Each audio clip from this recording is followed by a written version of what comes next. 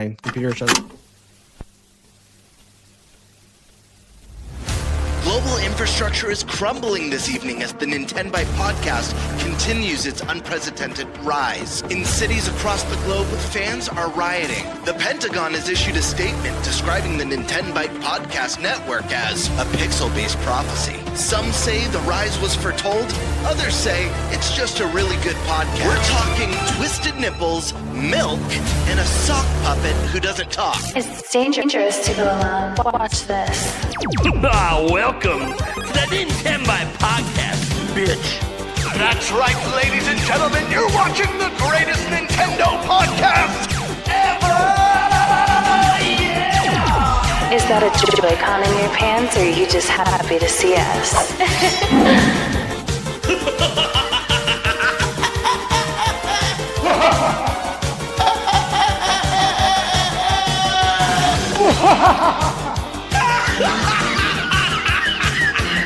Shut up! Now feel the power. Everyone, do you feel that? Oh my god, I feel it!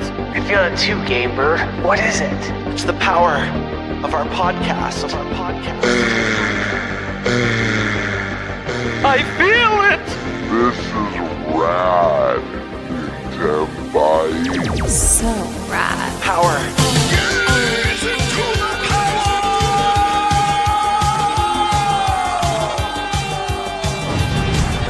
Now bask in their glory. I'm Nintendo Brian. Oh baby.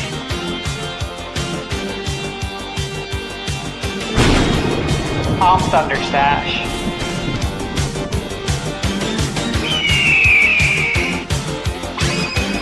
I'm GameBird Classic.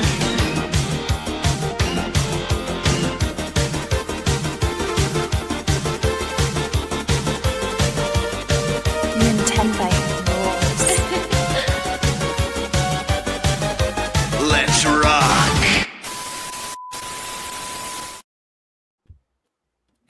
Welcome to the NintenByte Podcast Season 3, Episode 6-7. How we doing, everybody? We have a packed show for you guys tonight, a little different than what the show was going to be, but hey, I like the way that it came together. Literally in the last, 5 minutes. Kind of crazy. Let's go ahead and welcome in our as many guests as host panel. We'll start all the way over to the right there with N64 Josh. Welcome back, buddy. Yo, what is going on? So good to be here.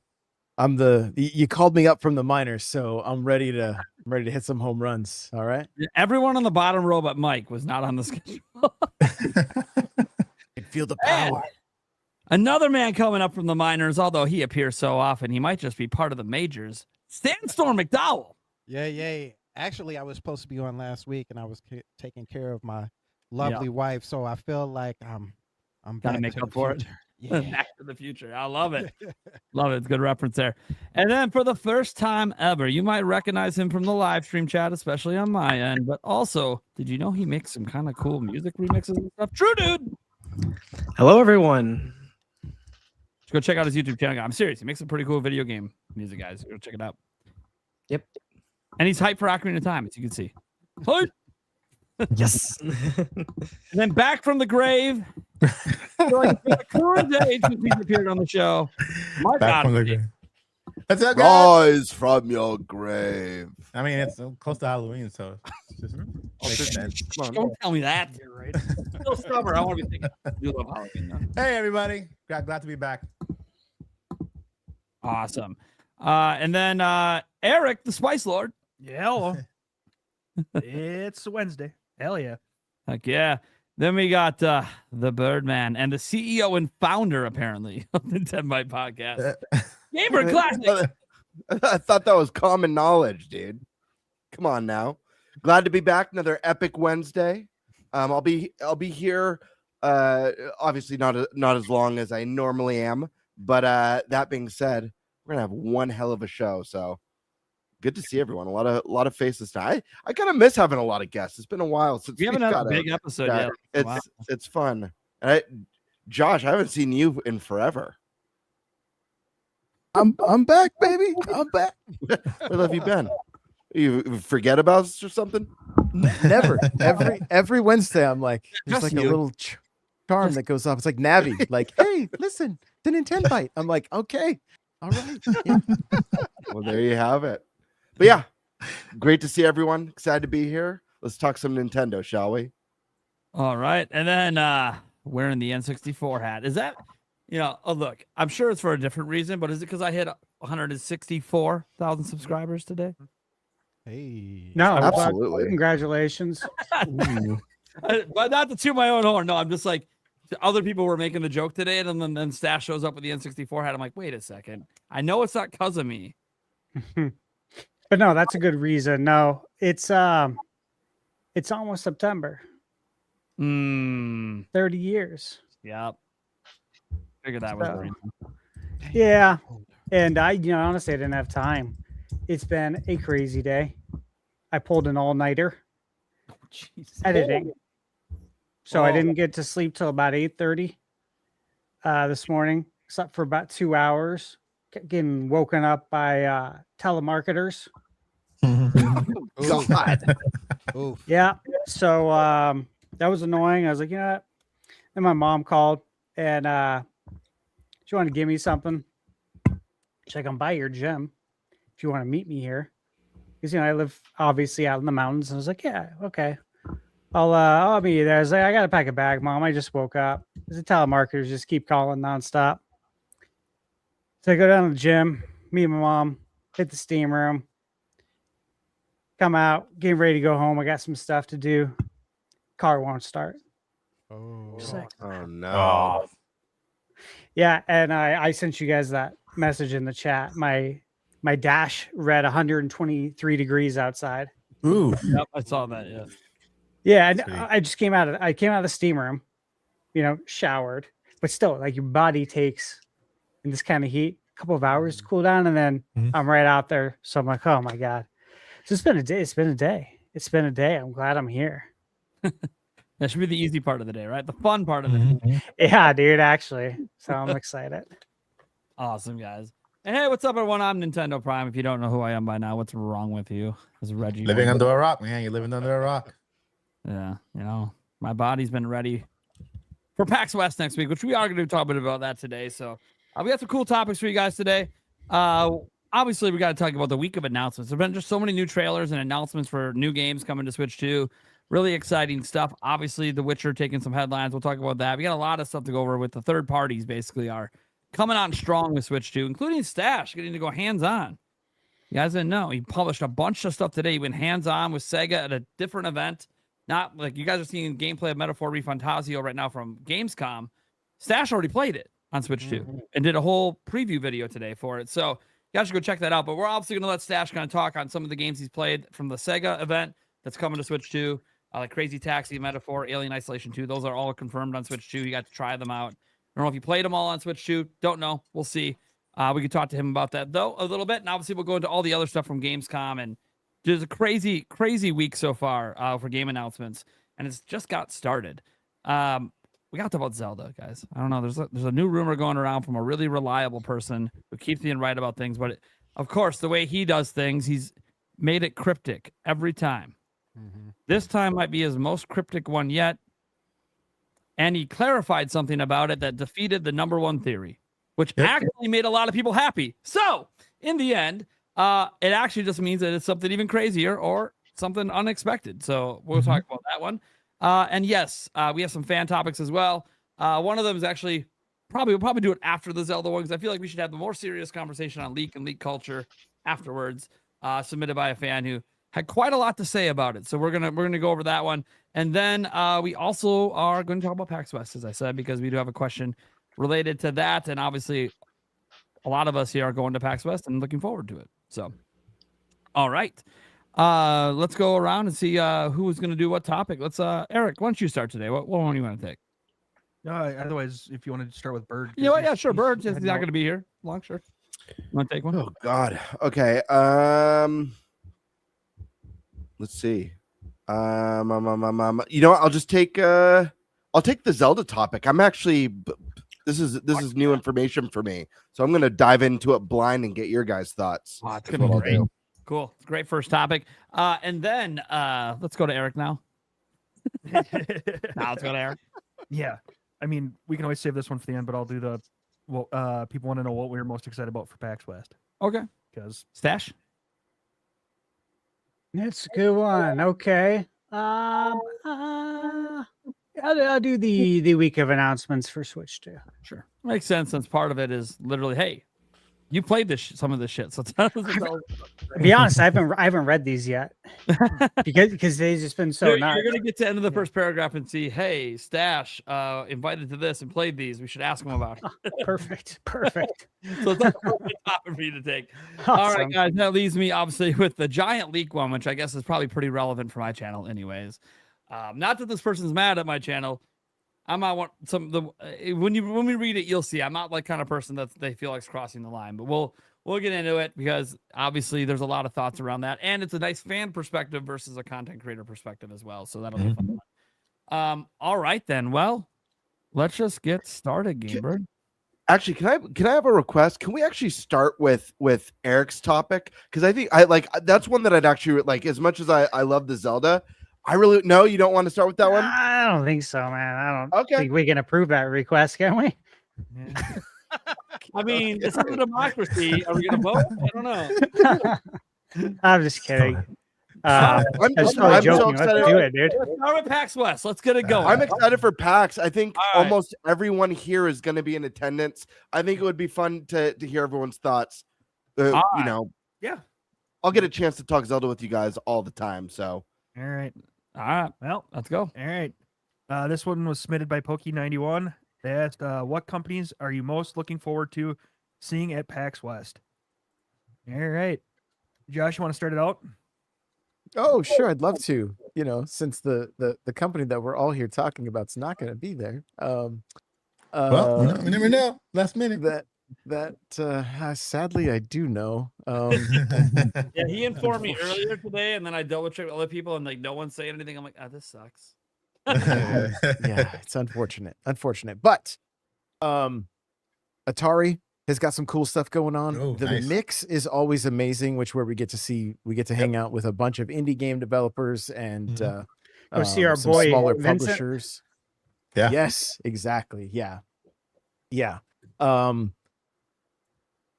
You know, I'm super curious on how much stuff we're seeing at Gamescom is going to be at PAX West. The name just escaped me. It's that Guitar Hero clone. It's like front, like something stage. Do you guys remember the name? It's basically Guitar Hero and Rock Band. And so I'm curious if they're going to be around to be able to see what that's all about. That game launches in like December, I believe. So I'm thinking who knows, they might make the rounds, but Stage tour. you know, what's that? Stage tour. Stage tour. There it is. I knew it was stage something, but I couldn't remember. So, but yeah, like sometimes I just go into PAX blind. I'm not gonna lie. It's like if Nintendo's there, it's like that's all I think about. I'm stoked. Everything else is just like the cherry on top, right? Or just and so the thing I'm the most excited about is hanging out with all you guys. To be perfectly honest, like that's probably the thing I'm the most stoked. Last year, some of the biggest highlights were I took second in a Mario Kart tournament, and then watching Stash take first in NBA Jam. Like it was great getting to interview him between rounds and stuff. Like I don't know. It just felt like it's almost like a family reunion of family members you choose. So, you know, it's just it's great. That's a good way to put it. Yeah. All right. GameBird, since you wanted to go. Yeah, you wanted this topic so bad, Birdman. well, it's just I'm excited to talk about PAX. I'm just like amped for it because it's coming up so fast. I can't believe how fast it got here. It felt so far away not that long ago, and now it's right at the doorstep. I'm already trying to figure out like what I'm packing, make sure I've got all my stuff to vlog. I mean, like Josh said, for me, I think the most exciting part is, you know, getting to hang with you guys and make these memories and kind of have this like gamer's journey through this convention with all these great developers and companies and demos, and each year is going to be so unique, you know, that we have a lot to look forward to, a lot to be excited about. Whether or not Nintendo's in attendance, it's going to be an epic and killer show with so many cool games. When I think about like who I'm most excited to see here, I mean, how do you even pick one or two companies? There's so many cool things. Like, guys, Konami's back. You know, the Pachinko company is back, and they've had some stellar releases. It's so wild. I'm gonna be at a show with you guys playing Castlevania Belmont's Curse, which is insane. So exciting. One of the coolest old school series rising from its grave once again to haunt all of us. I can't wait for that one. Sega, that's a big one for me. I know Stash has gotten to have some epic hands-on with Sega, so this won't be anything too crazy or new for him, but Sega's got a lineup that I'm extremely excited about, from Persona 4 Revival, my personal favorite Persona game of all time, getting remade. Really excited to check that one, go hands-on with that. One of my most anticipated games from Sega, Stranger Than Heaven, from the Yakuza team. Really excited to check out that one. We also have, you know, they're reviving their freaking classics from like the Dreamcast and Genesis era. So we'll be seeing Crazy Taxi. I'm so excited. And Stash, you got to play that. I know you just posted a video on that. I cannot wait to not only watch your video on that, but go hands-on. I love Crazy Taxi. Yeah. Love it. My daughter, I got her into it on Dreamcast. We have a couple spots out here that have little mini arcade cabinets, and they have a Crazy Taxi, and she gets so excited every time we go there to play. So I'm excited to experience Crazy Taxi again in the modern age, share that with her. So that one's pretty high up there for me. And then, guys, you can't forget about Square, who's dropping one of the biggest and greatest RPG revivals of all time with Final Fantasy VII Revelations. Yeah, I don't know. It's hard to pick. And Josh, you mentioned the mix. The mix was, obviously I got sick last PAX, but the mix was a massive highlight. So a bunch of great indie games. Stash and I played Toxic Crusader last year together. That was a ton of fun. We both got to play Ukura. Yeah. That's right. So it's going to be a good time. I'm excited for all these companies. There's going to be stuff that I didn't have that wasn't on my radar at this event. I'm going to walk away, and it's going to be one of my favorite or one of the coolest things that I've seen at the show. I already know that because I was like somewhat interested last year, if you guys remember, at the Bandai booth at the Digimon game. And then that was a highlight demo for me. So yeah, I'm really excited. It's gonna be a badass time. The vlog's gonna be epic. If you thought last year's was fun, if you thought last year's was good, you've got no idea. You got another thing coming. It's gonna be epic this year. But yeah, hard to pick one company. I'm excited for everyone. And if Nintendo shows up and it's like a top secret surprise, that'll be the cherry on the cake. But yeah. Nice. We can keep hoping. Right. That's all we can do is be like, look, maybe all our contacts are full of shit. I won't believe it. They were till I walk on the floor excluded and from the not there. conversation. Anyway. Well, and they've only missed once in 10 years. Is that correct? Something One like that, PAX yeah. West in like a decade? Who's that? Nintendo. Yeah, so I brought this up on the podcast last week or the week before, and since 2004, they've missed for COVID, which doesn't count. Yeah. That's wild. So it's like wild that they're not there. That's really weird. But I think personally, it's because they didn't show us Zelda yet. Yeah. And that would be the reason that they would be there, is for Zelda demos, and they're not ready to show yet.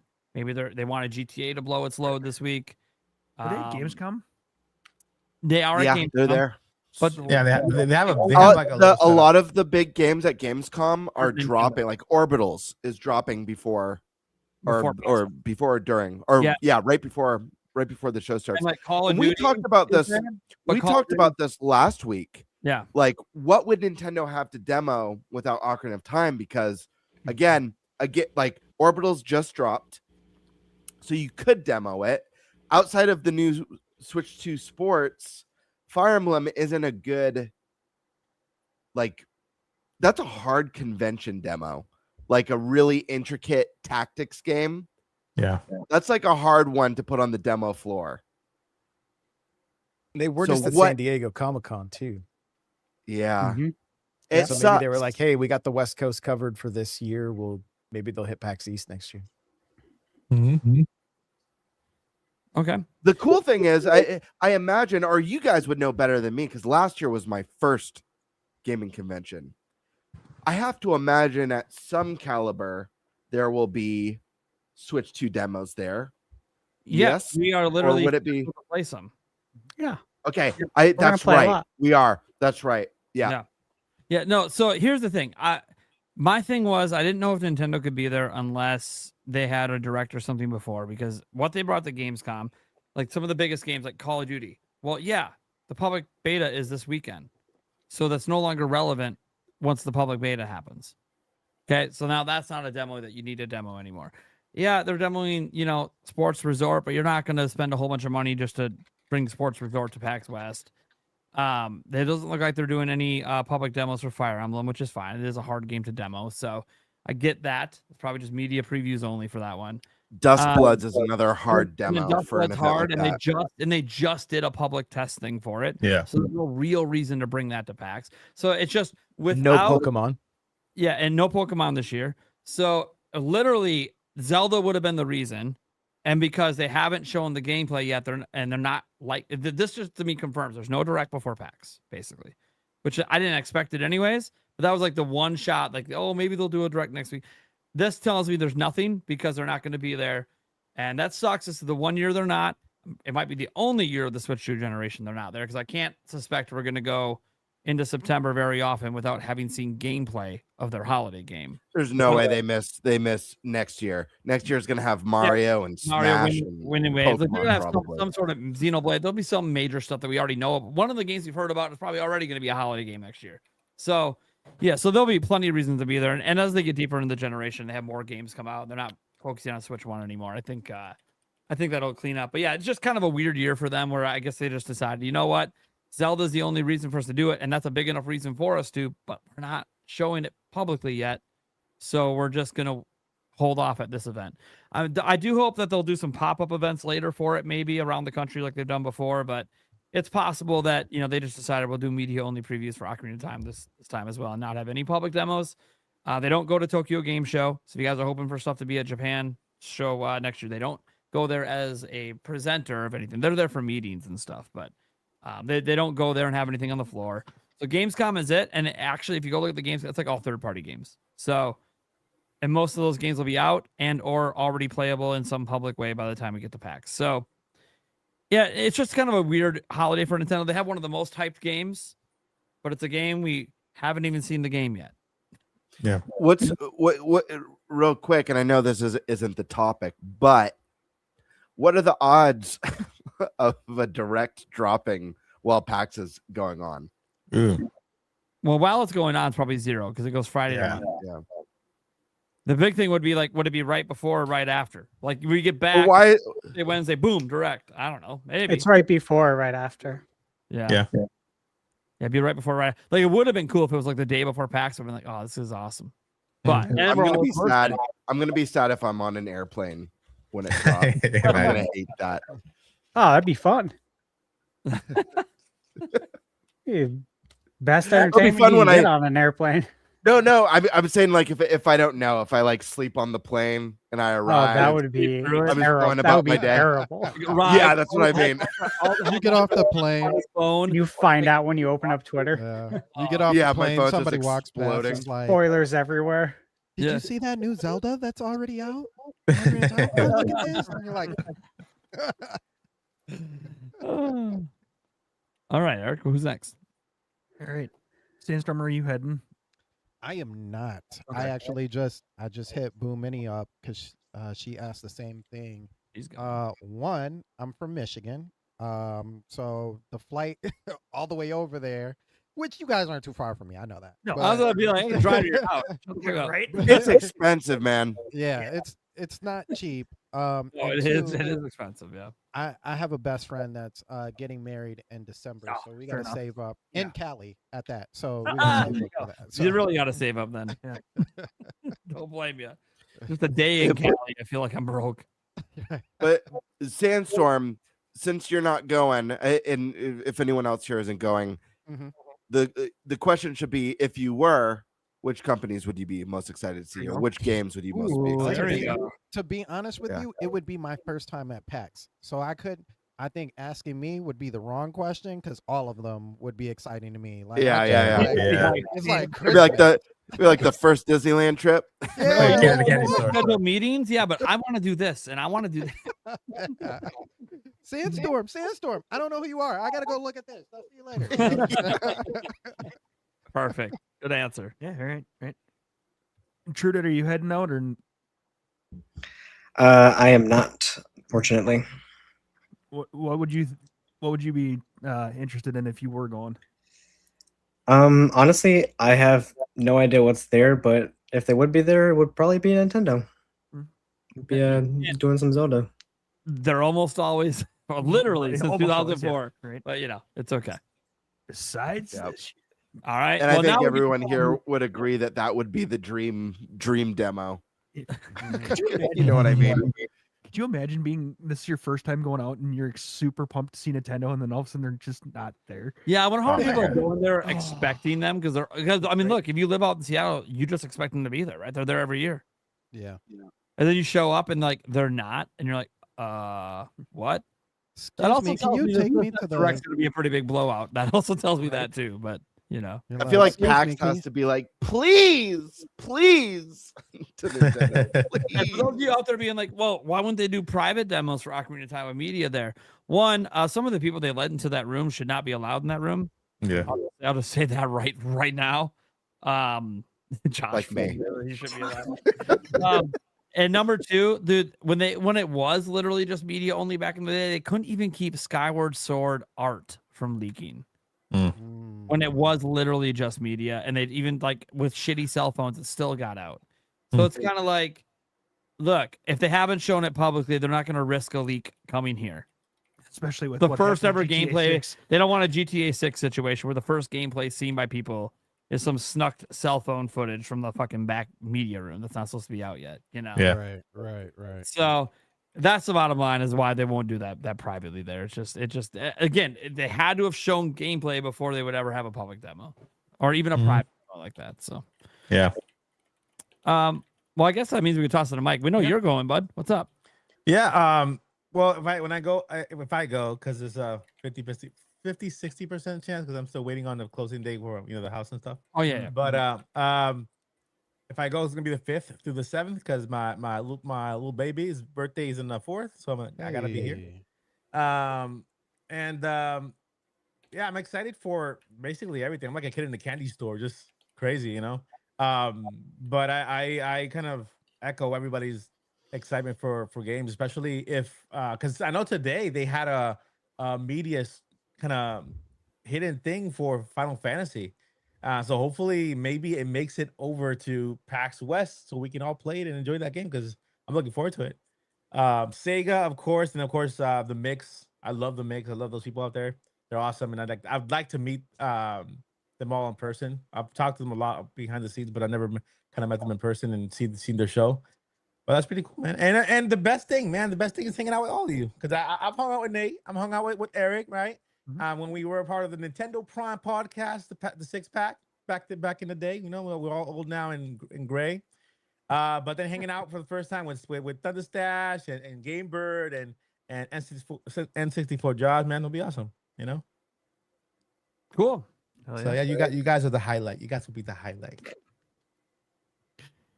Stash Man. Okay, so there's a lot of stuff, guys. You You guys know I play a lot of indie games. I review a lot of them. So there's a lot of indie games here. Yeah, I was just kind of recombing through the list. And kind of the bigger stuff, I guess, like my number one thing is going to be Square Enix and Konami. So Castlevania. Again, that was on my bingo card to kick off the year that we get a new Castlevania for the 40th anniversary. Obviously, very happy that came to fruition because Castlevania is one of my all-time favorite IPs. It's been with me literally since the late 80s. It's very, very excited for that. Silent Hill Townfall, I got to do some stuff with that at Summer Game Fest. And I'm excited to see some new things this time. Of course, Metal Gear comes out tomorrow. That'll be there as well. Nice. So, that's coming out on Switch 2. I don't have time to review it right now, but definitely want to check that out. Over at Bandai Namco, I got the whole list of games that they're going to have there, but I've played all of them, or I'm reviewing them right now. Like Elden Ring or Blood of Dawn Walker. Been working on that for a couple of weeks. Ace Combat, I got to play that at Summer Game Fest. That's also coming out really soon, and I'm going to be reviewing that as well. So I'm like, I may or may not play that. I let the guys know the same thing. So they're kind of like some of the big names, of course, that are going to be there. As far as Atari, Thief, I'm excited for that. Basically, anything Night Dive Studios does, I'm very interested in. They do such an amazing job. And for anyone who's watched my reviews on the channel, you've seen me review a lot of Night Dive Studio games. And man, the way they bring back these first-person shooters, like Star Wars Dark Forces, amazing. Outlaws, that was a great one. There's so many that they've done. Like if you go to Night Dive's website, I think there's like 20, 30 of them. So they're going to have Thief and Sin Reloaded. Interested in that. Toy Story 3 Complete Edition. There's two games. There's Toy Story Retro Roundup. And then there's a separate SKU for Toy Story 3 Complete Edition. And I'm interested in checking that one out. I never played it. I played Toy Story in 95 when it came out, on Sega. And it's your typical Disney output back then. Yeah, it wasn't on the caliber, or should we say the soul caliber of DuckTales or Chip and Dale or any of the Capcom Disney classics. It wasn't on that level. Yeah. The quality had dropped off. Now they're more cult classics now for interesting reasons, like the Lion King game. That's a cult classic for being brutally hard for kids growing up, right? Aladdin was great, though. I will give that. Aladdin was very good. So our friends from Poland, our Polish friends, I've been talking with them. This is a game I've been following for like a couple years. It's been on my most anticipated games for the last 2 years, and it's probably flown under the radar because it's an unusual game. It's called Barcore. Oh yeah, where you're a dog as like a secret agent. We had him in media. Yeah, so I've been following this for a long time. I've done some playtest stuff for him on PC. Obviously these are things that I can't like publish on YouTube, but I've been very excited for this game to finally come out. So we'll see if we're gonna get there. There's been a lot of games getting delays the last few days. I don't know if you guys have noticed. GTA, man, GTA. And that one's staying, but Valor Mortis, played that Summer Game Fest. That will be there. But again, that comes out in October. So not super high priority, so I'll be reviewing that as well. One game that I haven't played yet, and it's by a developer called 9-Bit Games. called Terra Nova, Legend of the Runes. Mm-hmm. That one looks interesting. I'd like to check that out. You What guys about remember? Godzilla? Yeah, Godzilla's on there for Atari too. You guys remember Daniel Bloodworth? Does that name ring a bell? Worked for like Planet GameCube back in the day. Planet N. He was a reviewer. He's very old school. He's gonna be there. Sounds He's a very PR familiar. manager. Yeah, he's super old school. I was talking with him, and he's got a handful of games, with 2 of them that I have on my list to review. But I didn't make an appointment with him just because, it's tough with all these different developers to like try and tie everything down, because you want to be able to see the floor too. And some of these games I could test out on Steam if I want it, but they're games that I'm going to be reviewing this year on Switch too. So that's a possibility. Critical Reflex, they have a game I've been following for a while, 2 of them. They're called Altered Alma and Being and Becoming. Really excited for both of those. So those are some of the indies. There's more. I'm gonna check in on some of the games that like I kickstarted a couple of years ago. That's cool. Yeah. It'll be there. Yeah. Like Nate, the game that we sat down and played on Monday. Oh yeah, Some- Yep. Yeah. I just was emailing with them, said, definitely stop by and say what's up. Yep. DigiPen's going to be there. Mm-hmm. So maybe I'll tell them my story about how I really wanted to go there when I was a kid. Mm-hmm. There's a lot. Double Fine. I was just telling the guys Double Fine reached out to schedule an appointment. Yep. And their game, whatever it is a secret. It says in the email. We literally do not know at all what Yeah. they're doing. For all we wanna know, meet it could be called Secret. The actual name. I want to meet Double Fine so bad. I love Yeah. their Double games, Fine. man. Yeah, I'm a big fan of Double Fine. Tim Schafer. The man, the shape. Yeah. I always thought he was cool. And, you can see actually, you see where I'm pointing right there? That's Maniac Mansion Day of the Tentacle sealed. And, Tim is the co-creator of Maniac Mansion Day of the Tentacle. And I have very fond memories of the game. My cousin Jim and I bought it at Costco back when it was called Price Club. You guys remember that? Yep.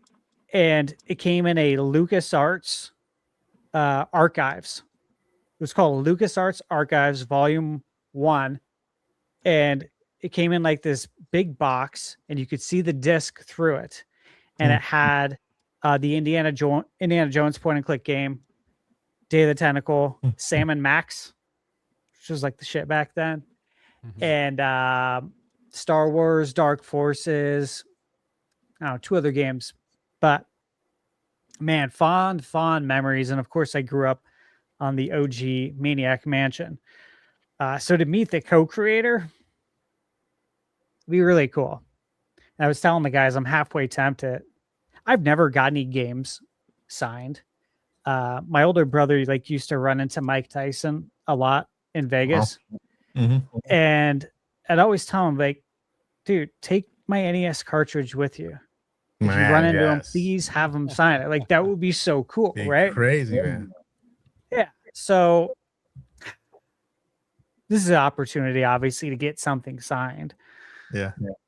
But at the same time, like this Maniac Mansion is absolutely mint. Like, if I sent it in, it'd probably be a 10.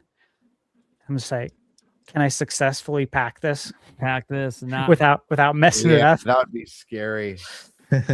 Yes, I don't know. I think I'm good on that. I think just meeting him, and do you have? I'll actually ask to get a picture. Do you have an opened copy? You just haven't signed that one. No, I might have the Apple CD of it, I'd bought one years ago on eBay, but who knows where that is? And I'm sure it's scratched to hell.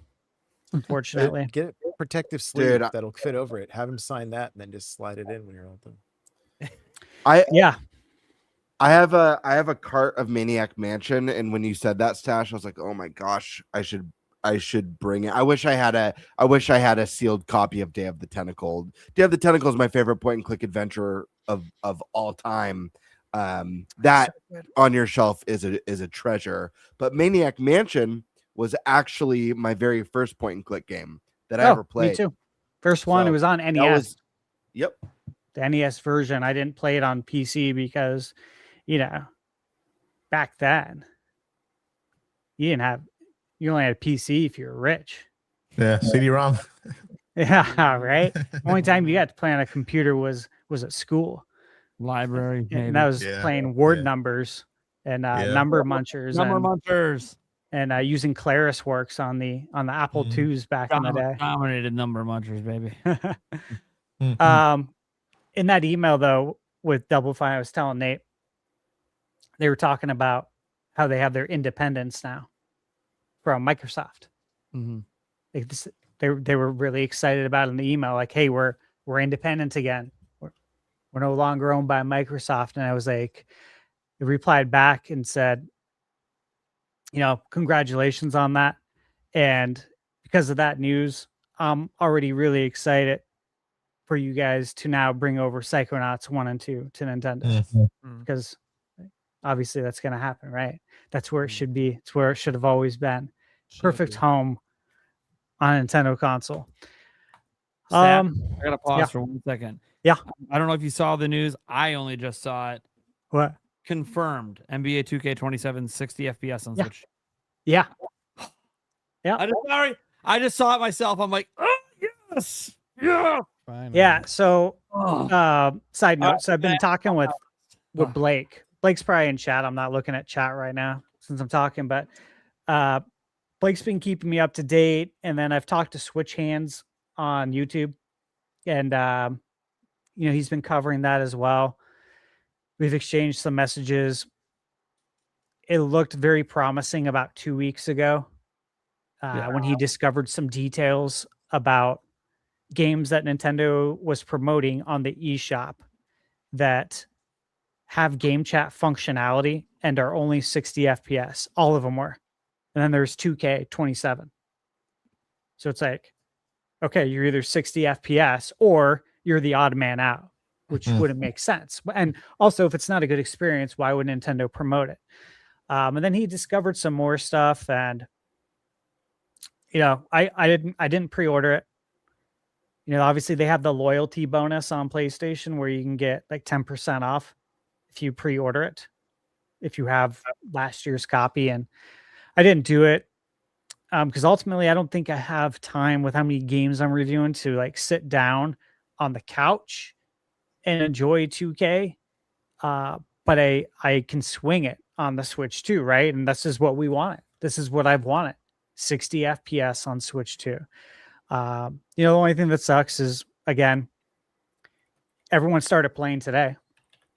There's no early access for Switch 2. There's no early access edition. All they do is sell the standard edition. You can't even get the WNBA deluxe edition on Switch 2, which is weird because you'd think they'd want to include the ladies and not upset that market.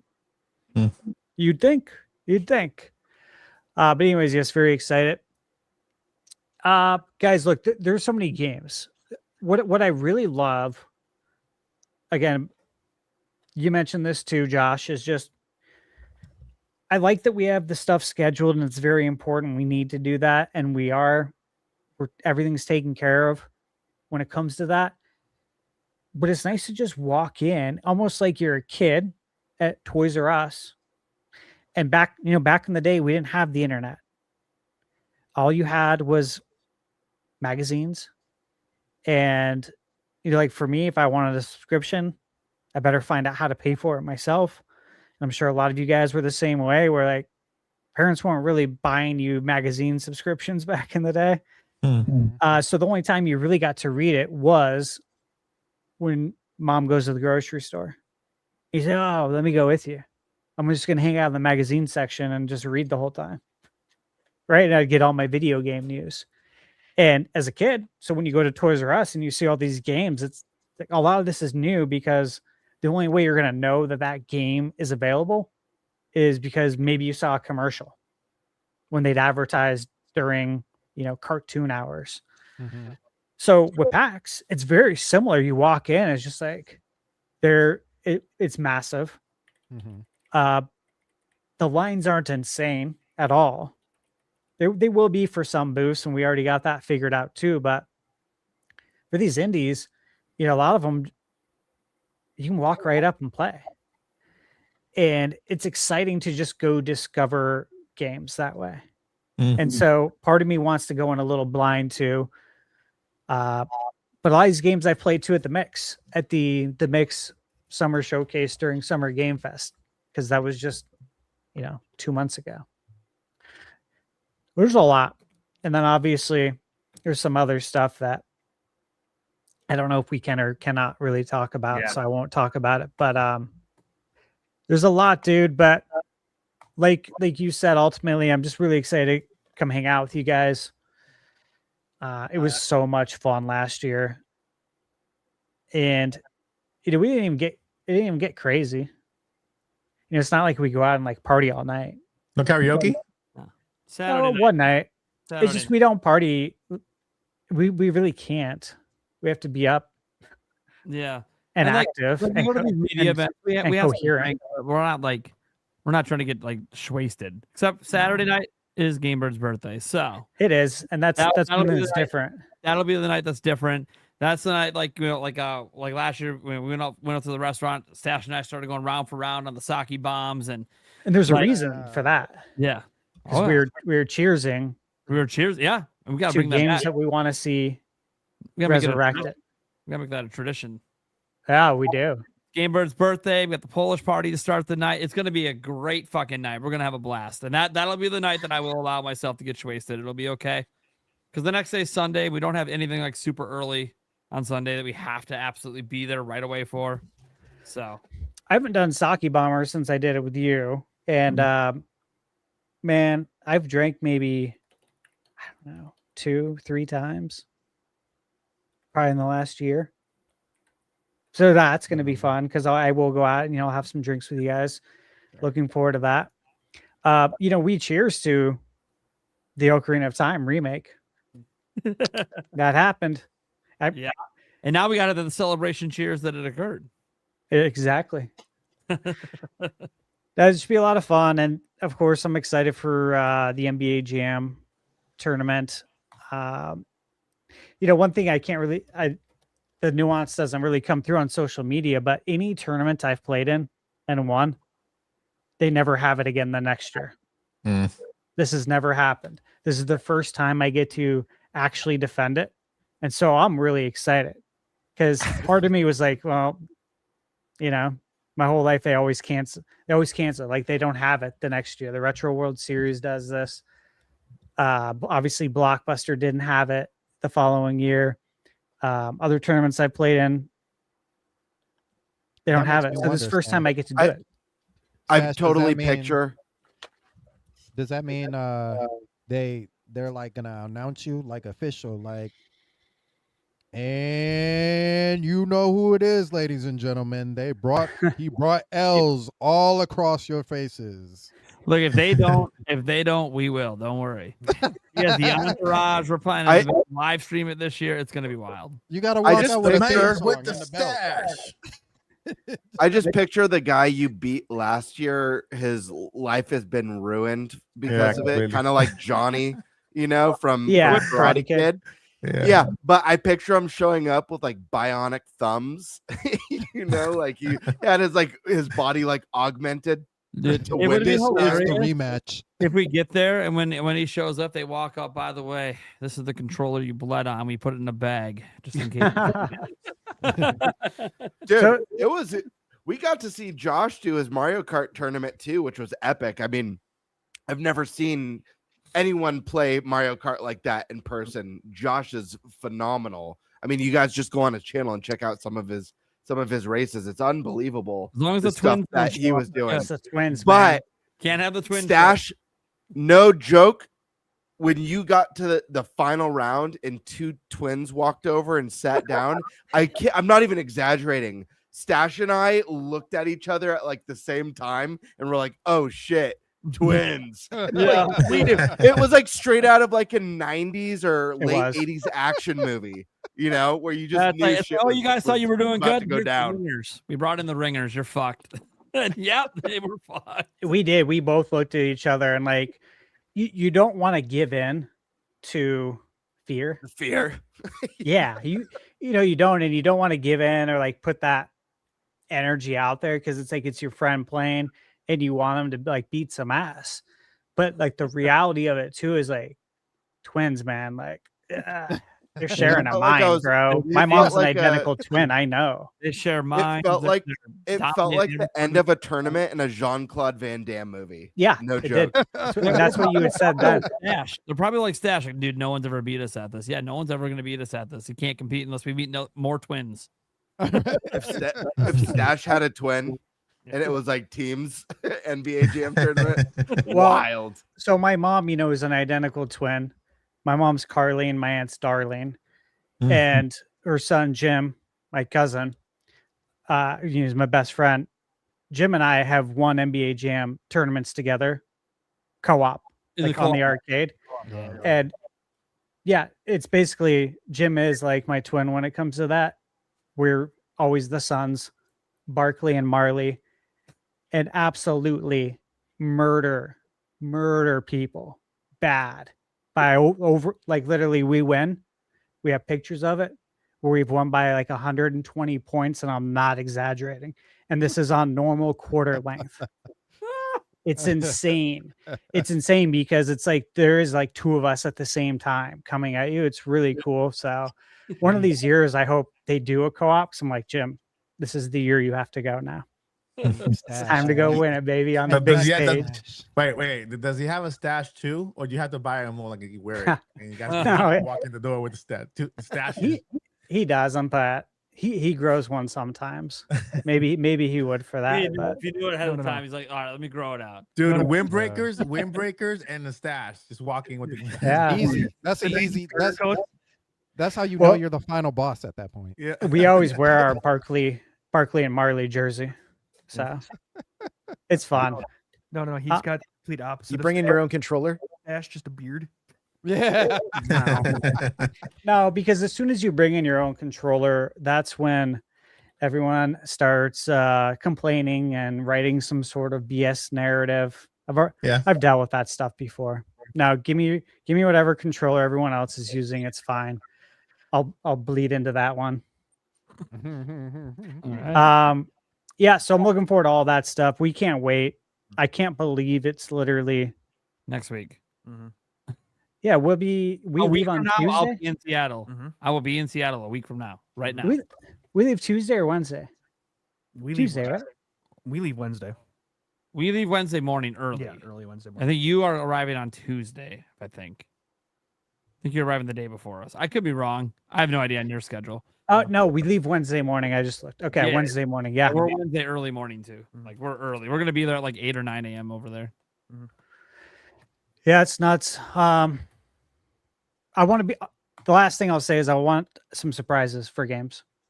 Again, like I mentioned, going in there and going in blind, but I want some games to really surprise me and make it to my my game review list. There's games on that list I've been following for years that I think still nobody knows about. It's kind of like Fun Crimson stuff Desert like that. for you last year. Hmm? Kind of like Crimson Desert did for you last year. Surprised the holiday.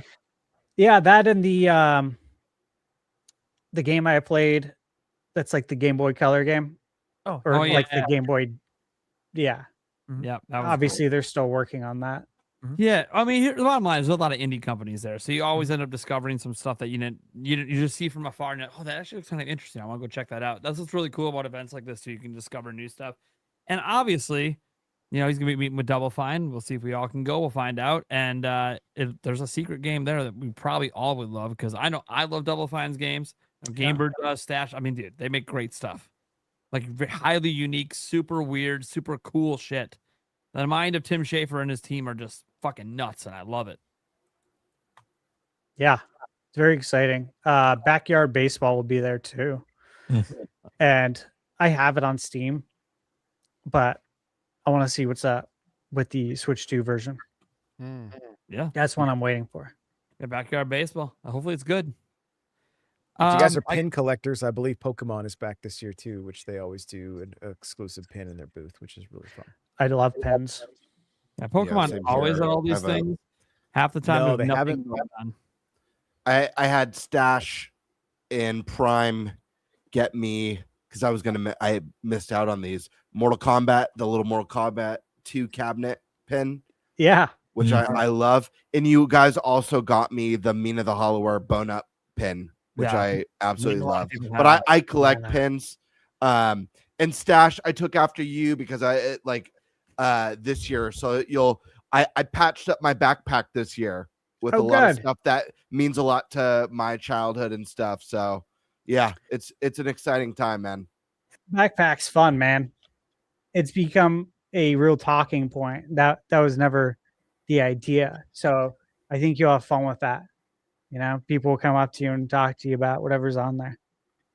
Castlevania, Cobra Kai. A lot of games, but I sprinkled in some non-gaming stuff that's just nostalgic. I think it'll be fun.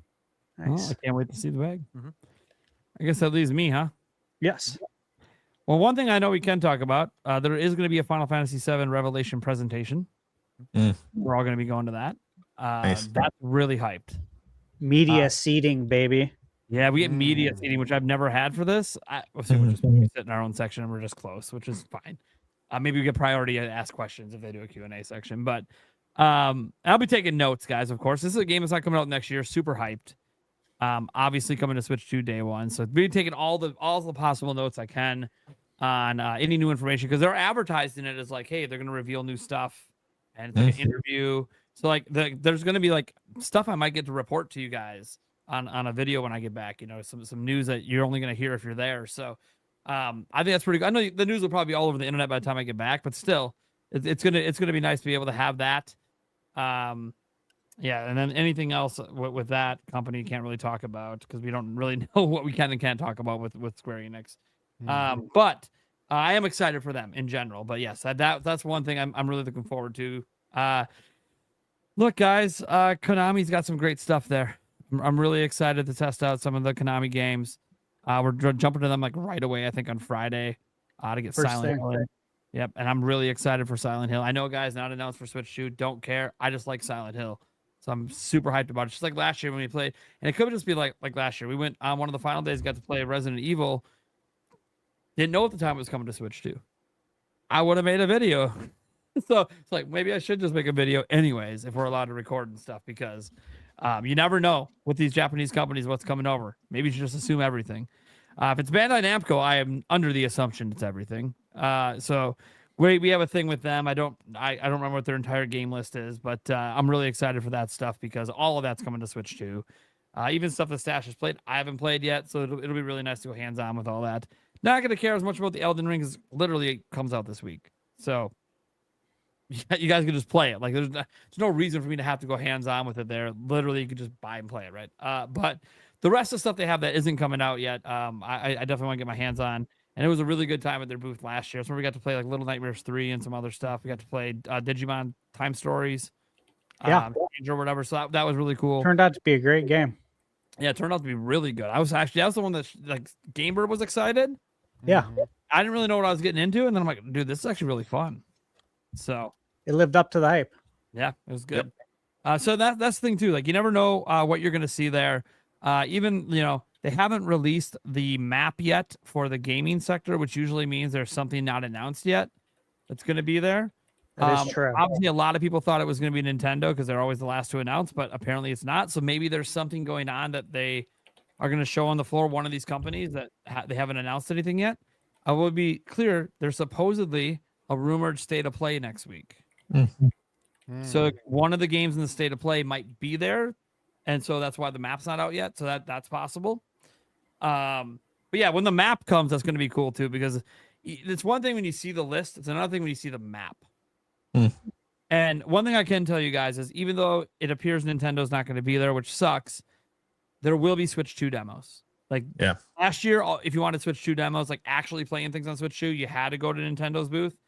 This year, third parties now have it, which means now that the floodgates are kind of open. If you have a Switch 2 dev kit, you want to do Switch 2 demos, you literally can. So I'm very curious how many of the games we get to play will have Switch 2 optional demos we can play versus PlayStation, Xbox, or PC. Sometimes at these events, it's all just like technically running on a PC and they just don't really tell you. But sometimes they have them literally because they want to show off and advertise platforms. And Switch 2 is one of the ones that I know for sure certain demos are going to be on there because they want to advertise the demos. They want to advertise the game specifically on Switch 2. And I think that's just because it's a different platform with a different audience, and you gotta kind of speak to them a little bit. You know, you can't just do a general demo and think that just is going to serve the Switch 2 audience, because the number one audience, Switch 2 audience, is going to be, well, they're cool. Final Fantasy, 7 Revelations. That looks really badass on PS5. What's it like on Switch 2? I don't fucking know. You know what I mean? Like that's what they want to know. They don't really they want your impressions on the game, but their number one question is, okay, but yes, how does it run on Switch 2?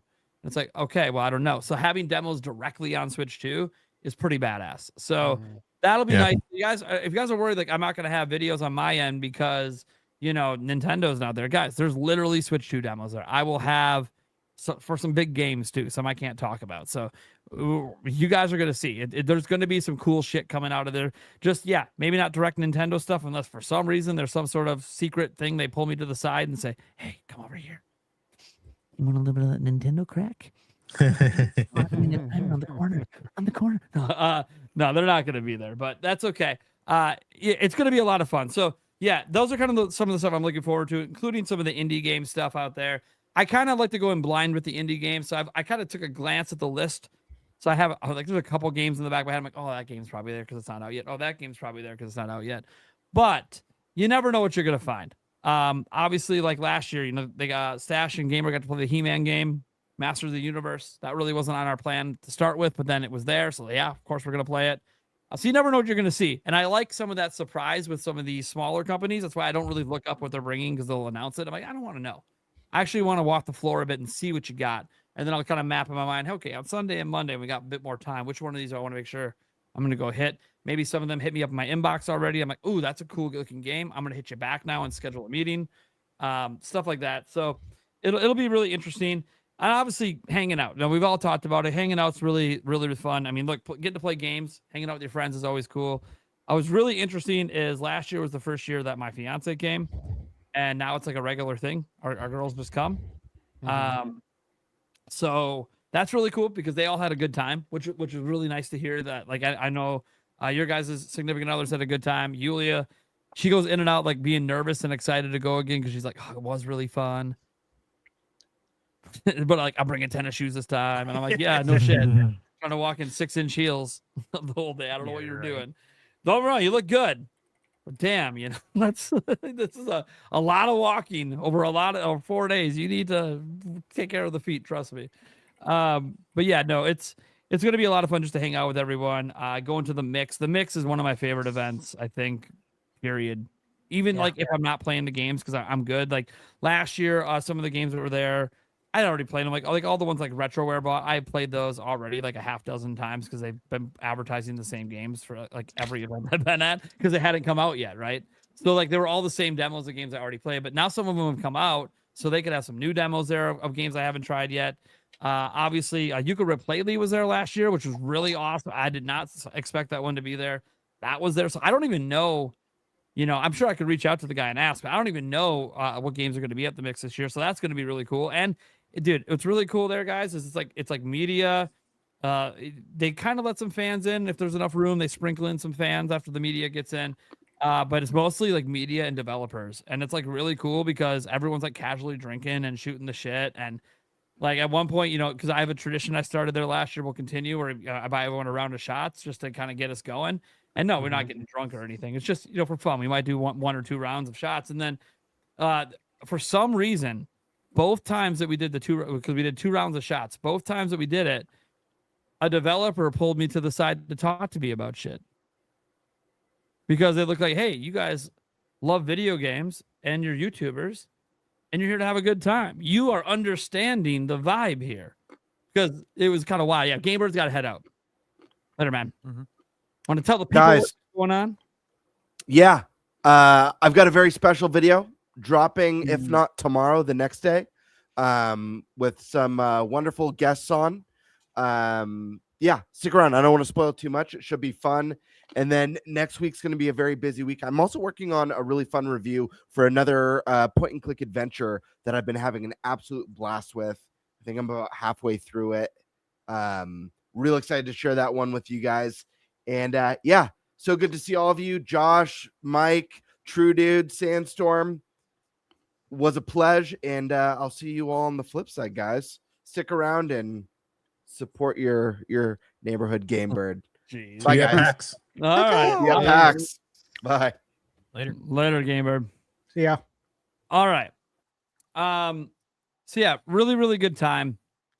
I'm really excited about the whole damn trip. I think it's just gonna be fun start to finish. I gave myself more time this year, so I don't have to stress. Like the day we arrived last year was the same day as like the GameWorks thing that was going on, and I was so dead. Of course, maybe it was the $50 pizza, but I was so dead that I could Here not we go, and I felt so bad. Here we go. Bring it up. You know, you brought it up on your show. Of course, I'm going to bring it back around. It's going to be full circle. It's just going to happen. I got to take you to some bougie ass place that I like and just make you spend money on shit you don't like. Yo, I will come. I will come visit, and you'll do it. No, it's okay. I'll just piss you off with Domino's pizza. That's all right. Wait, $50 pizza? It was a personal pizza? Yeah, I spent $50 for a pepperoni pizza that was like this big, super thin, wasn't very good, and then I vomited it all up. Listen, my pizza had like goat cheese and blueberries on it, and I was eating it with my pinkies out. It was delicious with my West Coast IPA, you know. So I was happy. Look, just give me beer and cheese, and I'll be good. That's all I really need from the Midwest. Just beer and cheese.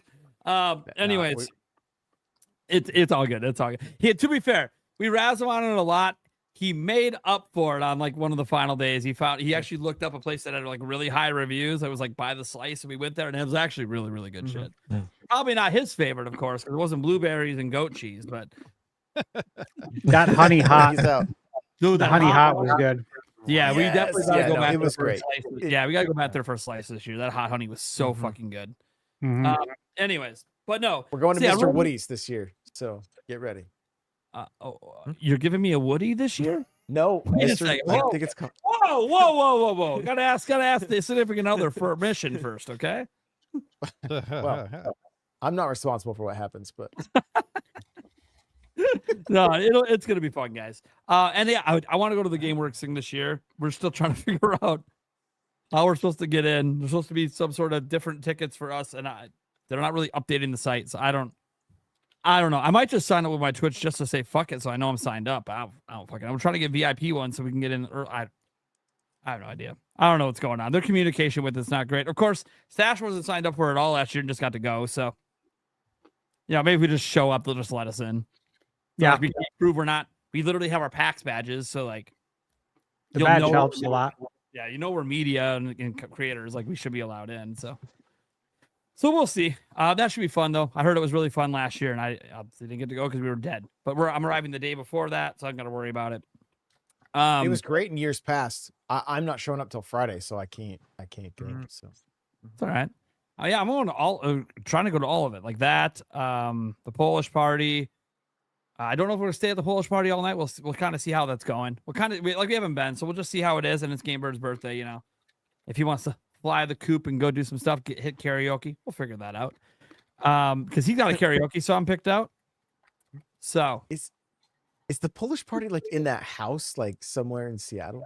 Like, I didn't look up the address of it. Actually, I probably should look at did where you go last year? it is. Well, we didn't go last year, no.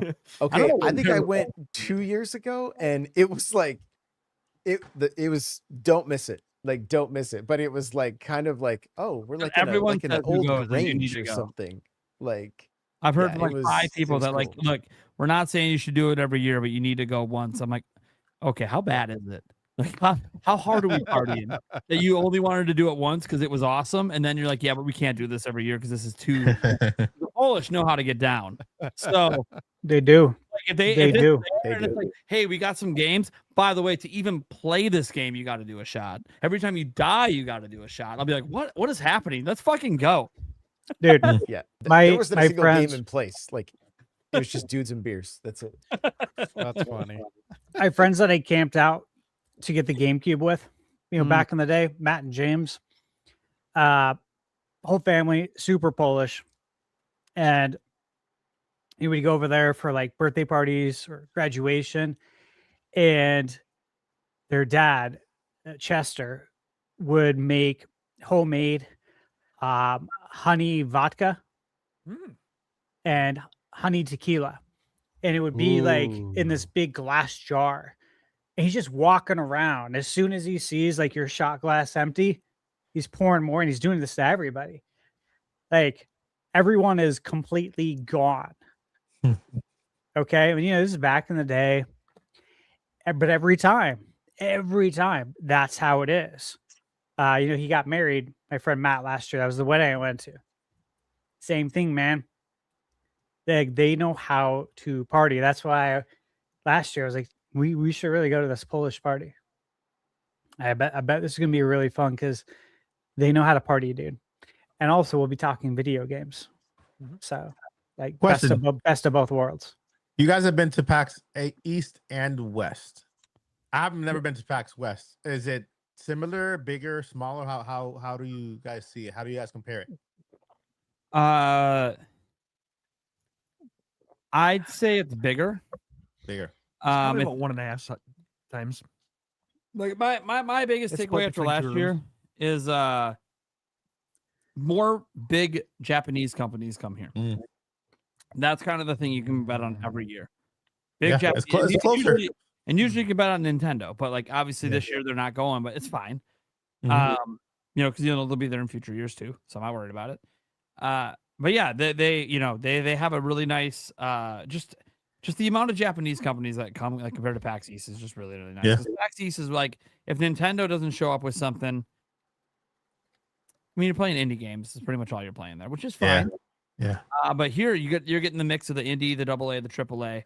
Mhm. I mean, look, you just heard like Double Fine has something they're going to be privately showing off. Mm. You're getting this really cool like Final Fantasy VII presentation going on. Like that's really badass. So Yeah. That's kind of the thing. And by the way, guys, the number one attraction is the NintenByte Podcast. I don't know why I'm talking about them. You're coming for us. We got some fans coming out. They've already reached out that they want to come say hi to us while we're there. So yeah, guys, if you're going to PAX West, don't be afraid to come and say hi to us, even if like we're doing something. Chances are all 4 of us, 5 of us, 6 of us, however big the group is, chances are not all of us are talking at once to whatever's going on. So it'll be okay. You can just come up and say hi to whichever one of us isn't involved in talking, and be fine. It was like when we met. I think we met Boo Minnie last year, and her husband. And what was interesting was like she really wanted to meet me, but I was the one that was doing all the talking with the company we were at the moment. So I could barely say anything to her, but she got to chat to everyone else and had a really good time, right? So, and she met Yulia and they had a lovely time as well. So yeah, it's one of the things. Don't be afraid to come up, even if you don't get to talk to maybe the one you wanted to talk to. You wanted to go there specifically to see Eric. Okay, well he's probably not the one talking to most of the companies because he's the one that's not actually a YouTuber. So go right ahead and talk to him all you want. He's a YouTuber technically. He does technically run a channel. So technically he's a YouTuber. Even if it's just clipping up this show, he's a YouTuber. But yeah, no, you can always come up to us and if not, come up to our girls and say, hey, well, they'll all trust me, the women will always chat with you. Unless we're on a tight schedule and got to get the hell out. But we will be really kind about it if that's the case. We're like, oh, hey, no, we got a meeting with Double Fine in like 5 minutes. We gotta get out of here. Sorry, like maybe we can hook up with you after. We'll see if you want to come say hi. But yeah, so just come say hi to us. We love when fans come up. It's really fun to meet fans. Yeah, at least I've always had a great time meeting fans. I seem to meet more of them on the East Coast than the West Coast, but it's okay. Don't be shy. So yeah, that's all I got to really say about PAX West. So We could probably get to what I was supposed to be our first topic because it has to be before the leak topic, anyways. And I'll fill in for the Birdman. He dipped out. He wanted the topic, and then he's like, "You know what? I want to talk about that, even though two of the people aren't going to the PAX." topic on him. Yeah, I know, right? So let's talk about Zelda. Oh my gosh, the headliner. What you guys are here for? We're getting it out early in the cast, and if you think it's not early, you don't realize how long this show is. Welcome to your first ever NintenByte podcast. We're not even at the midway. Okay, so let's get going here. All right, so NintenDeal. Have you guys heard of him? I don't know if you have. I don't know if everyone's heard of him. He's a very popular X account. Well, he's more than that. Deku Deals. If you've ever gone to Deku Deals, he works there as well. So he helps run that website and get all the deals up there for everyone from all the various websites in the eShop. Deku Deals is one of the best places to find discounts on all platforms games. It's great. You should literally have it bookmarked. If you're looking for deals, that's the way to go. If you're not a day one buyer, even if you're a day one buyer, sometimes they'll have pre-order specials where you can save money. They'll have that, like all the stuff with Amazon and Walmart. Keep discounting, the pre-orders for Switch 2 games by $10. They'll be on that website, links to it and everything, ready to go. Well, he has an X account. There's a few people that run it, but NintenDeal runs a one for just Nintendo. And he doesn't post like a billion posts a day like Wario64 does. Wario64 is insane. Probably has bots and other stuff helping him run that stuff at this point because he's machine. I don't think one person could do all that. He's got to be a team of people at this point. But it's a very successful account, right? And when YouTubers have had problems, he's helped YouTubers out, get in contact with YouTube and stuff. So, but yeah, whoever runs the account is a very nice dude. Helped out Jake Randall back in the day when he had some problems. So, yeah, no shout out to Wario64 and whatever team they got over there because they're incredible. But NintenDeals is like that, but just Nintendo. And it usually gets out a handful of posts a day. But over the last year, he's put out, like, this started all the way back. I would say the earliest I knew that he knew information was back for the Switch 2 reveal. So Nate did the Switch 2 reveal thing. I had heard something about it as well. And then NintenDeal reached out to me and being like, hey, like, how sure are you about this Nate the Hate thing? I'm like, well, Nate the Hate's really sure, so that should give you confidence. But if not, I mean, I've heard stuff. He's like, yeah, I've heard stuff too. I don't know. And then obviously it happened, right? The Switch 2 was revealed that week. No, we're not trying to take any credit away from Nate the Hate. He gets all the credit for that. He's the one who said it publicly first. He kept his gas on the pedal. He never backed off it, even though it wasn't pre-announced, and he was getting shit on pretty fucking hard by the internet. And then the next day, just kicked back, relaxed, because he knew the whole time. Obviously, whatever connection he had was a for sure thing for him for that particular rumor. So credit to him. But NintenDeal since then has definitely put out multiple different teases of different things. And I guess the most recent one before this would have been the Zelda controller, the 40th anniversary Zelda controller. He put out a tweet with like 008 with a whole bunch of different stuff. And he was just teasing the code at manufacturing for it, combined with the color scheme of the 40th anniversary controller. And so that obviously fully leaked online. So then he just revealed, yeah, that's what I was teasing. And he's teased other stuff. He said something like Zelda remake or whatever. He just said straight up Zelda remake like December of last year. I was like, what's he talking about? And then obviously Ocarina of Time remake gets announced. So he knew about the Ocarina of Time remake coming. So Zelda in particular, he seems to tease a lot. I'm getting the feeling he's a big Zelda guy. Like he loves Zelda quite a bit. So that's the stuff. And he's lucky enough to get access to some information with whoever he knows. So good for him. But he leaks in a way that's almost Pyoro-like. If you guys remember him back in the day, just very cryptic. Yeah. You don't necessarily know 100% for sure what he's talking about, unless he says something like Zelda remake, and you're like, okay, well, what does that mean? Like, there's like Nintendo remade Link's Awakening. So it could be literally anything. Like just pick a game, and that could be being remade right now. Yeah. So that that was kind of cool. Obviously, we at that point, if you paid attention to at least me and Andres Restart's channel, we had already been telling you that Aonuma had been teasing the Ocarina of Time remake for a couple of years, and you're just not paying attention. And everyone's saying, "Oh, you know what you're talking about." Okay, well, how many more times does Aonuma have to keep doing this and keep obviously be teasing something, then it gets confirmed before you realize that he does it? Oh wait, not much longer, because he's probably going to be retiring after the next big Zelda game comes out. Sadly, which that sucks. At least based on what Kiwi Talks put out there, he said publicly. He told us privately before, but then he did say publicly after a big name at Nintendo stepped down from games and it was 65. Pointed out that, hey, Nintendo kind of has this policy that, once you hit 65, you don't necessarily have to leave the company, but you're no longer going to be like running the franchises kind of thing.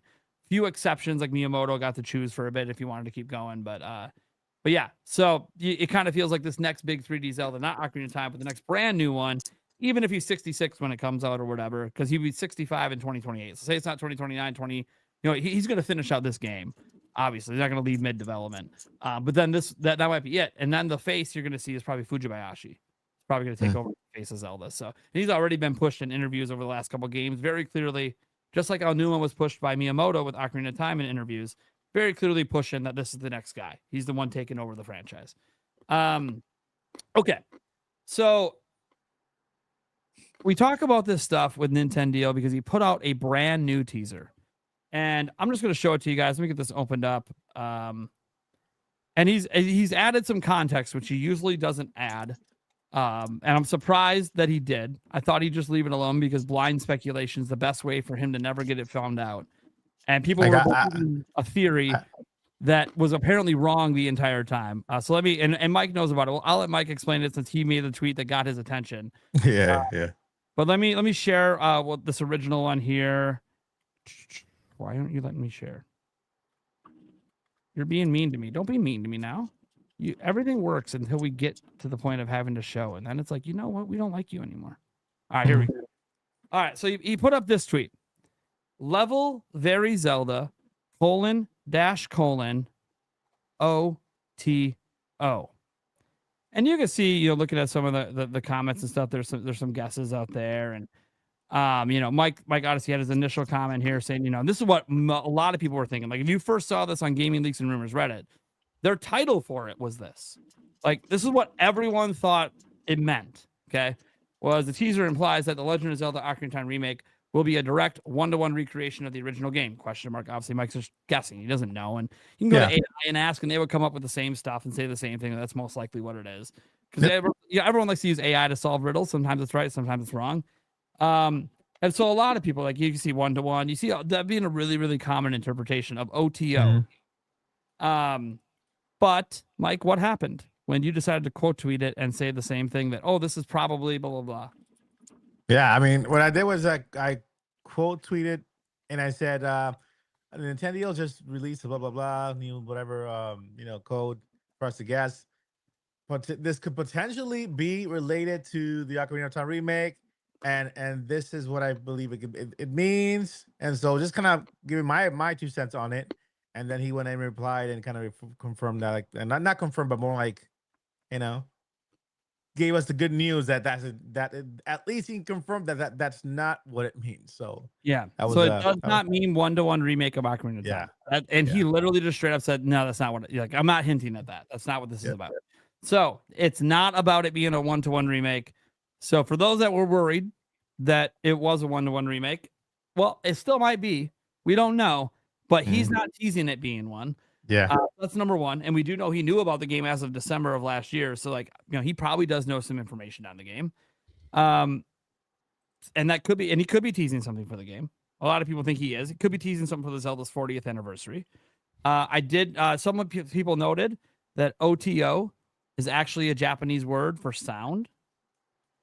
So I could throw that out there as a possibility. And maybe he's teasing some sort of 40th anniversary soundtrack of some sort. So there's a lot of speculation out there about what this means. And the funny thing is almost all of the speculations just around what OTO means, and everyone's ignoring the rest of the tweet, which is probably more important than whatever OTO means. Right. Because why did he say level very Zelda? Like, obviously it's a Zelda leak. Well, what does that mean?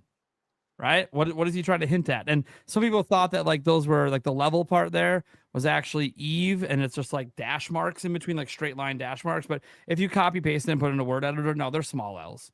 He did spell level. So he's not trying to, like, make you think Eve, because people are like, oh, maybe tomorrow's the eve of the Zelda Direct. Like, no, obviously we know that's not the case, where it's the next day now, right? Like, it didn't happen. It's not what it was. There's no Zelda Direct happening tomorrow. Which, by the way, be really crazy since GTA is tomorrow. So probably a pretty good reason to not have a Zelda Direct tomorrow. So kind of people even thought that he was teasing the eve of a Zelda Direct the same day that they were going to have GTA. Like, I don't know about that. Nintendo likes to have a day to themselves. Crazy. I don't think they want to be the same day as a game that's going to bury them. Well, you never know. Maybe after all the leaks with GTA 6, it wouldn't bury them, because people would be more interested to now see what Zelda looks like. So you never know, but that, in hindsight, Nintendo obviously didn't know all that stuff would leak out there. So obviously that's not what it is, because we already know we're not getting a direct tomorrow. So guys, this is where we start to speculate on what the hell we think it is. There's been some really interesting fan theories I can get into later. It sucks that Sky Sword had to drop out for this, guys. If you saw, we advertised she was going to be on the show. Unfortunately, due to some personal stuff, she couldn't come on the show, because I really wanted her thoughts on this, but it's okay. We'll razz her later. I'm sure she'll be on again before we actually have the Zelda Direct happen, because it might be, it could be up to a month or more away. We don't know exactly. So, I tapped the backlog. I wanted him to come on tonight. He knows. I was gonna razz him and try to get one more hint of what at least what week is it? Is it at least next month? Get September confirmed. That said, let's throw it over to, Eric, would you like some other people to go to kind of get your brain rolling on it? But okay, yeah. So I was gonna go to Eric first, but I was like, you know what? He might want to wait to see what other people are doing, and then he might get some ideas for inspiration. True, dude. Let's go to you. You haven't talked in a long time, because obviously not a lot to say on the PAX topic. What are you thinking on this? I like the idea of the Oto could be like the sound thing, and have it be like a 40th anniversary music disc that they have in like a collector's edition, because they did that with the Mario 25th anniversary that was on the Wii for Mario All-Stars, I believe. So I think they could definitely do something like that. Okay. I mean, that's fair. And obviously, with OTO means sound, it's one of those things where, a soundtrack, some sort of collector's edition or a 40th anniversary soundtrack or something. Sure. It's possible. All right. Sandstorm, you got any thoughts? Oh man, I don't know. Like, when it comes to like these secret things, I'm like I'm like a consumer watching a movie. Like, what does it mean? What happens in the next scene? Like, I couldn't even begin to guess. I'm sitting here like scrambling, like, what does OTO mean? Like, what is the closest thing to OTO that nobody has thought of that it could possibly even be? And I can't find anything. I'm like, I can't even make up an acronym of what OTO could be outside of sound. But the fact that he put, and there's like this like weird between the colons, and then like, what is that supposed to mean? It almost looks like a box. Is it a treasure chest? I don't know. I don't know what's there. Like, it's throwing me all the way off. Let's see. EVE VE. Yeah. Man. You don't want me with puzzle games, because like I suck. I feel like it's one of those riddles that would be in like an escape room you got to figure out to get the hell out. Oh my gosh, I would be the worst. I'd be like, everybody find something. I can't figure it out. Keys right there. No, that's not it. That's too obvious. So, but I mean, I think it's really cool that like we continuously get like these little small like tidbits of like hints for people to try and crack before we actually see the game. I'm just excited. I think if it does have something to do with sound, I mean, I think this almost goes without saying. I don't know how long Nintendo's been doing it, but they've been using orchestras and like real instruments for a while now with a lot of their soundtracks. So I think it would be amazing if we got like a I was gonna say disc and age myself, but if we get some sort of collector's item that plays the original soundtrack of Ocarina of Time, in my opinion, probably, and even over Majora's Mask, because we all know Majora's Mask is the greatest. We're gonna stop it right there. But as far as the soundtrack goes, Ocarina of Time is like it's peak. I think that's peak Zelda. So if this does have to do with something, and it's, I don't know what level very Zelda, and then has to do with sound, I want to say that all of the songs there are going to be amazing. So that's my thoughts on it. I'm sure somebody has better thoughts than I do, though. Okay, that's fine. Josh, is your brain percolating over there? Are you getting bricked up looking at these Zelda leaks? Oh, you know it. Yeah, I'm channeling Jake right now. It obviously means we're gonna be playing every level as Zelda. Like they're just gonna channel Echoes of Wisdom. Ooh. They're gonna do some, instead of having the Ghost Link in, we're gonna have a Ghost Zelda. I mean, obviously, no, speaking of music, if it is soundtrack stuff, he may not even be talking about the game at all, and this is strictly Nintendo music related. Because how often, I mean, look at what we just saw with Mario Kart World. It was like every day it felt like a tweet coming out like, hey, we got more Mario Kart World music for you. And then finally the last one hit, like we finally have every track from that, no pun intended, from that game. And so, yeah, it very well could have nothing to do with the game. And so, because, not that, I don't think any of us would really care all that much about a Nintendo music leak, but maybe every Zelda means that, like, I don't know what's missing on Nintendo music Zelda wise, but maybe they finish it off. Maybe that's part of the 40th anniversary, just getting all of the Zelda soundtracks on their Nintendo music. And honestly, I'm just having fun just speculating with this stuff at this point. Like I'm throwing on the old detective cap and just looking and going, okay, are they when it comes to Zelda games, Ocarina of Time especially, Nintendo loves reusing assets. So, we talked about it tonight. In fact, there's a Majora's Mask remake in the works. And then I took it a step further. I mean, look at what they did with Link's Awakening into Echoes of Wisdom. Maybe we get a third game. And chat was speculating about, like, maybe it's Sheik. Maybe it's maybe we play as Ganondorf.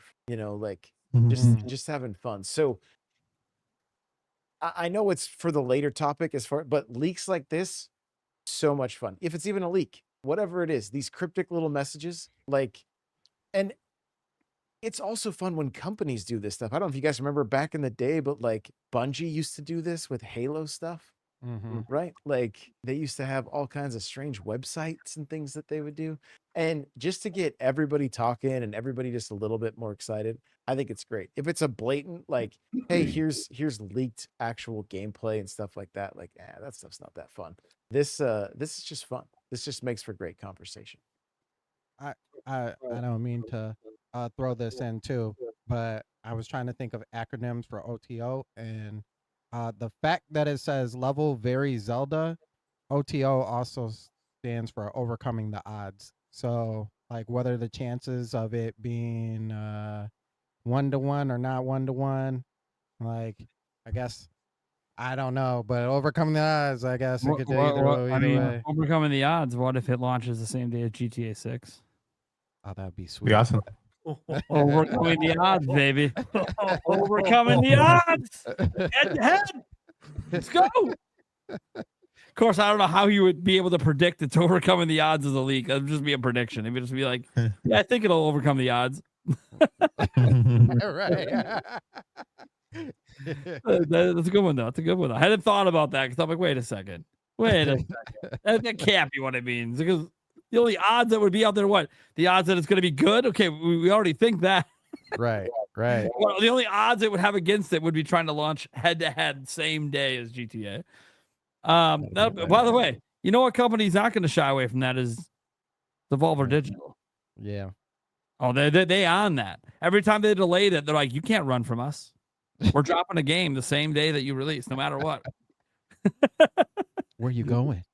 And now we heard now like they're making another Volvy. They're making a Volvy game. And I'm like, oh my god, is that going to be the one? They're going to drop a Volvy game head to head with GTA. I would laugh so fucking hard if they dropped a Volvy game. They are. Yeah, I know they are, but I'm saying if they're going to drop it head to head. with GTA on the same day.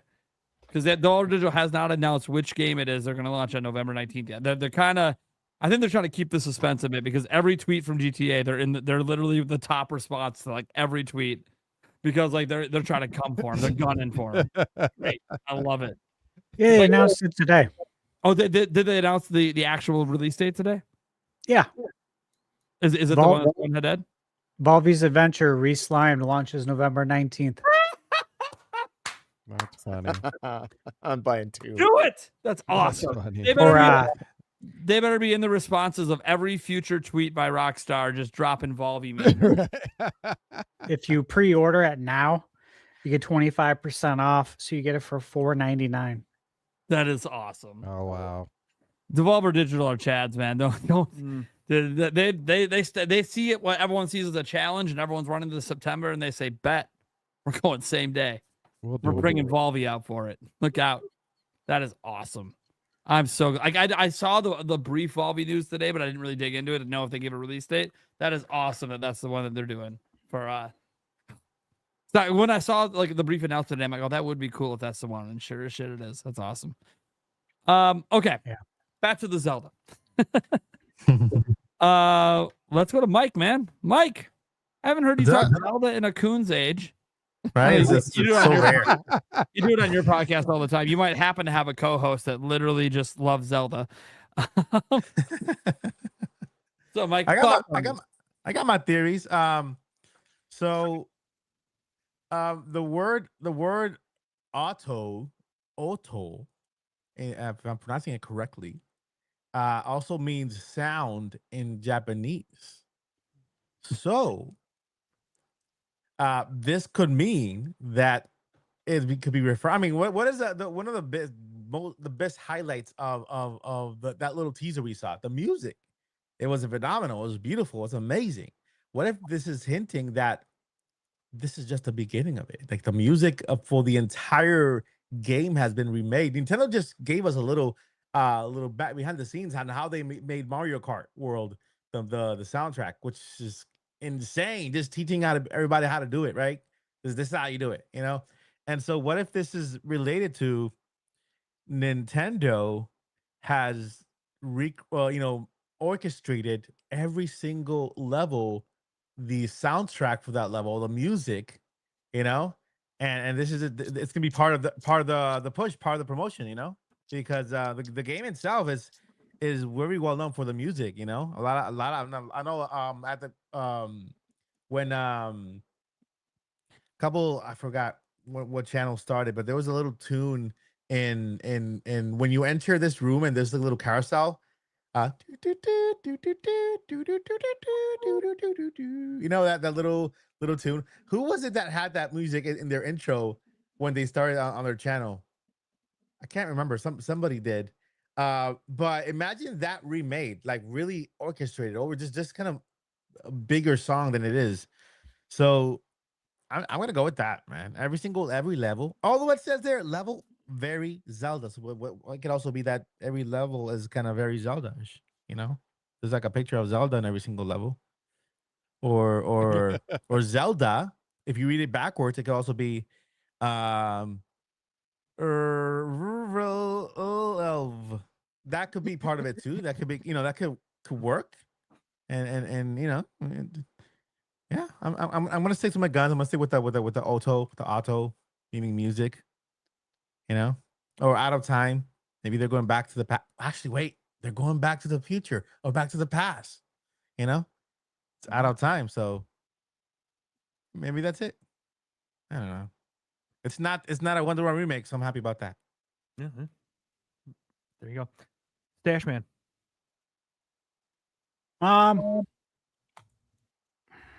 So what are the guesses? The guesses have been about what music?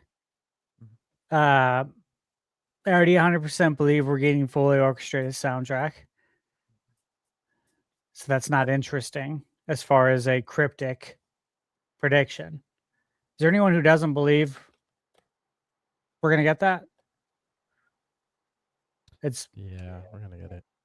Well, I don't see how we wouldn't, because Ocarina of Time has, to me, that and The Link to the Past, the best soundtracks. for Zelda. Mm-hmm. So certainly you're going to, if you're going to do this, you're going to do it right. We're going to get a fully orchestrated soundtrack, and that's an absolute given. So that's not interesting. What are the other things that everyone's throwing out there?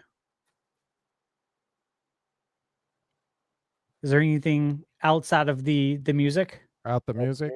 I mean, I said that. What did I say? What was OTO? Dang, I completely forgot what I said for OTO. Well, Mike, you said that he had confirmed that he wasn't saying Yeah, he confirmed that. about the 1-to-1. Yeah, he confirmed that. It can confirm it specifically is not hinting at that. All right.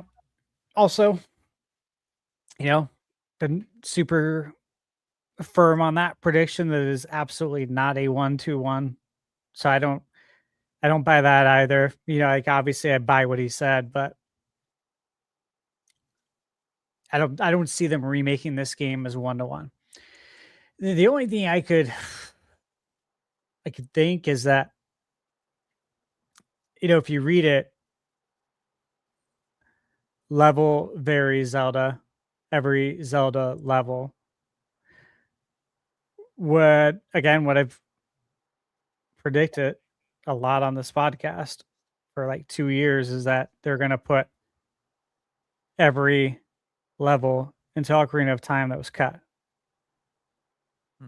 All the cut content, all the cut dungeons, every level. That's what he wants to call it. If that's what he's hinting at. Yeah, Master Quest, Euro Zelda, the 64 DD Zelda. To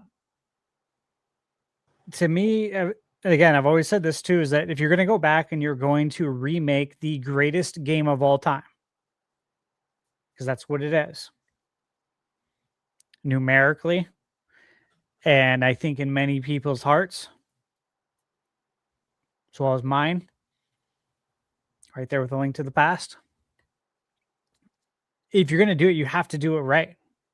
Mm-hmm. You are Nintendo. You don't remake this game half-assed. Absolutely not. This is not a time or a place for that. So if you're going to remake it, you got to do everything right.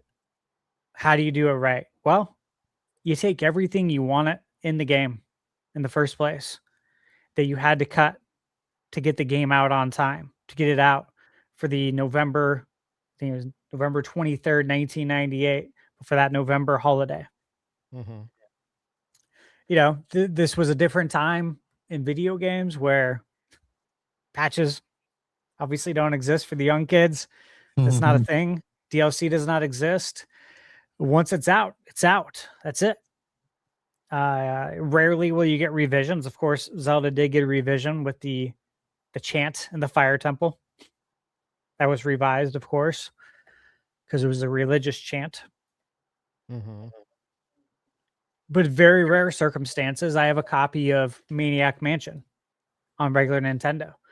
I have one of the first ever copies sold that allows you to put the hamster in the microwave and blow it up.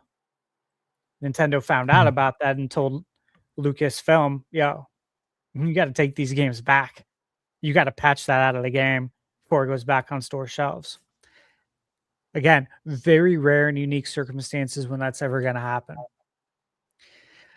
I don't believe Nintendo wanted to cut all that content. Mm-hmm. And I think if you go back and you look at the game, if you're unfamiliar with it,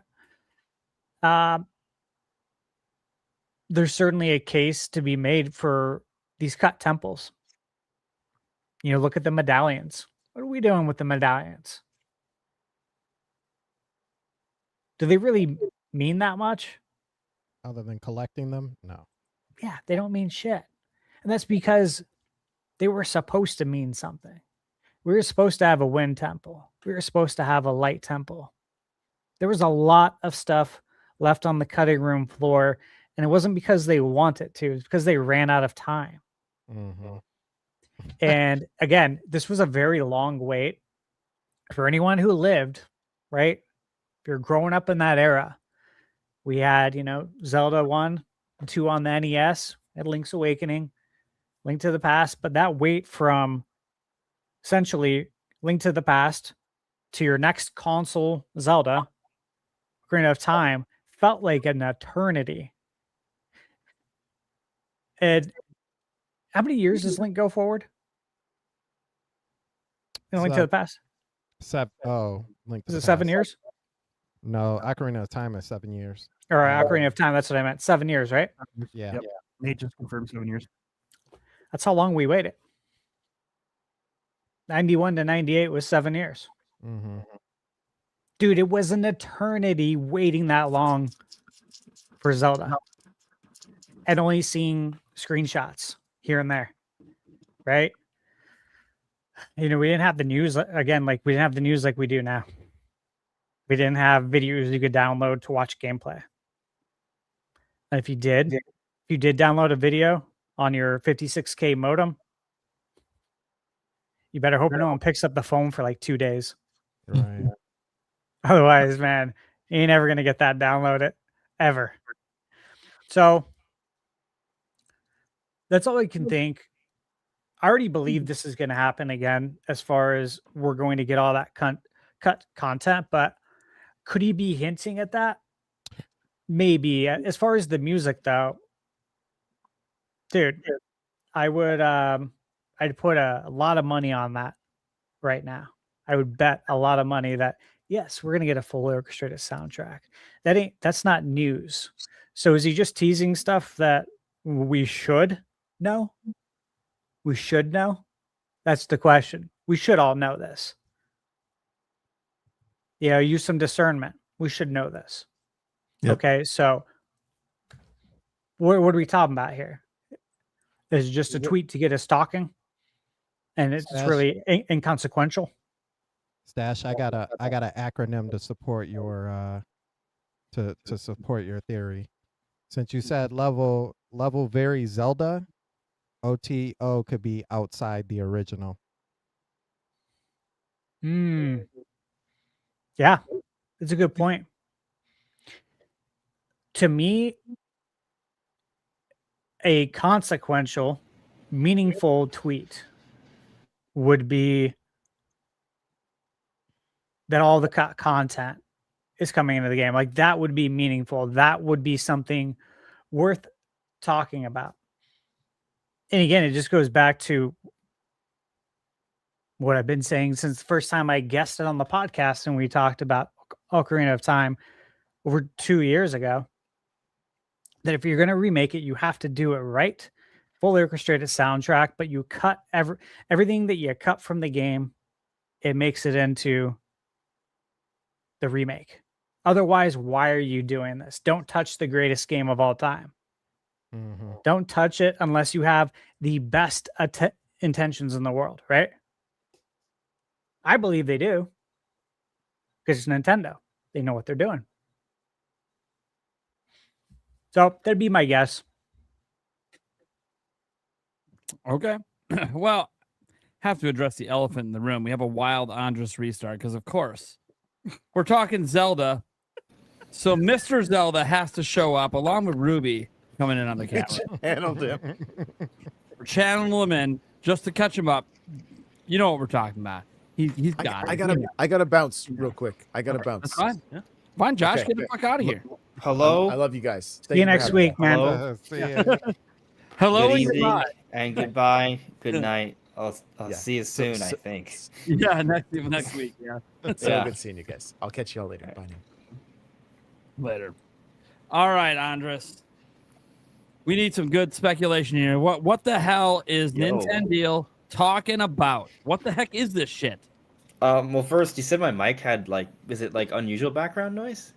Yeah, you're just I hear like a fan, and you kind of feel a little distant and echoey. I don't know if you just have the wrong Weird, set. There's no fan on. Yeah.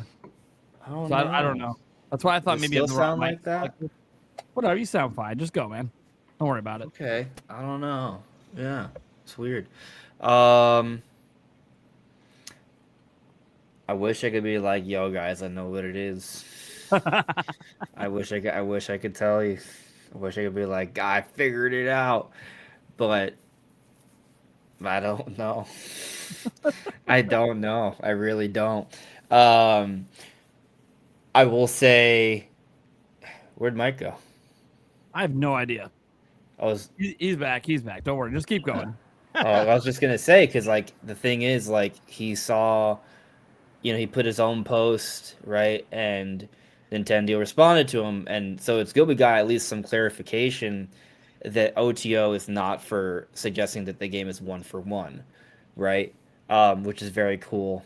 My personal perspective is that what this is more likely having to do with something that isn't Ocarina of Time, actually. Just because from what I've seen of Nintendo does tease Nintendo products. Nintendo has been doing it for a little while already. But in the experience, from what I've seen in Nintendo's usually not teasing details about the game per se, nothing significant, just that it's happening, right? So this would, at least to my knowledge, this would be a first. If it is about details about Ocarina of Time, this would be the first, or at least the first in a while because the thing is, he already told us, like, what was it, late last year or earlier this year, that a Zelda remake's coming. Like, he teased that the Ocarina of Time remake was coming already, right? He also teased Xenoblade content multiple times, which has all been confirmed, right? He teased the Switch 2 launch plans, right? That was all confirmed. He teased, or at least the announcement date of the Switch 2 thing, the first look, and then recently with the colors of the controller and all that, that's recently been essentially confirmed because we have leaked photos. So like and also there's like a Pikmin thing that's just kind of like looming, right? But my point is that when I kind of look at these things, I just kind of think more likely this is something a part of Zelda's 40th anniversary, but it isn't specifically Ocarina of Time. I feel like people see the OTO and they think, OT, Ocarina of Time. So that's kind of like my perspective, that this is probably not Ocarina of Time and something else. I thought you brought up a good point in your video, Nate. I know some other people brought it up in the Twitter post that maybe OTO has something to do with sound. Because that's like the Japanese word for it, apparently. And I saw some people speculating that it could be amiibo related. Like, it could still be Ocarina of Time related, but not necessarily for the game itself. Like, maybe it's an album or a fully orchestrated like soundtrack they're sharing from the game, right? From every level, right? Or maybe it has to do with the amiibos. The thing that kind of gets me kind of wondering, though, is the part where it's like, what, every Zelda level, or every level Zelda? Yeah, level vary Zelda. Level vary Zelda. Like, so, like, is it, is it something where the words are being put out of order on purpose? I don't know. Right, but that does sound very gamey for some reason. So level vary Zelda. Like, if it's every level Zelda, then maybe we could argue, maybe it's like every level's getting music. But it could be like every Zelda level, and then then it's just music, right? That's a common theory out there now. Once people realize OTO means sound, and you're like, maybe it's just every Zelda level, so it'll just be a soundtrack or something, right? Which is possible. It is possible. They've done soundtracks before for other anniversaries. They did the whole concert tour that seemed to never end. True Dude has his hand up. What's up, buddy? If it is every level Zelda, it could be a new set of challenges that are Zelda related, and you're playing a whole bunch of Zelda levels from all the different games. OTO stands for one time only because it's limited time event. Yeah, it could be like the DK challenge.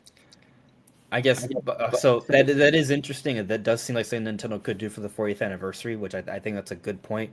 But then I then ask myself, though, is that something Nintendo would bother teasing? Well, I'll say this: he's done a lot of guys. Most of his teases have been over the last 18 months, right? He hasn't been doing this for very long in terms of actually leaking things or teasing things. Zelda, though, is one that he keeps going back to. Like, that seems to be his most consistent thing. And Xenoblade. And Xenoblade, yeah, but like the Zelda stuff, like he just keeps going back to that well. And I think, one, I've had private conversations with him. I know he's a huge Zelda fan. Like, that's number one. Like, he's really excited for this remake and stuff. So that's cool. And obviously he knew about the remake back in December. And again, I mentioned this before. If you follow me in Andres Restart, we've been talking about Aonuma's been teasing this for years. Like, this wasn't shocking to us to see there. Now, the art direction, everything else, that might be shocking, but it wasn't shocking that this game exists, right? Like, we had heard that. We had rumors about it being a big budget and all that. And then we saw it, and it's like, oh, that does look like that's a big budget remake. Like, Nintendo does not do remakes like this. This is okay. Okay, this is okay. All right. What the hell are they cooking? And everything they're showing us looks new. Every single thing is completely different than it was in the original game. All of it. Like, when people kept saying this was 1-to-1, I was like, yeah, but the only thing they showed was the opposite of 1-to-1. Right. So it's like, it's not that it's just a teaser. It doesn't mean anything, right? Like, we had that teaser of like the big battle in the forest and all of that with Twilight Princess. That never manifested in the game, right? So I think it's different because this game is coming out this year, right? Like, the Twilight Princess stuff is stuff that we saw when the game was very early on, right? They're still making ideas for the game. This what we're seeing is in the game. Yeah, I think all this is in the game. Link rides this horse. Link can swing his sword on a horse, and we're going with a realistic art style. That's what they wanted to tease for Twilight Princess, to get people hyped. Yeah, they basically were just showing off the graphic, like a tech demo. Yeah, proof of concept. And saying that this is going to be a game. Yeah, and it was shocking because we just got Wind Waker the holiday before, so it was like really weird. 6 months later, we were seeing another Zelda game, but obviously it worked out and it helped launch the Wii. Yeah, it was. I think Wind Waker came out like early 2000. Well, technically, I think it came out December 2002 in Japan, but March 2003 in the States, and then summer 2004 is when we saw that first look at Twilight Princess, and then it didn't come out till 2.5 years later, which back then was actually a ridiculous amount of time to wait because the dev cycles have ballooned exponentially. Which is crazy because it was 7 years between A Link to the Past and Ocarina of Time, as Stash just went over. So we actually waited even longer between games in Zelda already. For that one instance, but like Ocarina of Time, 98 to Majora's Mask to Wind Waker, like those are all such fast turnarounds. And then there was all the 2D Zeldas. Yeah, that time period we were getting a lot of Zelda games. But what's interesting with that though is like I always thought, like, how early in development was Twilight Princess, because it was slated for 2005. Like, it was supposed to come out the next year, and then they delayed it for the Wii. So it's like it might have been further along, and they just scrapped some ideas once they decided they were going to go to the Wii. Like, oh, we're not going to do this giant forest thing. We're trying to sort out the motion control stuff, and it ended up just being waggle, right? Just replacing a button press. I remember like reading an interview from probably Aonuma where they were talking about like, oh, we thought about maybe like doing more with the additional horsepower, but we were just like, nah, we'll just do progressive scan widescreen with motion controls. It's like, no, like, you should have made it better. Why? Then we're just like, nah, we'll just go the easy route. Don't worry. Like, dang it. Yeah. But yeah, no. So look. Obviously, this tease, it could be a lot of things, right, guys? Like, it could be a lot of things. We don't know what it is. That's about, none of us know. None of us have inside info on what any of this is.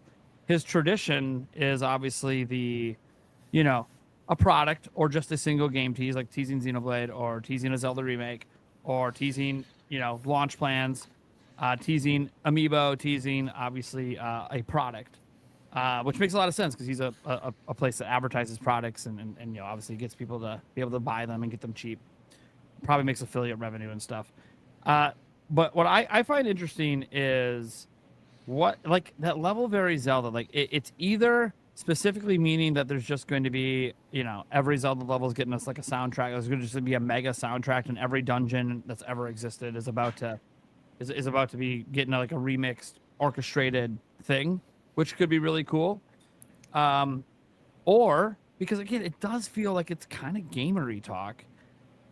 I just want to throw out the theory that was in my video today from Boom Mini. I think it's just really interesting because if he was to tease something, this would be something that no one would believe, and he could kind of get away with it. And that is that it's actually, every level Zelda is actually referencing one Zelda level, aka a new dungeon in Ocarina of Time. OTO being one tempo only that you play as Zelda, so you play as Sheik potential, and then from there you can speculate what that means. And then even her husband's like, maybe the ::, you could argue is potentially a way to try to make a Sheikah eye in text that's closed that could reference the Sheikah potentially. And that's interesting because the double colons in his last leak didn't mean anything. He used it as a divider to go between this is the product code and then this is the colors. But this time he put a dash in there, which is like, why is there the dash in there then? Like, that doesn't make any sense. That's not consistent with your prior leaks for the colons to mean nothing. So now does that dash also mean something? So it's like, okay, and then if that does, then is it the fact that it's between the colons mean something? Is he trying to make a Sheikah eye, but not trying to make it super fucking obvious? And if that's the case, I've heard some people say, well, okay, if it's a Zelda dungeon, and let's say it's a Sheik one during the 7 years, right? Like, let's say they decide that, hey, we're going to put an extra dungeon in here. It's going to be the light temple that we originally were going to do, but never did. It's actually going to be Sheik that goes through it and wakes up Link from the 7-year slumber. Like, that's how Link wakes up. That could be really a really interesting angle. And if you do it Sheikah, you don't have to spoil that Sheikah is Zelda. If you want to keep that still as a surprise for the end for new players, like it could just be well, this now you badass just spoiled character. it, damn it! No, Well, in this community, we all know, but you know what I mean for like new players. And no one in this community already knows. We don't worry about spoilers for Ocarina of Time with this stuff. Now, obviously, if there's like new content, yeah, you worry about the spoilers with that. And would he spoil new content like that? Well, it doesn't really tell you anything because this is still just highly speculative. Like the chance of it being this specific is probably way off. I mean, look, for example, he pointed out how he hinted at the Switch Troop Zelda themed controller, right? And like in hindsight, it's kind of obtuse. Maybe did he put BEE in there, right? So at least we knew it was a Switch Troop product code. Yeah. Right? Is that am I remember? I think he had 008. He had the end of the Switch Troop product code, so you didn't know which product. Let me pull it up so I know what I'm looking at. Unless you have it on hand. I might have linked to it in my video today. I don't remember. That's why I'm probably going to my video just to look at it. That's just the quickest way to find my links. Like, hey guys, I source everything, so I go to my own. That's how I find stuff because I'm like, oh, where was this? So I look through my videos and check the sources until I'm like, okay, that's what I was looking at. So I think it was the second one that I linked. I was in my video before. That's what it was. Okay, so. Yeah. All right. Yeah. So this was pretty obtuse. Like, so July 10th, he just said 00840 lowercase z : B, G, G. I think there was a person who was very close that Nintendo liked that statement, but for them, like, I don't know what that. That's yeah. And then when he explained it, we didn't even know it was Zelda related at the time. Like, this is a product code, Z40, Zelda 40, and then BGG is the colors. And it was actually like exactly. He was just describing the product without you realizing he's describing a product. Now, Z40, some people had thought was Zelda's 40th. That was the only possible hint. But no one knew, right? We didn't know 100% for sure what this was. But it was quite literal. Like, it was quite literal. Like, each thing was literally describing the product. You just didn't know it. And even if you figured out that B, G, was for colors, black isn't like associated with Zelda. Gold and green, yeah, but like I just it's just very. I feel like it would be very hard to look at that and be like, "Yep, that's Zelda related." Yeah. You know, obviously, if you have hundreds of people making guesses, maybe one or two people are gonna get close, right? Like, for sure, especially because if you consider Nintendo's history, like if Nintendo's teasing something, there's an above 0% chance it's about Zelda, right? Like, more than that, like you know, it could be maybe 10% or something. Well, in the last time that he put Zelda, like directly the word Zelda in a tweet, was about Ocarina of Time remake, right? He said Zelda remake. And it's like, okay, so he's not shying away that this is about Zelda. He's putting it right in the tweet again. Yes. Does that mean it's game related? Because he didn't necessarily do that when he could have with the last one. So it's like, is he doing it because it's game related, and when he doesn't do it when it's hardware related? I'll say this. This is something very interesting. Like, just looking at the words literally, level very Zelda. That part is very interesting. Like, assuming there's no tricks, right? It's just level very Zelda. What does that mean? when someone says level very Zelda, because there's different kinds of Zelda, right?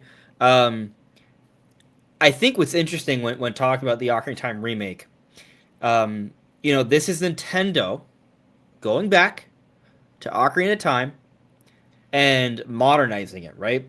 And we don't know to what level they're modernizing it, right? But we have some clues, right? And I think most of us will agree this is probably the most ambitious reworking Nintendo's ever done. Are we all on the same page there? Like whatever this is the most ambitious one yet, right? More than Prime Remastered, more than Xenoblade Chronicles Definitive Edition, more than Ocarina of Time 3D, Majora's Mask 3D. It's more ambitious. Even Star Fox, it's more ambitious than Star Fox, which I would say, if you look at Star Fox, that's pretty ambitious, right? But they still treat it as a budget title, And that Star Fox thing has new story content, has a new online multiplayer mode, visually is made to look like a modern game. All the cutscenes. Yeah, there's new cutscenes, new story, fully orchestrated. Like they did a pretty good amount of stuff with that. This Ocarina of Time thing is bigger than that. And so it's interesting because a point I made in a video last week or something. This could be kind of like a little bit of a teaser for open air Zelda, in the sense that you looked how Nintendo treated Wind Waker HD. They worked on Wind Waker for Wii U as a bit of a testing ground to set themselves up somewhat for Breath of the Wild, right? This effort here could be similar in a sense, right? So how exactly could just be like, testing what they could do for Zelda and the hardware or what have you. But then from another perspective, they're going back to this game, back to a style of game that they've stopped doing. And so we look at this phrase from Nintendo, level very Zelda, maybe they're using this as an opportunity to kind of rethink how dungeons can be worked with that classic essence in mind, but under the modern perspective at the same time. Like, it obviously we don't know, right? But if Nintendo is saying this is not one-to-one, then we ask ourselves, okay, if they are going to kind of rethink the dungeons a bit here, what does that mean exactly, right? If it's also kind of saying that the levels are very Zelda, right? The dungeons feel very Zelda. It's interesting to think about. What they could do with that. Personally, it is a talking point. I'm gonna circle back to on my own channel at some point. 'Cause I was talking about it with Lexi the other day, but about how far can they go with Ocarina of Time before it's no longer Ocarina of Time? I feel like a lot of us, myself included, are kind of thinking about how much they could do with this, right? But also that you don't want it to not be Ocarina of Time. But I'm just kind of thinking about, I would like the dungeons to feel like new experiences while still reminding me of the old experience at the same time. So I'm just very curious when I consider the words level very Zelda, if that's kind of like Nintendo maybe saying that they've seen a part of the game and they're just kind of saying, hey, this is going to feel very Zelda, whatever that is. But obviously, it may not even have to do with Ocarina of Time. We're pulling at straws here. I know. We should just be lucky that we know it's not him. It's him that's saying that it's not one-to-one Ocarina of Time, and that it has to do with Zelda. And maybe that's good enough because it could be indicative that the big Zelda reveal stuff is right around the corner. I mean, we should expect it anyways, right? Like, it's September. They always have a direct outside of COVID, basically. And like the other year they did was 2024, but then they had that double direct right at the end of August, right? So it was like, okay, it was literally right at the end of August, so that could be your September direct. So it's like, there's probably going to be a September direct, guys. We just talked about how Nintendo's not at PAX West. Why? Because they don't have a direct right now to show off the game that they would want there.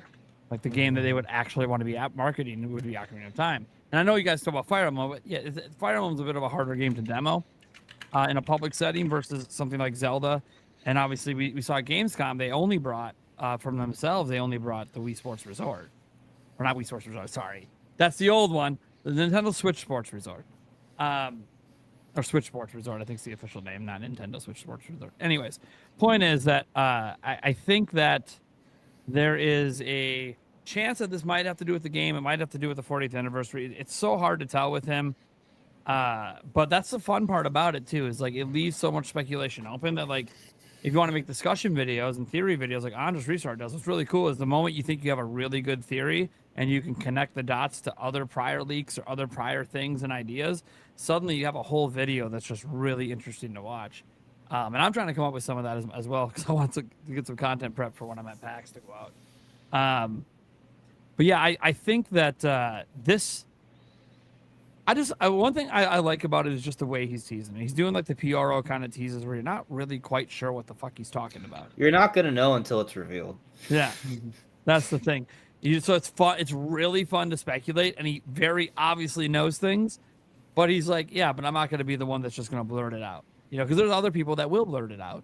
We'll have a topic on that later, but yeah, it's interesting debating. God, I am kind of looking forward to that topic actually.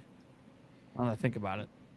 Anyways, so anyone else have some crazy pot theories you want to throw out for this thing? Just anything at all, because it could be anything. That's the fun thing. So like, any idea you have, like Eric, you got something? Yeah. I know we talked about, you know, fully orchestrated music within the game. What if this is an announcement for another touring orchestra? I hope so. I'd love that. Oh, that would be nice. 40th anniversary. I expect it. Mm-hmm. And Yeah. which, to Stash this point though, is that worth teasing? Because don't we usually get a big concert kind of thing for every 5 years? We have it since the 25th, because the 25th went right. They literally kept doing it all the way to the 30th worldwide, and then they haven't done it since. So they didn't do it for the 35th. No, they didn't do it for the 35th. They didn't do anything. 35th was just the Game & Watch. They didn't do anything else. So Officially. I've been talking on mute this entire time. Yep, Mike. I was like, is he doing this on purpose? I'm saying it. I said that maybe because he's locked in teasing small details about the 40th anniversary as an entire event. So he just kind of we talked about the remake. We talked about the console and the controller, and this is also part of the event where we're gonna get the orchestra, or maybe the 1-to-1 could be that we're getting a 2-pack. We're getting Ocarina of Time and Majora's Mask. You know? Don't do that. No. Don't. No. We're getting Majora's Mask 5 years from now. Yeah. Make me have a heart attack. It'll be a couple years after the dual pack. A dual $80 pack. bucks. I mean, yeah, on Switch 3 maybe. On Switch 3 maybe. Yeah. Although So probably individual with $20 upgrades. I did get email from someone. It was me. Sorry. Was it you? I'm kidding. I don't know. I'm sure at some point this person is going to see me talking about this, because I saw it in my, I have my email for business inquiries, and someone sent me this about the cryptic message decode for Nintendo deal. I assume this is just someone's theory, but what if it's not? Right? I'll just say it's from Joe. Shout outs to Joe. And I covered this in today's video, but they sent me level equals even, vary equals more. Zelda, so even more Zelda. OTO, October 21. Even more Zelda coming October 21st. So is that hinting for an Ocarina of Time Direct on the 21st of October, which actually would kind of make sense. So we would probably still get a general Direct maybe in September, similar to last year's September Direct, where half of it was about Mario's anniversary, and the other half was everything else. So they do that this time, Zelda's anniversary, and everything else. And then they also announced on the Direct there will be an Ocarina of Time presentation late October, and then 3 weeks later they come out with the game, which is kind of in line with how Nintendo's been handling their Games with Directs, where they come out about 3 to 6 weeks away from release. I think that's plausible. I think odds are this is just a random. I don't want to say. I don't want to say this is just somebody who sent me something where they feel like they figured it out, but it's not actually inside information. It's a random email I got, but it's fun to consider. Yeah. Yeah. Could it be that more Zelda could be related to the movie? Like after we don't get nothing movie related on the direct, but then we do get an additional event dedicated to the movie, presenting the cast, maybe trailer.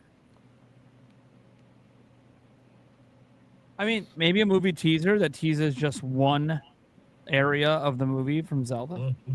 I mean, it could be referencing how the movie it feels very Zelda, I guess. Level very Zelda, which makes you think of a game, but maybe it's trying to suggest that the movie does kind of give a little bit of the spirit of the game, but He's good. He's good. He's good. I love when I see stuff like that Carcon coming all dungeons from Ocarina of Time in the Zelda movie. I doubt it. Probably an original story, but that would be wild. That would be wild. But there's got to be dungeons in the movie. Yeah. Yeah, probably, yeah. The Pokemon Dojo also said, could the Zelda leak be level very Zelda on the outside? Meaning the dungeons on the outside are the same, but on the inside, they're completely remade. It's interesting. It would be funny if they keep Jabu Jabu looking way too small for what that dungeon is. Yeah, That would that's be- the thing. They're not going to do that, or they shouldn't do it. They should. He should be mad. I mean, it should be like a giant. Like, we have to consider, because of the improved visuals now, and because of just standards have changed over the last 28 years. These designs aren't going to hold up exactly as they are. We scrutinize things far more now. Our suspension of disbelief it's not the same as it once was, right? It's why the Great Fairy thing probably is not the same anymore. It's probably why the SRB update it no longer has suggestive themes, because they can't just have it be suggestive. They have to be more clear cut. It can't be obscured, and they don't want to go for a higher rating, so they probably change the design of the Great Fairies, right? I think like the Deku Tree and Jabu Jabu probably have to. I mean, we literally have seen the Deku Tree design in the tapestry. It's not the same. We already know that they're changing the designs. They're probably being designed in a way where at least things are to scale, or close to enough to scale where people can buy into it and feel immersed. These things got to be different. What? I still would laugh if he's just the same size but still a massive dungeon inside. There's also. Well, I mean, there's actually, if you want to get interesting with it. So a tree, right, has like, how big a tree is on the surface is one thing, but then there's below the ground with all the roots. And the thing is, when we go into the Deku Tree in Ocarina of Time, there is a whole other level to the Deku, and you could argue, or I mean, the Deku Tree on the underside is probably actually bigger than the top side.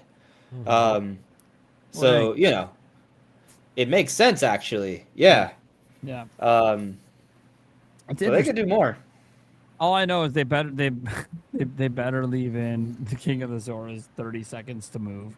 Please leave that in. Yeah. Just up with an updated sound effect and looking hilarious as hell. I don't know if that would work in modern day standards, but I would, dude, as just a throwback. You gotta give us the nostalgia. The throwback nostalgia of that moment where he absolutely should probably move faster than that, but he doesn't. You know how many? That's one of those things I would like to stay the same, because it's kind of a meme and a joke at this point. Just like I want Kapora Gabora to ask that stupid question when you go to Hyrule Field the first time, that has it reversed so you accidentally repeat it. Let me tell you again. Yeah. Let me Did tell you you get all again. that? Every other time, yes is at the top and no is at the bottom, except this time it's no at the top and yes at the bottom. So if you're spamming through it, you're going to repeat it. Stuff like that I'd like to see stay in. But then I would like to see other stuff maybe get changed. Obviously, there's a lot of things I'd like to see change about the game. As you guys know, it's not in my top 10 Zelda games. It's still one of my all-time favorite games, but like I just find 10 or 11 Zelda games to be better than it. But that's just because I feel like a lot of the Zelda games that came after it that Ocarina of Time helped set up just did it better. But that doesn't take away from what Ocarina of Time was at the time. And there are certain things about the game that I don't think anything's done better. Like soundtrack start to finish, I don't know if there's anything better than Ocarina of Time in the Zelda series. Every track is a banger and hits you in the nostalgia in ways that no other game does consistently with literally every track it has. And so like that's one thing I always give it to. The shocking moment of coming out to a ruined world when the world wasn't ruined. What? Like that's What? really really cool in this game. And Don't spoil the big, no, the to be big fair, one. at the time I wasn't like as shocked about it because Of Into the Past kind of pulled the same trick, right? Light World, Dark World, thought the game was over, Yeah. but it's not. So like I kind of saw the trick coming, you just didn't know what it was until you experience it, and then you're like, okay, this is kind of cool, this is kind of different, I like this. But ever since then, it kind of feels like Link is existing in a world that's already falling to ruin.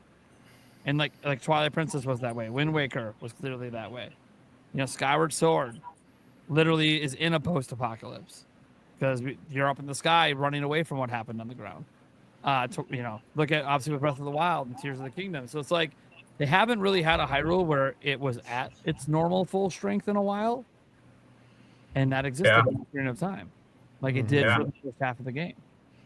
I know that in Zelda 2, when you read the story, I think that's the strongest and most prosperous Zelda world or Hyrule that we've had. So if they were to incorporate that part as the game, you know, give us that in the game, that'd be cool to see Hyrule actually flourish and be successful.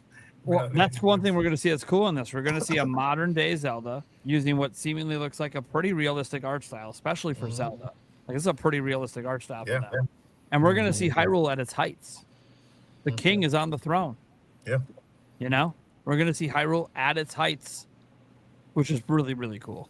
That's just going to be like I see it, dude. I might cry when we finally see actual gameplay of this game in the trailer. Like seeing my childhood come to life in a way I only ever imagined, never thought would become reality, is going to be so cool. It's going to be so cool, man. Especially coming off of Breath of the Wild and Tears of the Kingdom, which are like my favorite Zelda games, and I love them to death. But it's like, okay, this is such a drastic turn in art direction and world building. I'm almost ready to kind of revisit this kind of Zelda game again. Yeah. And then to have it completely rebuilt for like new stuff, and like probably some of the things that annoyed me over time as I felt like combat and stuff got better in Zelda will probably be cleaned up in this one. We'll probably have a jump button, so it's not an auto jump anymore, where it annoyingly will sometimes jump when you're not trying to jump. Because you bump the edge, but yet I'm trying to get to the edge because I'm trying to jump down the edge and grab the edge. I'm not trying to jump, you mother effer. That still happens every once in a while when I play. We can move a camera around to look everywhere in 360. Yeah. We should have a movable camera, which would be nice. Yeah. So like, yeah, and then there's obviously like some people thought, well, what if he's just teasing like a master quest of some type? Sure, it's possible. We have seen that before, and the one that we got on 3DS, that is not what the original master quest was at all. Not even close. Really? Because I only played Master Quest on Ocarina of Time 3D. I didn't play the promo version. Yeah, the promo version is yes. The promo version is more like what it was intended to be when they first talked about it, and then never released it. You know, what's funny is that when I played Master Quest, I don't even remember it feeling that different. It's everything is in like reverse. It's like that part I remember, but like I thought like the item like they're supposed to change around like enemy and item locations. I just remember it not feeling too crazy. I was like, oh, this is still like that's just my memory of it. You know, I had a thought too, Prime, as you were talking, and I think we talked about this before. Well, one, I want to say this to what Andres was saying, and you were saying about Jabu Jabu and it being really small, but the dungeon is really big. Now that I think about it, that is the only dungeon that size to outside doesn't make sense, because all the other ones, like, they actually make sense of the outside location to the inside location, but they're all either caves or temples, so I guess that really kind of works out. But the level vary Zelda piece, I think the last time I was on here, Stash, we kind of went kind of deep into the conversation of we never really got to see what happens in that 7-year time period. We only get to see the outcome. We don't get to see the in between. So we never get to see Zelda learning, to become a Sheikah, learning how to be a ninja, shadow clones, all that stuff that she does that we don't know about. So I wonder if this has something to do with that piece of like, okay, yeah, we're still going to be Link, but this level or this section of the game that you don't get to see in the original version of the game, you're going to be Zelda. This part you're going to be Zelda, and you're playing that part of like it's time to stop being the princess and grab some metaphorical balls and turn into the BA Sheik that we know that we see in 7 years, right? So maybe that has something to do with the level very Zelda. Yeah, maybe. There was Polito wanted to clarify what they said as well, saying I didn't mean the dungeons would be the same size, but the layout on the inside would be different. It's possible. I mean, there's also this thing with like the ice cavern, like that was was originally supposed to be like a full-fledged dungeon, and then they kind of didn't really finish that off and left it as it is. And Andres has got a thought here. So what do you think, bud?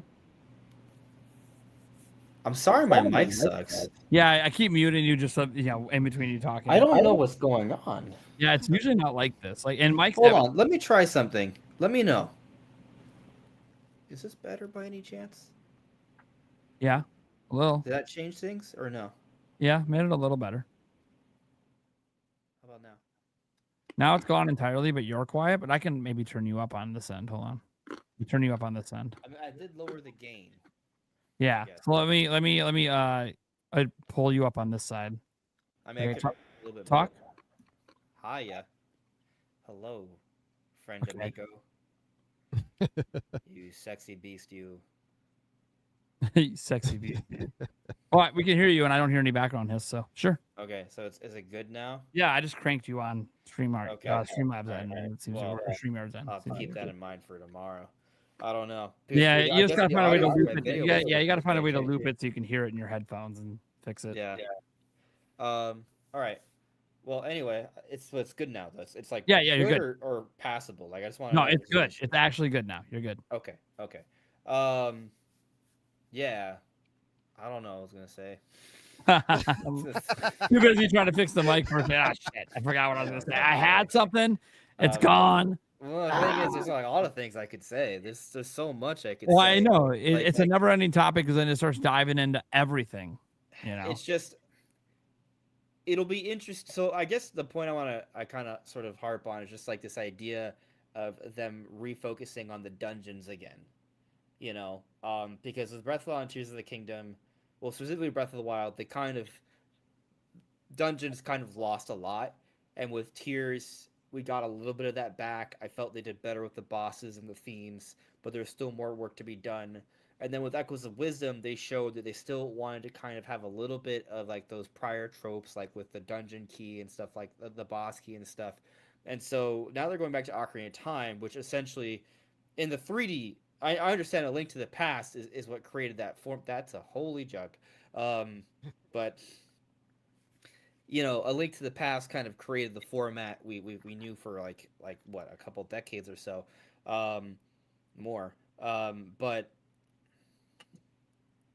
yeah, now I'm thinking about that jug. Anyway, with Ocarina of Time, that was the first 3D Zelda of that format, right? And that kind of like set the stage for all other future 3D Zeldas until we got to Breath and that style of dungeons. Now they're going back to Ocarina of Time. It's an opportunity for Nintendo to perhaps do something with this dungeon format, and so I'm very interested to see that. I definitely personally want it. I feel they should make it more of an experience, something new. Like, I understand there's like this balance you want to strike between it still feeling like Ocarina of Time, but I think there's got to be some new things. Like, I mean, listen, in Majora's Mask, they did change the bosses. Not for the better, as a lot of people have argued, but what if they did change the bosses this time around for the better? Like, they made them bigger, more epic, more phases to them. What if you could ride Volvagia briefly, for example? You know, like, what if there's more to taking out King Dodongo, you know? Like, what if Morpha doesn't suck, like, as a boss?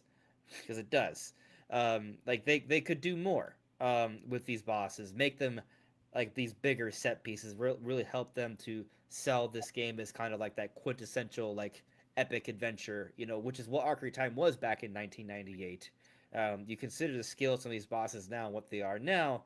If they just replicate them exactly, they're just gonna be pushovers. So I do think there should be something done there. I would like to see the dungeons something. I mean, if they just replicate the dungeons exactly, I don't know how much I would love that, but I would hope they would at least add like maybe one new dungeon. I've argued the Light Temple is the easiest one to just kind of throw in there, right? Because it's technically not even on the, it wouldn't even be on the map. It would be, you know, it would just be kind of, you might not even be able to revisit it because it would be when you just go to the future and you have to kind of like beat it just to progress, right? But they could do something there. I do like the idea of kind of exploring more about the Sheikah stuff too, though. That's something that there's a lot of potential there. You know, if we assume that Star Fox is kind of like the bare minimum standard now, I feel like there's got to be new story stuff, and that's another thought I had earlier. Because now that they're making Ocarina of Time, there's a lot of new Zelda lore that's involved. So, for example, in the Wind Waker, Ganondorf has this big monologue at the end, right? He actually shows motive. He actually shows gray to his character, you know. But this is the same Ganondorf in Ocarina of Time, just older, right? Just having been through some trials, but it's the same dude. It's not a reincarnation. It's the same dude. And so those motives he expresses, that gray he expresses, technically we know that to be the case for the same Ganondorf in Ocarina of Time. So they could have actually add some new dialogue or so use some new cutscenes where some of that motive is referenced. You know, maybe we could see a little bit of the struggle in the lands of the Gerudo, and we can see why Ganondorf at least has an initial motive to, you know, go and take out Hyrule, right? Maybe we could see a little bit more of the history of Hyrule. We could see that struggle. We could see more with the Civil War because we go to the bottom of the well. We go to the Shadow Temple. Like, if they're even if the dungeons are literally 1-to-1, because they're going to be redoing them visually, there's going to be a lot more details to be seen. We may be able to extrapolate more story details from that, see more of what happened in the past. So there's really a lot they could do. Also, Goddess Hylia now has to be embedded into the lore, or at least it should. There should be goddess statues. That should at least be subtly referenced this time around. So there's a lot of like little things like that they can definitely do that I would think would make the story a lot richer. Okay. All right. Well, I think we'll leave it at that because we have a couple more topics to get to. Andres, did you want to stick around, or you're good for just that? What's next? I'm tired, but what's next is Stash's topic, which is about a bunch of third-party games. I'm gone. All right. I'm gone. Although the Guitar Hero thing with it, I don't know if you're talking about from Gamescom stuff, but that seemed cool. Oh yeah. It's like a Stage rock tour. band kind of thing. Yeah. Stage tour. Yeah. Looks pretty cool. Yeah. All right, All right, man. that's it. Yeah. Thanks for All having right. me. Well, thanks for popping in for the Zelda discussion. We appreciate it. Yeah. All right. Have a good night, guys. See ya. Be right. All right, you guys go check out Andres Restart over on his channel, talking Zelda almost every day these days. All right, Stash, what are we going to be talking about next? All right. So, guys, you know, it's always busy. Yeah, I talk about it every week. Sound like a broken record about how damn busy it is. This week's no exception. There's been a lot of news. We still got 2 more days. Got Grand Theft Auto tomorrow. It'll be interesting to see if anyone's been holding on to announcements, waiting for GTA to finally do their big reveal and then make their announcement. So some of the highlights, right? Let's see. So first things first. Yeah, I was in LA last Wednesday and Thursday for the SEGA Summer Showcase. I got to play a bunch of games. Specifically for this podcast, I'll talk to you about the games that are coming to Switch 2. So, Metaphor, Refantasio. Look, I played it on Switch 2. Played it docked. I have a full video on it. We're talking about the performance because I think that's obviously something that people are going to want to be. They're going to want to know, I guess, how it performs, even though I've played and beat the game.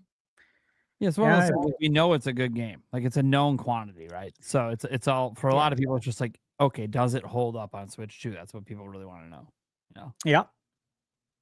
Yeah. And so again, it's gonna be different for everybody, which is obviously the whole point of a review or a preview, is so you can see it for yourself. They're aiming for 60. It's still in development. One thing that I mentioned in my preview is that I think a lot of people are looking for hard stats. They want to know the frame rate. They want to know the resolution, even though they're probably not going to play the game, which is funny. Console wars. Yeah, I guess, or they'll just say, well, it's not worth my time if it's not 60. I'm not going backwards. I'm not playing any 30 FPS games. Yeah, people got all the weird reasons in the world for not wanting to sit down and play a game. So I go over all those details. Look, the point is, though, is that people want to know about performance on the game, but the fact is that it's in development. It's coming out November 12th. That's a known quantity. We've known that for several months that was the release date. The build I played last week, so on the was on the 19th. That build was not created on August 19th. I feel like I have to say that just so everybody knows. That's not how it works. Builds aren't built the same day and then you play it. I have a feeling the build's from June based on some numbers I saw, but I'm not going to speculate on that. But point is that they're still working on performance, and I'll have a full review on it. But if the performance is exactly how it was when I played it last week, that would be perfectly fine. But again, there are people that will cry about it. It will cry because it is not 60 FPS. Even though they haven't played the game and they don't understand that the 60 FPS is absolutely inconsequential to the gameplay. So that's why I say you got to have the nuance. I'm not going to go over all the nuance. That's what the video is for. Crazy Taxi. Got to play for an hour. Actually, a little over an hour. I really like what I saw. What platform did you play it on? I haven't seen your video yet. It's on an Xbox development kit. Okay. And I pointed out in the video, because again, if I don't talk about performance, everyone will ask about performance when it's completely inconsequential, considering the game is coming out sometime in 2027. Yeah. And we're in August 2026. It's got a long way to go. Again, I mentioned in the video, oftentimes performance boosts are done towards the end of the game. We're not there yet. So yeah, I point out though in the video that I literally put an arrow in my video so people can see that, like, this is on a dev kit. got a long way to go. Frame rate for the most part though was 60. There's moments where obviously it's not. And that's how game development works. I think we know that.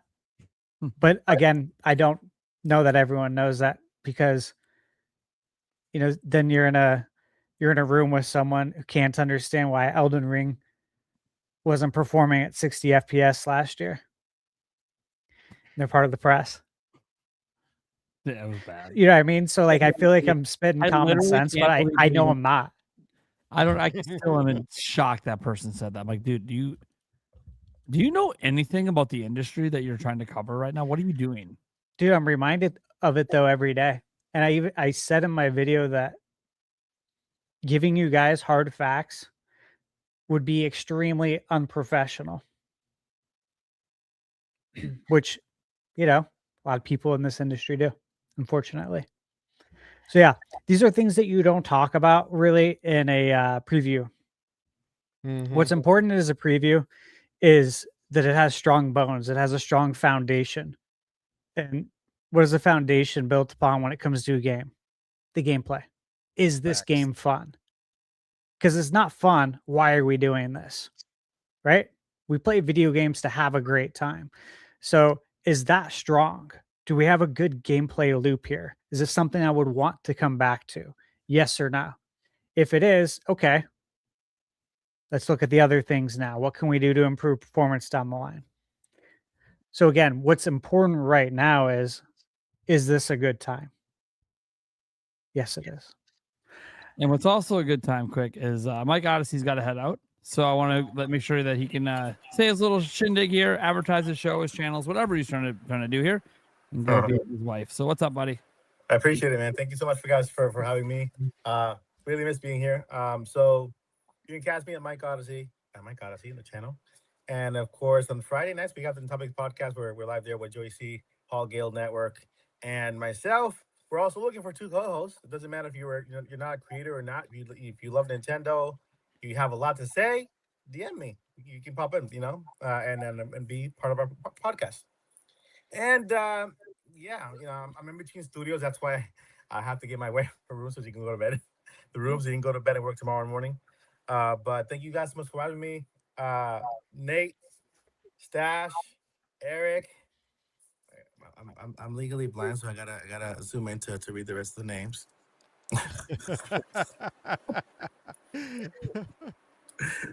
One second here. Sure, dude. And of course, Sandstorm. I know Sandstorm. I appreciate you guys. I'll see you guys next time. Next time, Nate whenever I resurrect again. And All right, man. Take care, man. Later, Mike. Have a good night. Yeah. Okay. Let's see. Alien Isolation 2. So I got some time with it at Summer Game Fest that I wasn't able to talk about. I presume I can talk about that now, but it's kind of inconsequential now. Yeah.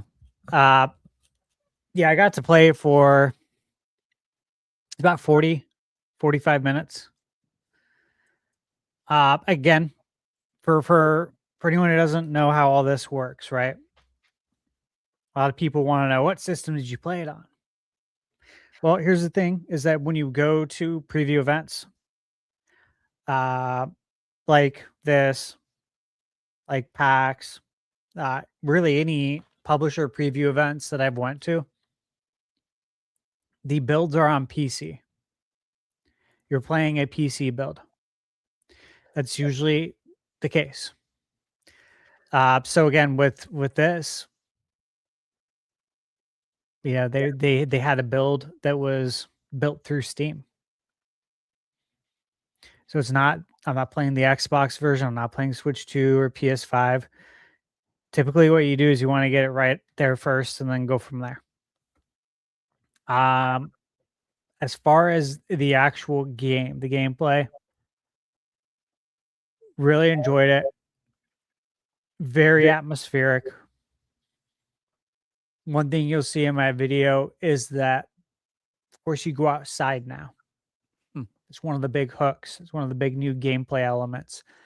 And the weather effects are insane, but they play a big role in the actual gameplay too. Because when you're outside, you're exposed to the elements, right? I mean, think about it. If I were to go outside right now, I live in the mountains. So there's wild animals out there, which sometimes there are. Sometimes you get pumas out there. Just never know. But if it's dark out there and I'm walking around and all of a sudden we get lightning and the whole sky lights up, the predator sees me as prey. That's how the game feels. It's so cool. And it's because of all these weather elements, because it's not like the occasional lightning bolt. There's a lot. So like you're walking and there's different things. There's like bushes you can hide in, there's vehicles, there's all sorts of stuff, foliage. But when that lightning hits, you don't want to be out in the open, right? Because now you're exposed and now you're going to be hunted. But then on the flip side too, with the weather is the sound. And we all know Alien Isolation and its sound is almost like a playable character. Like it's that important to the actual gameplay of Alien Isolation. And so when you're outside, and same thing, you're always listening for the xenomorph. And when you're outside and you can't listen because the rain's coming down so hard, that means you can't hear it. At the same time, I can't hear you. So there's a lot of different elements at play here that they simply couldn't have done in the first game because you didn't go outside. It's tense. And I mentioned in my preview, like I wasn't scared. I was tense, man. You're just tense the whole time because you're always looking.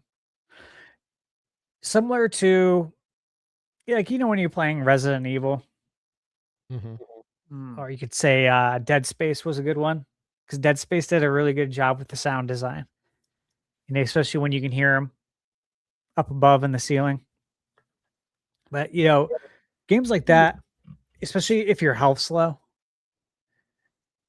you're like real careful to turn that corner and look.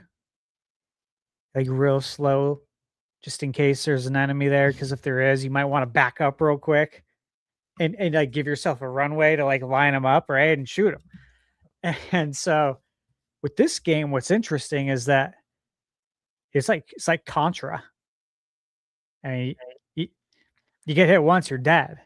This is Xenomorph, man. Like, you have no health. So that feeling of tenseness when you play Resident Evil, when your health is low and you know that one more encounter with an enemy and you're dead. And maybe you haven't saved for a long time either. It's like that the whole game. Because it's one hitter quitter. You're done. It's like Mike Tyson everywhere. Mike Tyson's Punch Out. You know what I'm saying? So it's like you're like walking on pins and needles, and you can hear yourself again with the headphones. And I was like writing my notes at the airport, and I was thinking about it. And when I was playing, it was as if like it wasn't dark. I was out. We were in a big ballroom, right? But once you're playing and like your headphones are in, I feel like my peripherals just shut down and I'm like literally just locked right in, tunnel vision. You almost feel like you're like melting into the TV set and becoming one with the game. And this is in a public setting. That's like not something that normally happens for me at all. Especially because, I have ADD as well. Now, granted, I take something for that, right? But still, there's not something that happens really in a public setting. That's something that's more obviously accustomed for when you're at home. You can really lock in lights are off. You know, phone is flipped upside down. All communications shut down. You're just locked into what you're doing. That's one thing, but to be able to do that in a public setting and to not even notice it until after, I was like, man, I was like in another world playing that game. So overall, obviously, I'm really excited for it. Definitely does a great job drawing you in. As far as release date, and I got to ask this too in the chat. He wasn't willing to give a date.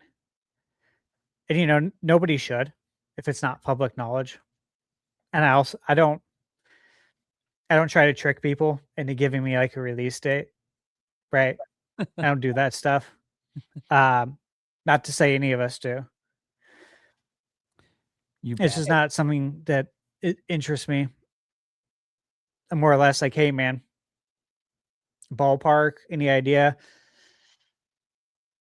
Again, just the vibe, using some discernment. I'm thinking Q2 next year would be a W if they can get it out by then. I'm not expecting Q1. Q2 would be a W. I think it would be, from like a PR perspective, for advertising, be best around October next year. I think it's got a ways to go, but not based on performance. Performance was good, but I played through the prologue. Another thing that is really cool I'll mention, and again, I mentioned this in the video, is that there's multiple solutions to your problems, just like we've seen in Zelda, right? You know, like Tears of the Kingdom was a great one. I remember live streaming that once, and you know, chat's like, "Oh, do this," but it's like, "Oh, well, I have a different game plan in my head. I'm going to do this." And the reality of it is that either of those answers would have solved it for us, right? That's how this Alien game is, in that there's no one clear path. Like, there's many ways to move the story forward, move the game forward, which I like. Also helps with replay value too. All right, so that's what I played as far as like what is coming to Switch 2. Oh, also played Shinobi on Switch 2.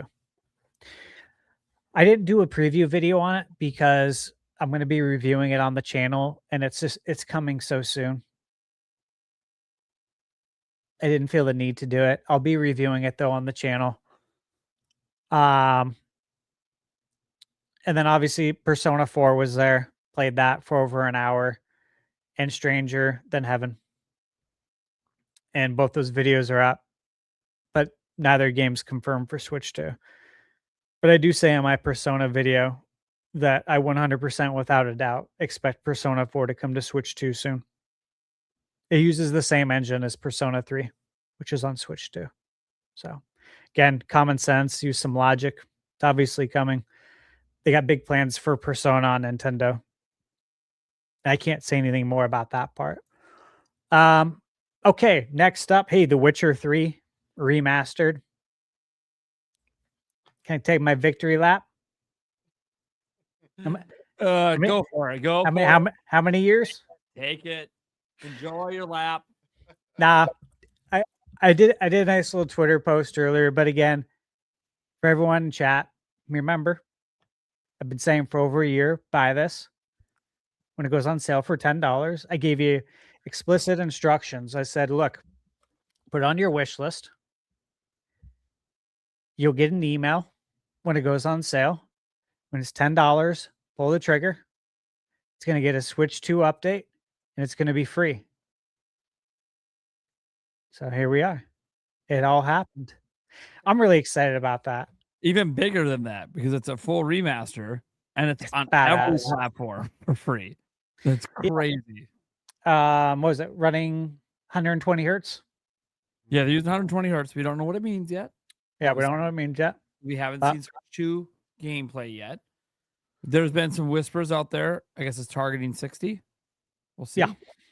So obviously we haven't seen the gameplay yet. That's the thing. Like, we can't confirm it till we see it with our own eyes, right? But Yeah, and I should hopefully know about that soon. yeah, they released screenshots for the Switch 2 version. That's the only thing we've seen of that version. That looks beautiful too. I mean, guys, it's next month. It's a month from now. Mhm. So Yeah. like we should be getting hit pretty hard with stuff for this pretty soon. Like I think the Switch 2 version, as an example, will be in the general direct next month. Mhm. Yeah, 100%. I expect it to be 60. I have a contact at CDPR that I could ask as well, but I don't even feel like it's worth asking. I don't think it's worth a bother, and I think Yeah. they're at Gamescom right now. Yeah, But they are I believe it to be 60. Yeah, in I think my opinion, but that's not fact, guys. Yeah. Well, it's one of those. They could also have multiple modes because Yeah. they do that. So there could be like a 60 performance, and like in Mhm. in handheld with the 120 hertz, you can have like a 40 quality setting. You can aim for 40 FPS. Look, hey, this game is going to be really cool to have this on Switch 2. They are doing a solo release, $60. The file size It's like is 40 under 64 gigs. Yeah, it's like 43 something. Yeah, so CDPR. It's gonna be They physical. saw a lot of success with Cyberpunk. Yeah. That's that physical. And So they've been for a year, long before Switch 2 guys. They've been talking about how much they love physical. They always put everything out physically. So yeah, and I think some of these publishers who have these big, expansive open world games, they really like to see them get a physical release, if at all possible. Some are not, right? Final Fantasy VII, Remake, Rebirth. yeah, No matter how much you optimize, you're not going to get under 64. Call of Duty. I mean, I'm just shocked that they got it down to 83. For Switch like that. Like I saw people being like, "Oh, it takes up so much." I'm like, "Do you understand? This is like a 200 to 300 gig game on every other platform. Like, this is insane that they even got it down to that." So Yeah. So I think that if you can get it below it, which again it already is, and with the expansion, I presume it's going to be as well. Good chance that might go physical. So keep an eye on that. It's coming out September 29th. And I'm sure that they'll make some sort of grand announcement if that's the case. And yeah, should be a lot of fun there. And one other point, if you own it physically on Switch 1, the upgrade is available also. And the reason why that's important is because there's been several cases, where if you own it digitally, they roll out the red carpet for you with the free upgrade. If you own it physically, it's like, oh, wait a second. We're not doing that for physical owners. You got to buy it again. And it's like, well, what? This has happened so many times, though. So that's why that news is important, is that, hey, no matter how you own it, upgrades there for you. Yep. Free. Stellar. And again, the newer DLC is coming next year, Songs of the Past. looks so good. Yeah, I think it looks awesome. Like think about people going into this for the first time. Look at all that content you're getting. My God. Did you mention that the free upgrade, even if you don't own the DLC, includes the DLC? Yeah. So if you just own the base Witcher 3 and never bought the DLC, you get the upgrade for free, and then they're also giving you the DLC for free. The both major DLCs that they got massively praised for back in the day for being some of the best expansion packs they've seen in ages in this industry. Highly regard it. Especially the Blood and Wine one. That's literally That's still really as good, a wasn't it? tentpole Yeah. expansion for a game, because it literally felt like they just released a new game. Yeah. That's how crazy that one was. Guys, have you played Witcher, or are you planning to play it on Switch 2? I have played Witcher. I've played it all the way through. There was that. It's funny you say that because there was a list of like name some games that like the community would probably kill you over for saying that you like are not a fan of. And The Witcher, I've played it through, but The Witcher is like one of those games where I'm just like, it's good, but I could have lived without it. Have you only played Witcher 3? Yes, actually. Okay. I just asked because the series has actually gone through like 3 major changes. Like Witcher 1 is extremely different from what Witcher 3 is, and then Witcher 2 is different from what 3 and 1 is. Like it's like even how they play, it's actually the evolution of it's kind of wild. Interesting. Yeah. So I'd wonder if like you might enjoy one of the earlier Witcher games more because they play completely different. I'm gonna have to try it. If they're on Steam, I'll just pick them up. Yeah, they're on Steam. See, I'm excited for that. I don't know. I love Witcher. I've been playing this franchise since the very first one on PC back in the day when it was more like a bit more top down and kind of a wild out there. I mean, the story has obviously always been based on the books that I've never really read the books. I probably should get them up, pick them up sometime and actually read them because I really enjoy the games. And I enjoyed the Netflix series too. So it's like, I should actually read the damn books because the books are almost always better than all this stuff when it comes to the story and the characters building. But that also means that, that the games and like the show can kind of stand on its own as well, which I think is fine. Like with the Zelda movie, I think it should stand on its own. It shouldn't necessarily be based on anything that Zelda's already done besides like maybe locations and enemies and stuff. But yeah, I love the Witcher series. This was a huge announcement for me. I was really excited, especially when they said for free. Of course, it's CD Projekt Red. Of course, it's for free. They are mega chads like that. I don't know how they keep doing it, but they do. And it creates customer loyalty. I mean, look at all the backlash they had at Cyberpunk at launch for being broken on like PS4. And all. Now it's like over 40 million in sales and a massive success for them. It's like they just know what they're doing. And when they screw up, they try to do their best to make up for it as best as they can. Look, obviously, there's been that, people getting a little perturbed, because Witcher 4, when it was first announced, like, oh, it's going to be Ciri, but how does that even make sense? If you look at the end of the DLC and Witcher, like, how the hell did we go from that to now it's Ciri in the lead? Like, this doesn't really even make sense based on how Witcher 3 ended. And that DLC was supposed to be the end of the story of Geralt, however you want to pronounce it. I always fuck it up. Geralt, yeah. See, I always fuck it up. And I'm like, okay, so how does that end and lead to that? Well, they created brand new DLC to finally tie it into 4 that will probably make sense. It's not like he's dead at the end of the DLC, guys. It's not like one of those things where like he dies. Well, he's still alive. He's still in the world. And like they were very much teased that back when they announced Witcher 4. Like, hey, he's still in the world. You're gonna see him in the game. It's not like he died. You're not playing as him, right? Like he's just not the protagonist anymore, which is fine. I mean, based on the story wrapped up, it kind of makes sense that he would kind of be mostly done with things. But obviously something else happened, leads to him obviously leading to passing the torch to Ciri. And I'm really excited for all the entire future of Witcher. Like one of the big thing I said this at the time of my live reaction is, this is all really badass. This also tells me Witcher 4 is on Switch 2 and we don't got to worry about it. Because they wouldn't be doing this and bringing the new DLC and all this to Switch 2 if they weren't bringing 4. Because this DLC is specifically to tie to 4. So 4 is going to be on Switch 2. Like it's being developed for Switch 2 right now. Like maybe even it's been that way from the beginning of it being developed. I don't know how long they've had dev kits for. A while, because they had it with Cyberpunk, right? Yeah. So they're one of the studios that's had the dev kits the longest.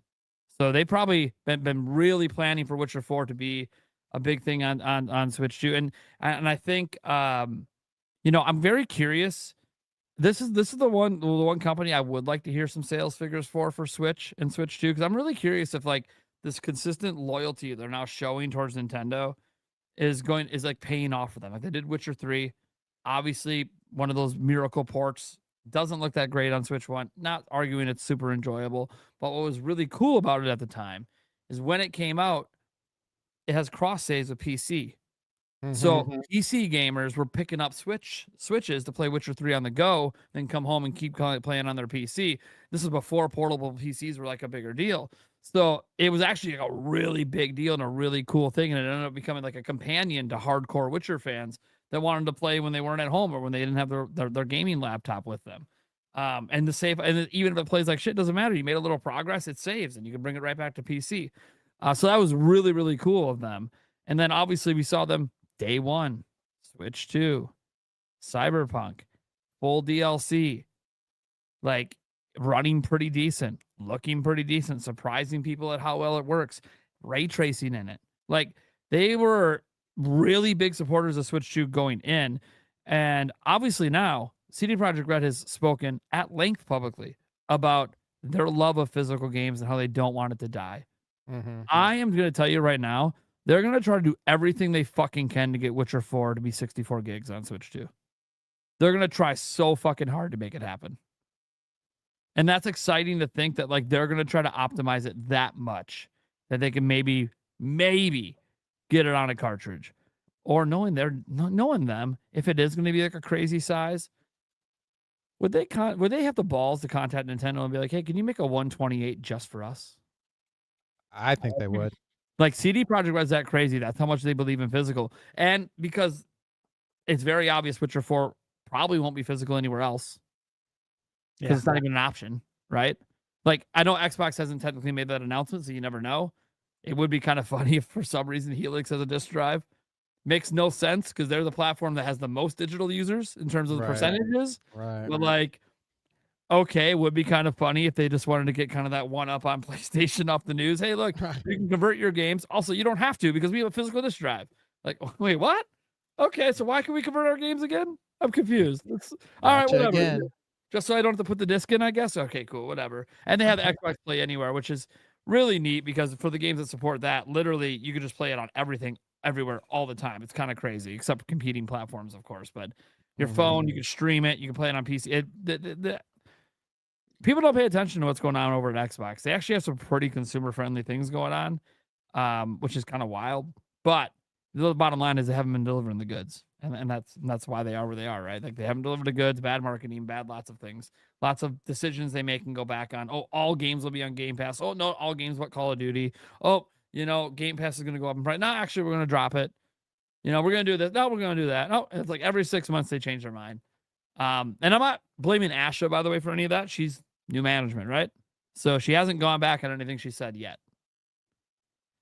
But we'll see. We'll see what happens moving forward. It's easy to make the decisions now. Now the rumors float out there that, hey, if Helix goes bad, they're going to sell off all of it. And it's like, well, okay. I don't know if that's good or bad. I'm not really sure. Having a full sale auction of all those studios, I don't know. I don't know if that's good or not. I'm not really sure. Like some of them might go to places where they go to die. So I don't really know. But what I will say is I'm really excited for Witcher 4 and Witcher 3 and the Songs of the Past. I will be playing the remaster, and I am, especially if they're targeting 60, I am going to be playing it on Switch 2. I assume they'll still have full cross saves and everything if I want to move it over to PC, where I also have a copy of the game and can play it on my nice giant ultra wide 49-inch, 1440p, 240 hertz beast. Yeah, I'll do that too, just because The Witcher is a beautiful game to just look at.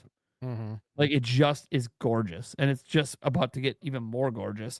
And then Witcher 4. So to me, the most exciting news is I don't have to worry. Witcher 4 is coming. I wasn't quite sure, I wasn't sure. They weren't really talking about Nintendo platforms when they first teased it. But the moment this remaster dropped and the DLC, I'm like, okay, yeah, they ain't going anywhere. They're going to be right here on Nintendo, and they probably plan to stay here. So I'm really curious if they are actually starting to see like, hey, we launched Witcher 3. That went okay for us on Nintendo. Did maybe better than we thought because maybe we thought it wouldn't sell at all. Maybe we sold like 500,000 copies. I don't know. Oh, shit. We launched Cyberpunk on Switch 2. We were expecting to maybe do 100K for launch. Maybe we did 300. And we exceeded expectations because we were a big physical supporter and people were going out and buying those physical copies because other third parties decided, hey, we ain't going to do physical at launch. So I know a lot of people, and there's people in the chat watching right now. You picked up Cyberpunk day one just because it was physical and still haven't put it in your console. You just wanted to support the fact a major AAA publisher was supporting physical at launch. I think that's crazy work. Yeah, there's people that do that. I know people that did that. Like it's like, yeah, they just want to send a message. You come to Nintendo, bring it physically, we will buy. And look what Capcom's been doing. Physical releases. their game's getting highly praised, highly reviewed on Switch 2. Just Yeah. saying, like, there's something to it. And look, we had the stats come out. The United States, what was it, like 63% of sales this year physically for physical sales are Nintendo stuff. PlayStation 32%, everyone else basically non-existent. 4% Xbox, 1% PC. It's like, and PC, by the way, for like physical on PC, yes, they still do like collectors, physical copies and stuff like that. You could still use disc drives on PCs. Like, if they never took it away per se. Most people don't own one anymore. They still make them. Also, if you didn't know, on PC, there's a lot of DRM free versions of games you can get, and you can literally take those installers and burn them on any media you want, or you can make your own physical media. That's what I'm trying to say. Not for every game. Good luck finding a Ubisoft game without DRM on PC. But not every game, and not every game platform. Like Steam has games that are some DRM free, but a lot of them have DRM. So yeah, it's one of those. It's one of those things where they're such a believer. I think they just want to ride the physical wave till it no longer exists. So as long as Nintendo's doing physical, I kind of think CD Projekt Red's just going to be here, no matter what they're doing. They're just going to make it work. Also, to their advantage, and to everyone who's been paying attention, we see all these late Switch 2 ports come, and they're like highly optimized on Switch 2, and then they're like, oh, by the way, we learned something, and now we're going to make all the other versions better. So, yeah, they're pretty cool. And obviously, CD Projekt Red has a lot of experience now with Switch 2, doing the Witcher 3 stuff now, doing obviously CD Projekt Red. That's the company, the Cyberpunk. So I'm just really excited, and I love the Witcher series, and I'm very curious how they're going to get him from the end of Blood and Wine to what they're doing in Songs of the Past. But that's why you got to play. That's why you got to play 2027. So, anyone else like True Dude? Do you like The Witcher at all? Have you ever played this series? I honestly know nothing about it. Do you like RPGs? Yeah. Like action adventure style ones? Yeah, I like the Mario and Luigi, Paper Mario. I started like in Fire Emblem with 3 houses. Sure. Yeah, that's like all I got. Yeah, that's a tactical. So you wouldn't know because you haven't played anything even close. That's okay. That's okay though. Like you gotta start somewhere. I'm gonna say start with Witcher. Pretty intense. It's a pretty intense game. But yeah, I was just saying, like, hey, if you like Zelda, you can argue a little correlation because live action combat, but it is still very different even from Zelda. But yeah, okay, cool. I just wanted to. I figured you maybe didn't have experience with it because I didn't see you really get like pepped up when he was talking about it. I'm like, God, at least Sandstorm played the damn thing. I will say Right. too, I'm actually excited for Witcher 4. When I'm usually lukewarm about games, I always if there's a sequel to that game, I always buy that game because you never know what happens. Like I was lukewarm with Bayonetta for the longest, and that might be because of bias of like Devil May Cry. Like I was a hardcore Devil May Cry guy, and I was like, Bayonetta's all right. And then it got to Bayo 2, and I was like, nah, this is good. This is definitely good. So yeah, I am still hyped for Witcher 4, and if and when we see it show up for Switch 2, I'll definitely be picking it up. So. And just to correct the record, I did say physical and Capcom. I know they're game key cards. My bad. I haven't been able to buy any games this year, so I didn't. Yeah, I kind of forgot that they were actually key cards because I do have a copy of Resident Evil, but that's because someone gave it to me and it was digital. So, but yeah, there's been some other companies doing physical games as well, that seem to be doing pretty well on the charts. Okay, I guess what's next, Stash, for on mobile games? True Dude, you got your hand up? Oh, True Dude, you got tap out? Yeah, sorry. I hate to cut y'all off, but I do have to head out for tonight. All good, man. Thanks for coming in. I hope you had a good time. I see the shirt. I was going to comment on it before the end. Yeah, great shirt. Yeah. It was really nice to meet you all, and I hope maybe one day I can come back if that's all right with Prime. But yeah, I had a ton of fun talking about Zelda. Heck yeah, man. Yeah, just gotta let me know, like privately, hey, what series are you really into? And then if we have like an episode with that, I can maybe reach out. All right, sure. I'll message you on Discord, I guess. Joyce's like, hey, when the Zelda blowout happens, I have to be on that episode. I'm like, okay, Joyce, okay, Joyce, be on, relax. I don't care if I'm not on the schedule. I'm on the schedule. I'm like, okay. Got it. You will not miss the big Zelda Ocarina of Time discussion after the direct. I promise. Is it all right if I talk about what I got coming up or what I've been working on? Advertise your stuff. Yeah. All right, cool. So what I do on my YouTube was very small. Only got like 200 subs. So that was what was making me worried about not being able to make it on the show. Join the show. But yeah, I make couple video game remixes. Yesterday I uploaded volume 6. Got 4 new remixes there, and I'm planning to stream Fire Emblem, Ocarina of Time, and all the retro achievements for Paper Mario 64. Hell yeah. Do you like Donkey Kong games? I'm just curious. Like if you did the DK challenge. I still need to finish it. Like I did all the retro ones. I need to finish up Bonanza.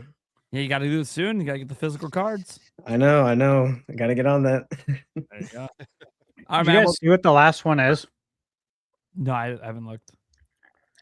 Just so you guys know, before you make a time investment, it's a disclaimer for everybody. Okay. How many are there? There's 39, right? 39. I don't remember off the top challenges. of my head. Yeah, something like that. Yeah. I have 38. The last one, before you can even be granted entrance to the challenge, you need at least 600 bananas. Wow. A lot of bananas. It's a lot of honestly, it's bananas that you need that many. How many are in the game? 777. Oh my god! Yeah. So they expect you to find like 3/4 of them. Jeez. Right. I mean, I already 100% of the game, so I'm good. Yeah. Yeah, he's good over there. He's got it already. Damn. I cannot allocate that time to that with my review schedule. And I'm just like, son of a bitch. Are you kidding me? Yeah. It's like I can't. Well, it sounds like I'm Junior good will luck. probably pull it off because he has the hardest Yeah. one done already. So, that's awesome. Well, Well, dude, once again, thanks for letting me be on the show, and I'll see you all next time. all right, later, man. Good, I'm sure everyone. I'll see Bye. you at another stream. Bye, man. Bye. All right. Yeah, you need basically 80% of the bananas is what it breaks down to. Yeah, dude, that's a lot. Yeah. Yeah. I still don't have time for that. I knew I was never gonna 100% the game because of how many bananas there were, but I'm like, Jesus. If I gamed as a hobby only, like back before I did this, Yeah. I'd be all over it. But yeah, no. No, I Can't don't do it. know time. Yeah, I knew that as soon as I started looking at some of the DK because I wasn't doing any of the DK challenge, and then they're like, "Oh, by the way, you can get." Oh my, oh dude, I do want those cards. I was just sick. And then I was like, I'm looking at all the challenges, and I'm like, oh my god, I'm never gonna find the time. There's like 3 in particular. I'm just never gonna find the time. I'll beat all the rest, and I'll just be pissed. I'll just be pissed because the only reason I wanted to do it is for the physical cards, and I got to be clear. I think it's really cool Nintendo's doing that at all. Yeah. They're giving It's you awesome, something physical for playing video games. Like it's fucking sick. Yeah. Like, People talking about complain it, about it. You know, It's I think amazing. Complain about achievements, and they're actually giving out something real. yeah, and I think DK challenge is just the beginning. I think we're going to see other sort of challenges for other IPs coming in the future. And now that I'm like, oh, there might be a physical reward attached eventually, even though they don't announce it right away. Shit, I might start actually just casually doing this shit until I see what happens. You know? Yeah. Yeah. Agreed. Yeah. Yeah, I swear, if they make it, if they're like, if there's a Zelda one and they're like, you have to 3 heart run Zelda 2, I'm like, you son of a bitch. You son of a fucking bitch. I've only done that once in my life, and I swore I'd never fucking do it again. You fucking make me 3 heart run Zelda 2. God, it's not about the final fight. You can cheese the final fight. That doesn't matter. Yeah. It's getting to that fight I know. without increasing my health. Well, It naturally increases when you level, but you can, dude, I don't see them doing that. fuck that shit. The hardest thing that we had to do for the classic was like beating Don't grind. Sticker Brush Symphony. It's like Oh. this is a required level. This isn't hard, Yeah. Mhm. Oh my you God. know, but it's harder probably Yeah. for the younger kids. Yeah. For the younger look, when generation. the achievement is just beat the game, fine. Cool. Yeah. That's good. But when it's just like, you get an achievement and just Beat World 1-1 of Mario. I'm like, are you fucking kidding me? Why is that even a channel? Well, you know, they got the baby step stuff in there, which Yeah, I get. they got to make some people feel good that you accomplished something. Yeah, they lure you in with that, Yeah. and they hit the dopamine. But like DK challenge, one of them, you have to do a 3-heart boss challenge run. That's why I said they're totally going to do it for Yeah. Zelda. They're totally going to do it.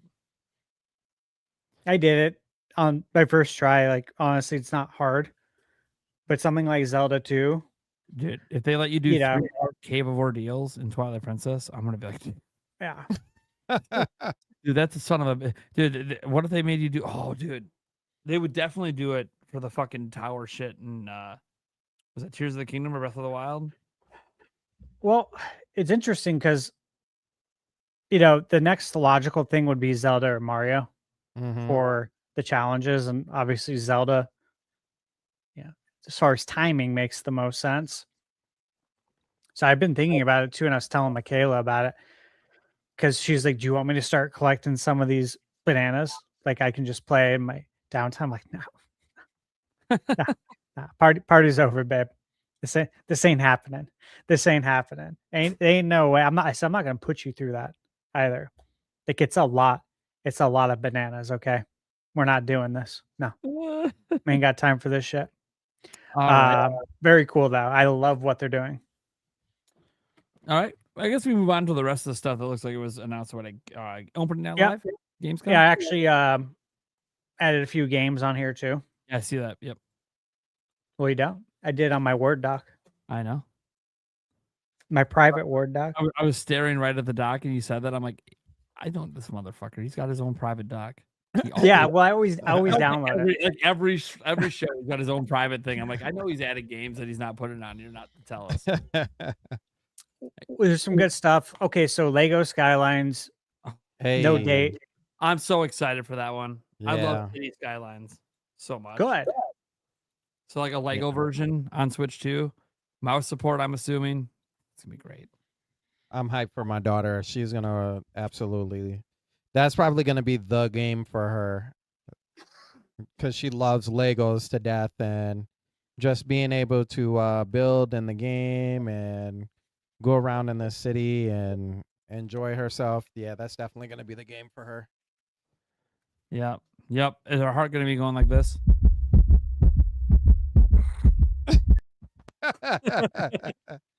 I just realized there's sound effects on the back end of the actual StreamYard that I could use.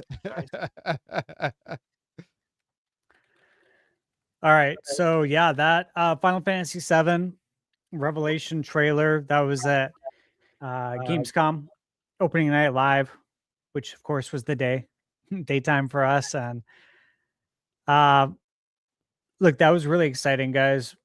Final Fantasy VII is my favorite RPG of all time. I've been very clear about that. It always has been. And the remake, I absolutely am in love with. Rebirth, just a masterpiece for me. So I'm like super, super excited for this. And Michaela and I were live in the audience at Summer Game Fest, opening night live, to see the trailer. So it was awesome. So watching it, you know, here, seeing all the fans in the audience, I'm like, oh man, they're probably so excited. I think it looks absolutely amazing. I love the open air travel, the traversal. You know, it's starting to obviously become a thing in video games, thanks to Zelda. I don't like to speculate too much, and I know there's more stuff to come. Yeah, we're about to learn Soon. a bunch of new information. So Yeah. But yeah, I think it looks amazing. it looks great. I mean, that's really all I was gonna say on it is like it looks so good. I just can't wait to see what they're gonna do that's different. You know, everything about how they're gonna end it all. It's gonna be fun. Yeah, I just don't think about it. Like when I'm watching it, I'll think about it for a second, and I just literally will mentally cut that thought. I don't want to think about it. I just want to go in and experience their creation when it's ready. Yeah, Because I'm ready. I never played the original Final Fantasy VII, so this is how I've been experiencing it. Oh, And so, like I know how it ends because I've known forever. Right? I've been on the internet forever. It's not like I know every popular game that's ever existed. I know how they end. Apparently, except for Ocarina of Time. That's right. I could self burn on that one. But yeah, no. So that's why I'm like curious. Like, oh, are they gonna do some different things to make the ending a little bit different, or how we get to? There's already been a lot of different things, right? With what they're doing. I mean, you can play the first one, you find out why it's different than the original. I think they will. They have a really clever explanation for it. That's actually pretty neat. But you have to play the game to find out. Yeah, and I reviewed 7 Rebirth and Final Fantasy 7 Reunion, which in my review for Reunion, I think the way I worded it is I feel like it's required reading. I really do. Like it's required to fully experience, fully embrace the Final Fantasy 7 remake treatment. You should play that game. It is very much consequential narratively, and it only makes things better. It enriches your experience. So, man, it's special stuff. I can't wait for it. Obviously, Q1, more to come. Yeah, I do think things are going to change there. I think there's going to be some changes, which I'm excited for. I know a lot of fans, I would say a lot. There's half that wants everything exactly to be the same, which that still exists on PS1.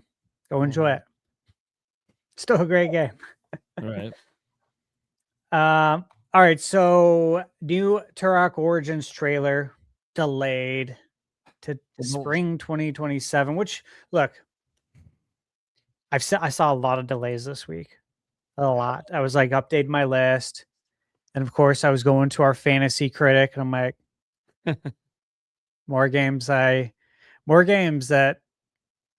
definitely shouldn't have been a risky pick because they were games that were like scheduled to come out in 2025 and they got pushed to 2026. So you're like, okay. I mean, you got 12 months. You were already playing on 2025. So surely you'll get it out within the next 12 months, right?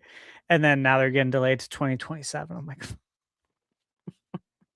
some bullshit. But at the same time, like, Turok, I love you, man. Like, been playing your games forever. Got to play at Summer Game Fest twice. Got to play on PS5, Xbox, PC. I don't know. Again, normal. When you go preview a game, a lot of times they ask you what controller you want to use. Want to use PS5 or an Xbox controller? But you don't see the rig. It's usually hidden under cloth a lot of the time. It's usually a PC. Yeah, and again, it is usually a PC. So yeah, I played it on that. I played it on Nintendo Switch 2 at the Nintendo meeting, and I feel like the delay is more to avoid everything going on. Probably not be a casualty of basically right now till shoot. There's a lot of reasons. What are people going to be spending their money on this holiday season? Yeah. GTA, right? Zelda. What's the hierarchy here? Where does Turok fall into this? How much are they wanting to charge for Turok? And you got to look at Saber Interactive too. I met with them at Summer Game Fest. I played what do you call it? Hellraiser. That's also added that to the list. That's coming to Switch 2 now. So I played it on PS5, Xbox. But that was just announced a few days ago or a week ago for Switch 2. But you got that and you got Halloween coming out. And like I got an email. I didn't ask for a review code, but I got an email already. On the 18th, I see in my notes for a review code for Halloween. I wasn't really planning on reviewing it. I'm like, okay, yeah, send it on over. I'll check it out. I think they kind of need all hands on deck for a game like Halloween, because you need the community to come together to play this game. Yeah. Right? It's a community experience game. And it's an expensive, I presume, IP. Yeah. It's not Indiana Jones expensive. It's not Star Wars expensive, but it's still a valued IP. Halloween. It's been around forever, dude. Those movies. I mean, I think since what? First one in 70. In Is it 70? 70s? Yeah. 76, 78? Yeah. Been around forever. People love it. So I think they really need to figure out how to get that game to move. And then you got Hellraiser too, which again, popular IP for what it was in the era that it released. I don't know how much that cost, but they're working with IPs here that cost money, that are not their own, right? So I think that's a good part of the reason. I think you factor that and you factor just all these great games, and they're like, you know what? I don't know if Turok's got a place in, the fall, winter here of 2026. I think our odds would be better if we, stake our claim now for spring and then let people build around us however they want to, instead of us trying to get in where we fit in right now, where it's like, I mean, I have a highly curated release calendar, and it is a bloodbath. It's going to be a bloodbath with how many amazing games are coming out, because there's going to be a lot of casualties, because we only have, one set of hands to play these games, man. We only have 24 hours in a day. There's only so much we can do. And there's days where it's just like, why'd you all pick this date? And it's not just the 24th. It's the 15th. It's the 17th. Like the 17th, you got Absalom Switch 2, Another Eden Begins, Fire Emblem Fortune's Weave, Trails in the Sky 2nd, and then Mr. Sleepy Man, which the developer, he's an indie guy, Devin Santi, just announced this like 10, 15 days ago. I knew it was coming to Switch 2. I already have it on PC. But it's just like, why'd you pick that date, bro? Did you see what else is coming out? Fire Emblem, Trails in the Sky. These are major commitment games. So that's my take on Turok. What do you guys think? I just think it looks really fucking cool. Dude's badass. Yeah, it looks good. I had so much fun. The hour flew by. As you guys know, it's always a good thing, especially in an event. Yeah. Yeah, it looks really good, and I can understand it. There's just way too many games that are still cramped together in this timeline towards the end of the year. And I think it's ridiculous. I think this is probably the first time in a very, very long time where I've had to look at my wallet and be like, somebody's not getting bought. Somebody's not getting bought until the other side of this thing, till this whole crampage is over with. And having a whole conversation with my wife, like, listen, these are the games that we're buying. Like, these right here, these are the games that we're buying. So if you ever hear me say, hey, I want this game, and it ain't in that list, please remind me that refer me back to that list. Right. I get that. If you It's ever probably hear good me- to do. If you ever hear me, no, you didn't. Right. Oh my god. Yeah, so Turok rocks. It is really good. I really enjoyed it. One thing I added yesterday, the Onimusha demo came out for Switch 2. Haven't played it yet. I'll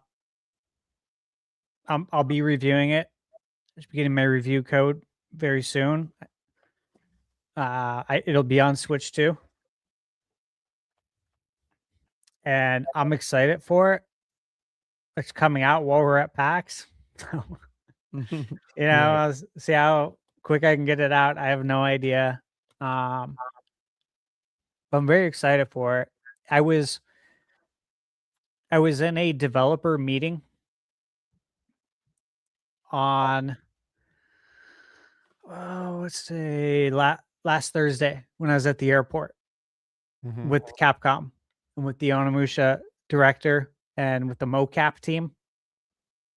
And they showed us a bunch of like behind the scenes stuff, like actual video footage of them doing the mocap. And we weren't allowed to record it.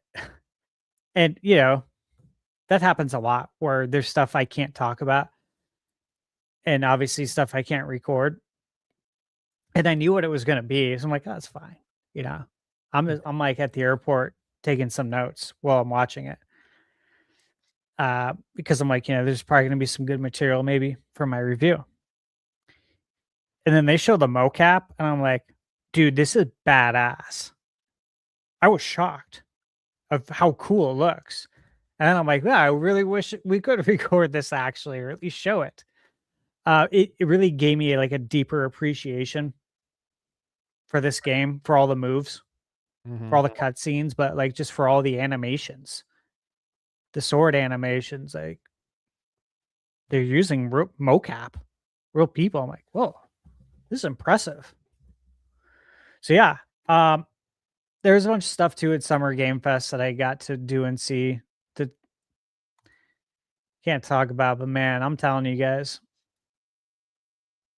if you are remotely interested in it, from what I've seen, again, you got to play through the game to actually know. But from what I have seen, from what they've showed us, the curated stuff looks very good. Like, Onimusha fans are going to be excited. I believe GameBird is going to be like over the moon excited. This whole time, I've just been kind of thinking about, the game for him, because he loves this IP. I'm just like, dude, I wish he could see this stuff, because he would be all about that. You guys, one thing, the demo, the save doesn't carry over, just so you know. Unfortunately. Oh, okay. Yeah. I think so. Like my friend Blake, who is on the podcast a lot in the chat, he played it. I think Attack the Backlog played it. Thought I saw him tweet. They absolutely loved it. So yeah, Geronimo said he played it as well. He said the mouse controls were great. Oh, he tried the mouse controls. Nice. Yeah. Okay. All right. So some other games, 1001 Threads of Mazan. Rayman Legends Retold. You guys, Nate, Ubisoft, I'm sure they're going to send it. Obviously I played it Summer Game Fest on Switch too. Yep. With Nintendo and Ubi. I'm actually really excited for it. And I'm like equally excited for Rayman Origins Enhanced Edition that comes, free. But the game's like, well, we're getting 2 Raymans for $40. 2 great Raymans. 2 great Raymans, dude. 2 great, amazing games. They had a new song. They had new song levels now, and you're like, I saw that. Yes. It was like MC Hammer, right? You can't. Dad, you can't touch this, right? Yeah. I'm like, oh, really? That's awesome. We all grew up listening to MC Hammer, so I was like, oh, this is so cool. That was a nice surprise, actually. So good to see. Definitely be reviewing that. Mega Man Dual Override. So look, Mega Man's anniversary, his 40th birthday, is next year. Mega Man came out in 1987. So I'm very excited for it. I'm sure there's going to be, more celebratory stuff with Capcom and Mega Man next year. I was hoping we'd be able to play it at PAX Capcom's usually there too. Mm-hmm. Cow. Mutagenics. Been following this. Again, I mentioned on the podcast, but when the co-creator had teased, really teased, I mean, he showed it running on Switch 2 several months ago. I was like, okay, I'm not going to review this on Steam. I'll wait for Switch 2. And now here we are again. They chose September, right? Mm-hmm. Mm-hmm. I'm like, why? Why are we doing this, guys? Yeah, September 8th. So they announced that yesterday. Again, I don't know how this is going to go down. So Alien Fireteam Elite 2, I played it, Summer Game Fest. They sent me my review code yesterday. I haven't touched because I have way too much stuff to do right now. And I'm excited it's coming to Switch 2. When I talked to the community manager and when I was at the event, I was given the option to sit with the music director or to sit with the VP of the company. Mm-hmm. I'm like, well, I mean, I love music, but yeah, I'll go sit with the VP and talk with him. Sounds like a good time. I can't, like, first off, really impressed with his level of knowledge about the game, like inside and out. He's a VP, but I felt like I was talking to a game developer, like a very, very seasoned game developer, with the way he went into detail about what they did in the game, why they did it, the feedback they took, how they applied it. Like, I can very clearly see his managerial speak, Mm-hmm. which I appreciate because it is crystal clear. But I was like, man, you guys really did, like, you listened to everything everyone said, but you didn't just do that. Like, you didn't just fix the things that people want. You also did other things, and then you kept everything that was great. It was like, I mean, I think this is going to do well. The thing about this, though, is just like Halloween I was mentioning earlier, right? Mm-hmm. Even Turok. You need community for these games to succeed. Right. Because, like, you're on a team. Even with my review code, it's like they ask if you want more. So you can, have your team. Mm-hmm. And it's like, if you don't have that, it's tough, dude. We all know this. It's hard for these games to survive. So I hope it does well. I do. I think it'd be really cool to have it handheld. You guys have any interest in this? Not for me. Yeah. It's tough probably to coordinate, but I don't know how it will be on Switch too.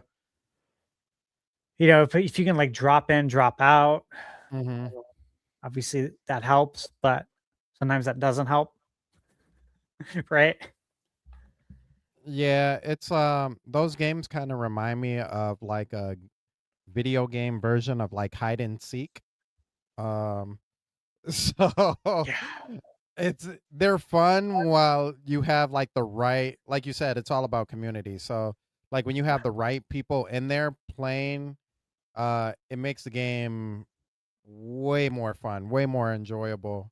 But like the moment you don't have like your friends or something like that and you're playing that game, those kind of games, it's just like, I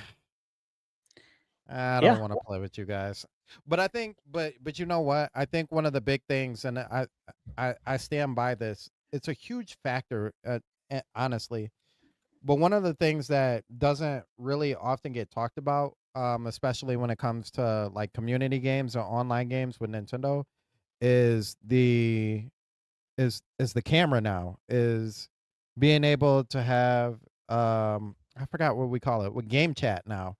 Jumping into game chat, it entirely changes everything, especially when you're trying to work with, because that game is designed for it to be like I said, it's like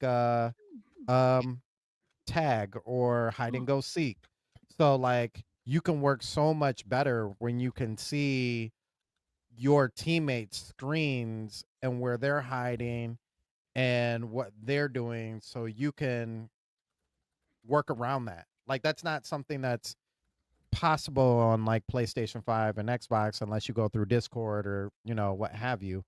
But it definitely changes how you play the game with Switch versus those other consoles. So I do think that's really cool. It's hard because like for some games that I review, Mm-hmm. I'll get review code, and like you mentioned Discord, Mm-hmm. they'll be like, and hey, like here's the Discord group, so you can get like multiplayer. And to coordinate with people that you don't know, that could be in like completely different time zones in different countries, to try and get into a multiplayer game Mm-hmm. is like a full-time job. Yeah.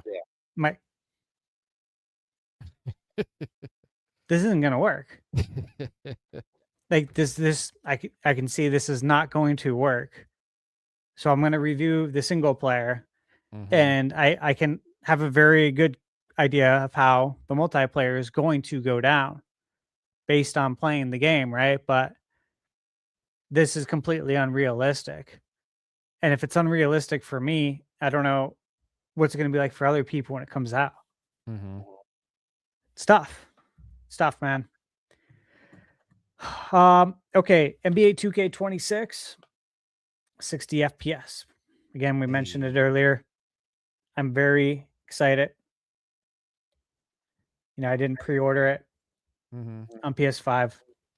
I waited for official communication, and we finally got it. So this is massive W. Do you guys play MLB The Show? No. So they're next on our radar. Yeah, see, I've played it on PlayStation and stuff back in the day. I enjoy it. It's really good. Too. But the Switch version isn't great. No, it's not. That's why they're the next. I'm hopeful. They're on our radar now. If they gotta don't start calling them out. Like if EA gets FC there as well, then it's like, okay. If EA is able to do it with all their games at some point, you got to stop being lazy. Mm-hmm. Yeah. Because we know EA can get lazy. Yeah. They're the one that I didn't expect to actually do it. And then watch Madden have crossplay next year, and it's like just full feature. And you're like, well, okay. What's the excuse? That won't be the show. Come on. Mm-hmm. Well, so the show released March 17th. The release is during spring training every year. Mm-hmm. Yep. So they got time. You would presume. I think we're all a little surprised. I don't know about you. I was a little surprised. Like, where's the Switch 2 version this year? I figured they would have waited a year, to be honest. Yeah. So I think we get it now, right? This March. Have plenty of time. All right, Pipistrella. You guys heard of this game? Mm-mm. So I was given a review code for it like right before Switch 2 was coming out. And I got halfway through it, and then Switch 2 came out. I'm like, then life changes. And you got to tackle those games. And I enjoyed the game so much, though, from what I played, that I bought it physically to like support them. And also because they gave me a review code and I didn't review it because I got too busy. And so I also kind of was like, I'm going to buy this game physically so I can help support them since I didn't do a review for this yet. And then I saw like 3-4 months ago that they're working on a Switch 2 version. Oh, nice. So Good news is free upgrade. We all love the free upgrades. I'm sure if you look it up on OpenCritic, you'll see tons of positive reviews. I thoroughly enjoyed my time with it and was really trying to get through it before Switch 2. And it was probably 10 hours away. And it was a pretty long game. Warhammer 40K Bolt Gun 2 coming to Switch 2. That was just announced like a day or two ago. Godzilla Destroy All Monsters Melee Remastered. I only bring this up because, yeah, it's coming to Switch 2, but there's a physical version coming on cart. And for those who know, Godzilla games, keep your eye on Godzilla games. Yeah, for some reason, these games become almost every time and super, super rare and super expensive. So, if you wanted to hypothetically make an investment like that, this is not investment advice, but if you wanted to buy a game like that, chances are it's going to go up in value. Even if you open it up and play it and beat it, it'll probably double in value. I don't know what it would be sealed, but I think I'm going to get one to keep it. Another Crab Treasure. Remember that? Yeah, it's a free upgrade on Switch 2, right? Free upgrade, baby. Yeah. I might actually pick the game up now. I know I'm gonna love the game, but I was like, I wasn't quite loving how it looked and performed on Switch, and I was like, hey, no, I'm gonna wait for the Switch 2. I bet you there'll be a Switch 2 something with it. That one excited me. Same here. So I bought it physically from I Am 8-Bit, and it comes in a sleeve. It's nice.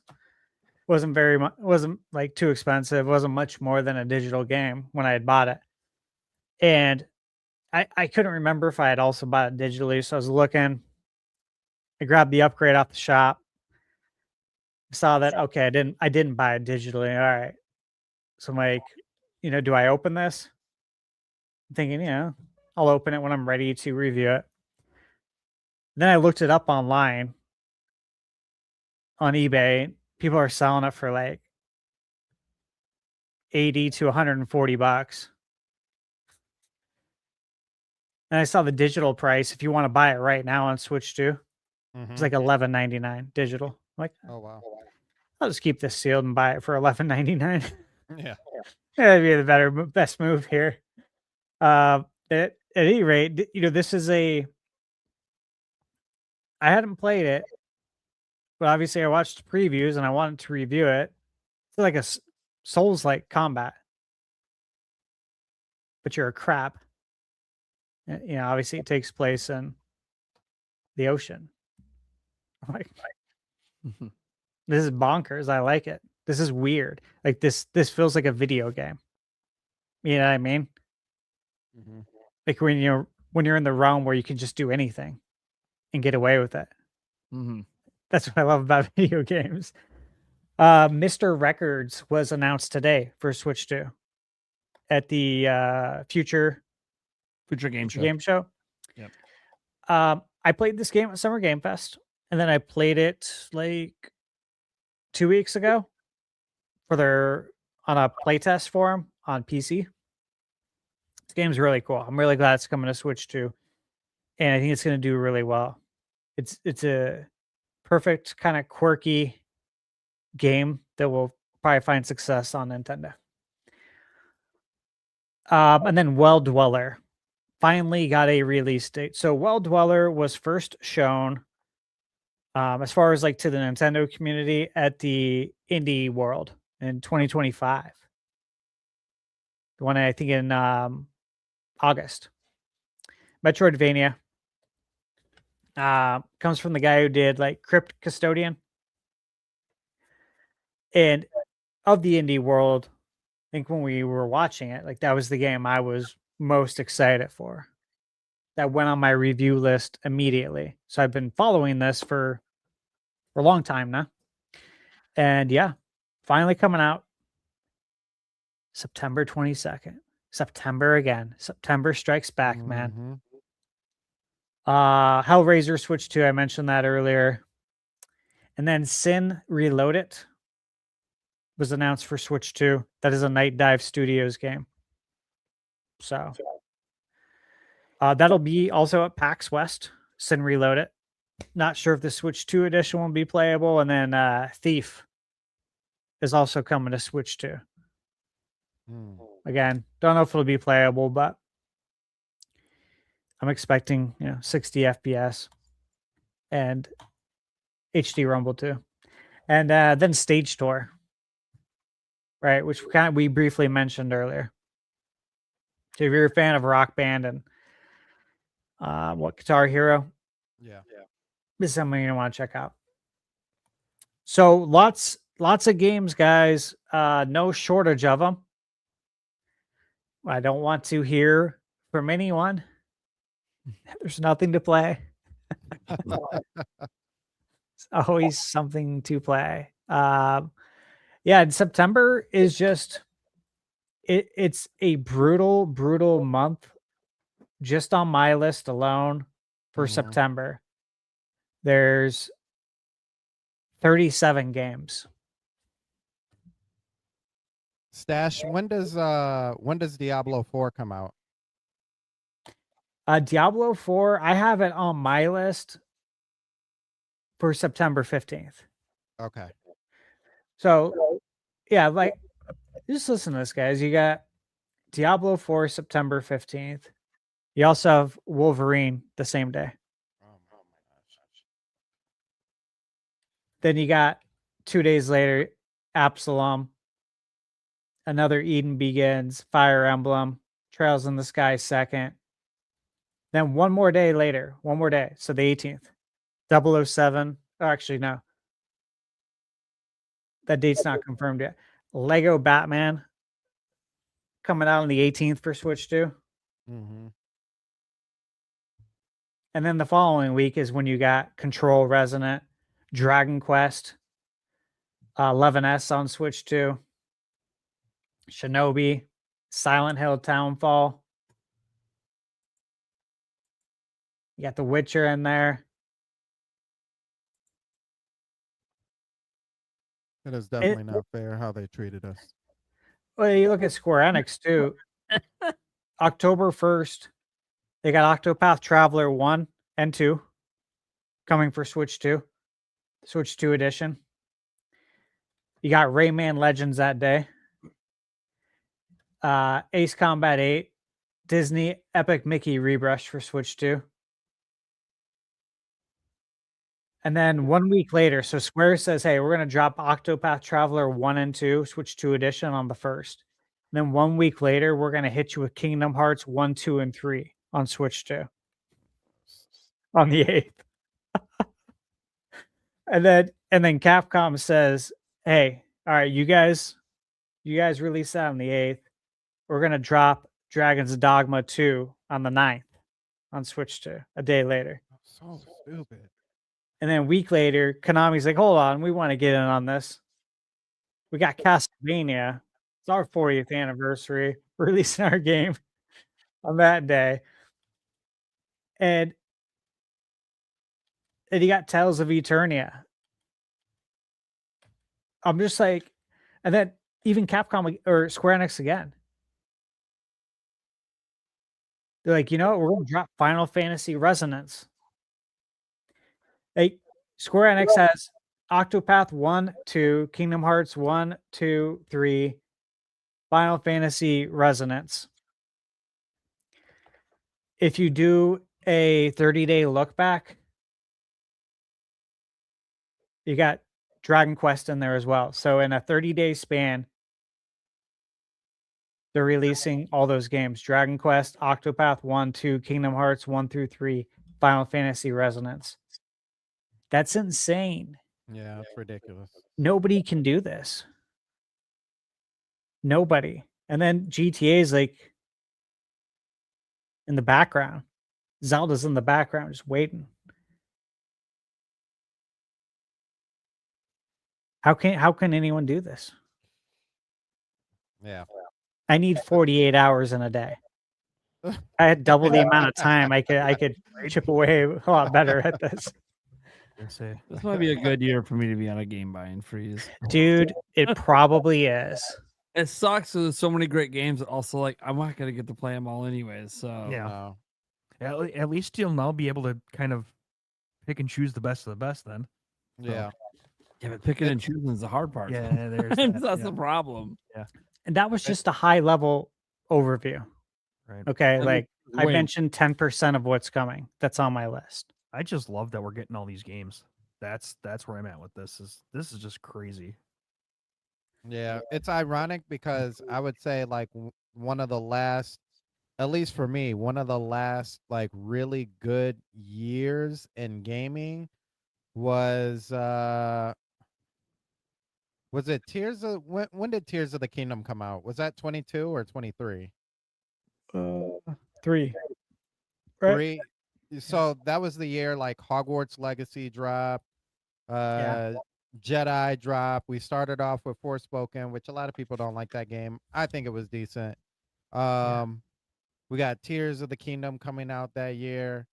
And I felt like even the back end was like still pretty strong. And I'm like, man, that was a really good year. But this year, 2026, I think as far as I can remember in like gaming period, there hasn't been this many like big hitters so scrunched up together, like so closely where you're like, yeah, even if this was your job to play video games, like Stash said, there's not enough time in the day realistically to give a real opinion about all of these games because there's so many games out there. Yeah. I can't play, beat, take notes, record, capture the footage, write a coherent review, record a coherent review, edit the review, sequence the gameplay to go along with the words in my review, create a thumbnail, publish it, put it on social media, wash, rinse, repeat. And, obviously do other things in life too. You mean trying to live a life that's not in front of Right. Yeah. It's like, I love video games. I really do. And honestly, I'm trying to get more time to play them. But I remember back when I was kind of like Stash, like, and I was just insanely playing ungodly hours every week. And I was like, this felt more enjoyable when it wasn't my entire life. Like, like having variety in Always life a risk. makes things more enjoyable, Yeah. It's always a risk. The risk for me is mitigated also though, because I get to choose the games I'm going to play and review. But if you just go in, we've said it before, to review a game at whatever outlet. Yeah, it can make it really unenjoyable when they give you shit. Like, I don't even care about this. Thanks. Yeah. Making me review it. Yeah, no, totally, dude. It's like, oh my God. You're pulling teeth. And it's fine, guys, to have like a negative review, like, but it's like it should be based on the fact that you were excited for it and then it ended up not delivering. Like that should be the reason. It shouldn't be because you never even had interest in the genre in the first place. So I'll just give you guys a arbitrary number, but from August 27th to December 10th. And I'm only saying that because I have 3 games on my list for December. Dragon Quest Monsters, Xenoblade 3, and Ninja Baseball. Ninja Baseball League Man, the beat 'em up. This game's so badass, by the way. I've played it. I can't believe it's getting a physical release. That's one to keep an eye on. There's only 3 games so far on the release calendar for December, and it only goes to December 10th. And I want to give you guys those parameters because my list from August 27th tomorrow to December 10th. This is just my like list of games, right? There's 86 games. Jeez. Jeez. Insane, right? And then, Yeah. you know, there's other games meanwhile that are I'd be like so stressed out looking at that list. Right. There's 86 like TBA sounds like a stuff number too. for the rest of the year or for like a whole year. Well, there's TBA stuff like, you know, Backyard Baseball and Switch 2. I know that's coming this year. Parkour, I'm going to play at PAX. I know that's coming. It might be this year. But like the TBA stuff, like Hella of Mice and Magic, I know that's coming this year. I talked to the creators, but it's not dated. Maybe it is, and I missed it. Edge of Memories is coming. That's on my Fantasy Critic. They're releasing this year. That's an RPG. Like, there's definitely games on here that are releasing this year.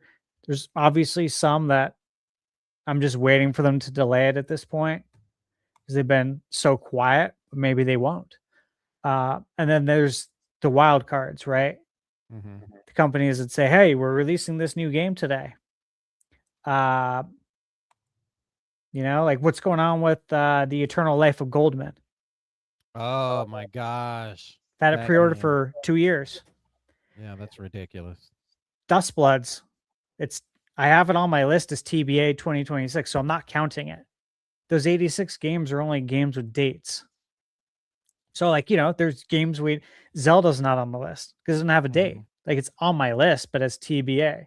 So unless it has a date, I am not counting it until it has a date. So, like, you know, that 86 is probably going to turn into 100. Yeah. You know, there's like a state of play and a direct coming, and it's about to just. Yeah, there's gonna be more. There's gonna be more Switch 2 editions as well. Tokyo Game Show. There'll be that date that Yeah. Shadow Drop. Well, TGS, I am fully expecting to get an update on Professor Layton. Yeah, at TGS. There has to be. That's where it's gonna supposed to be happen. this year. Yeah, Like, that's if their it's backyard. delayed, then okay, that's the news, but something. We got to hear something about it. Yeah. Yeah, there's stuff like that though. Did the Wolf Among Us remastered? Didn't it just get a date? I think so. See, like that's in my TBA. But again, because I pulled an all-nighter to get through my editing videos. Yeah, October 29th. I haven't done it yet, right? And very fitting October 29th for that game. Yeah. You know, good date for that. Sure, we could have guessed that. But, I figured it was late October, you know. So, you know, there we go. So there's a date. Now we're up to 87. And before you know it, yeah. You know, Toxic Crusaders, what are we doing? Yeah. Is that game pushed back again? Like, I hope not. Well, I talked to Justin maybe 3 or 4 weeks ago, and he said it was still coming this year. He did not say that about the Transylvania Adventure of Simon Quest, and I do not believe that's coming this year. Yeah, because the developer program Mancer will not release it until it's damn near perfect, which is cool. More power to you, man. I like that. Like the work ethic, respect it. I will wait for that. When it comes, the time will be right. It'll work out. But yeah, there's just so many games on this list that are like, I know you're coming out. Just when are you going to give that date? How we're going to do it? Yeah. But that's why you said Sandstorm. You know, give that list to your wife. Be like, these are the games we're buying. Yeah. If I step out of line, let me know. I don't want to hear, but I want, and you say okay. all right. Yeah. All right. We're gonna save the last. We have quite a few messages, like 41 messages to get through. So we're gonna save the last topic. We'll do it for next week. It's a really great topic about leaks and stuff. Perfect discussion to have next week, right before we're about to go to a show where we might get information that people might leak out because people are dumb.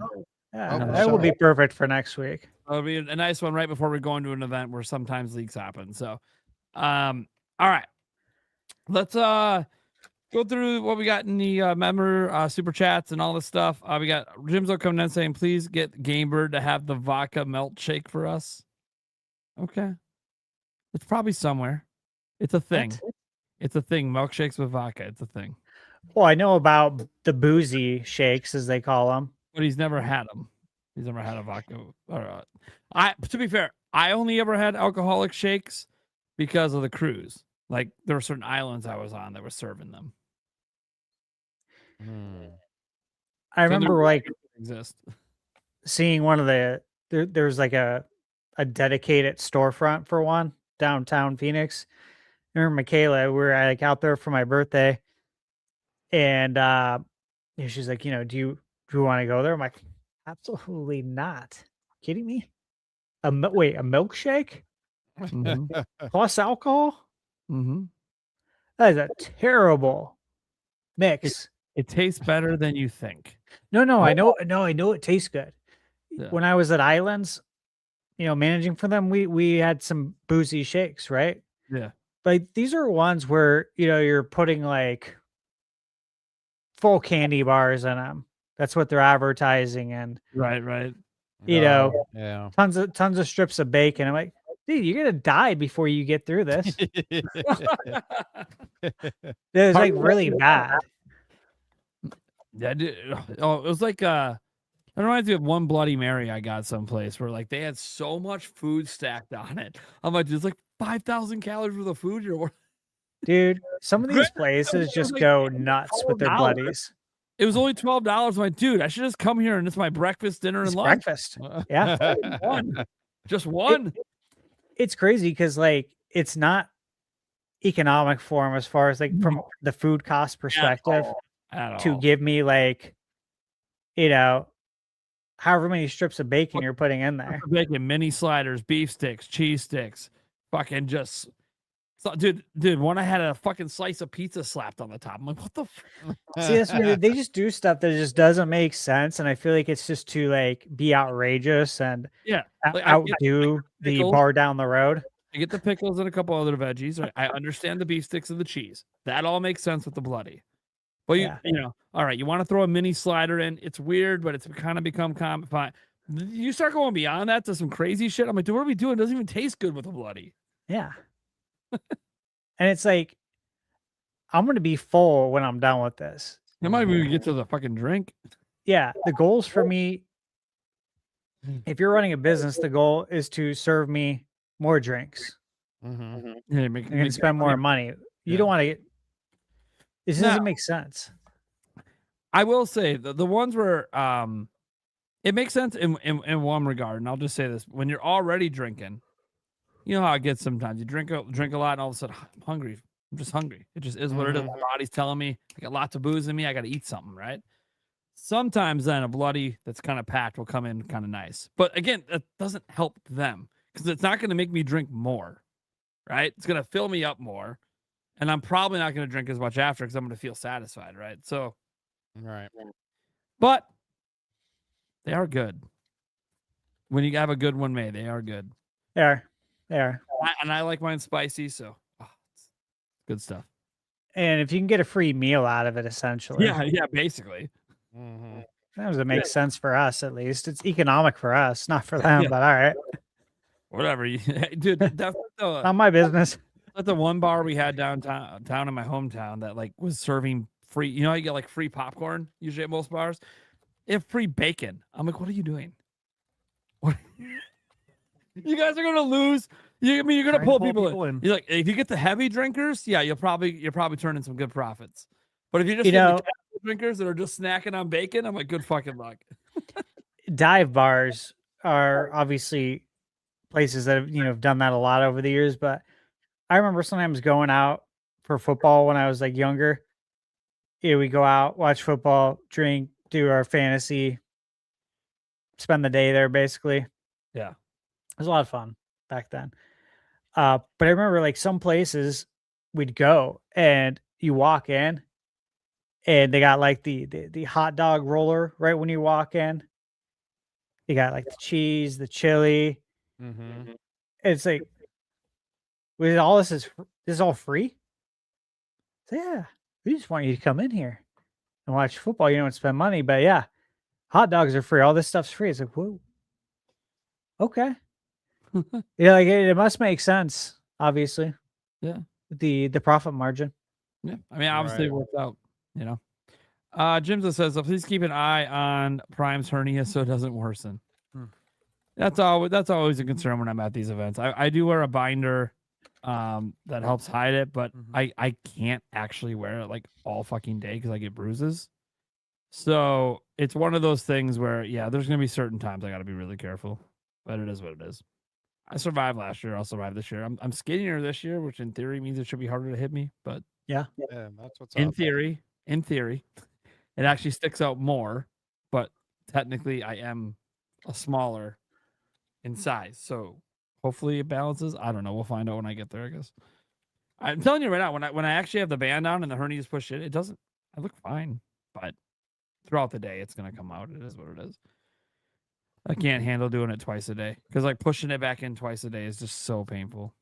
Because that's what it has to happen. All right, Steak dropping the bird in the milk. Of course, we all miss the bird man. Pokey91, give me CM on NSO, Nintendo, or right. I know.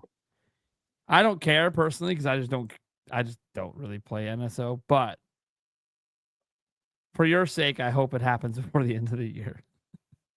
I'll leave it at that.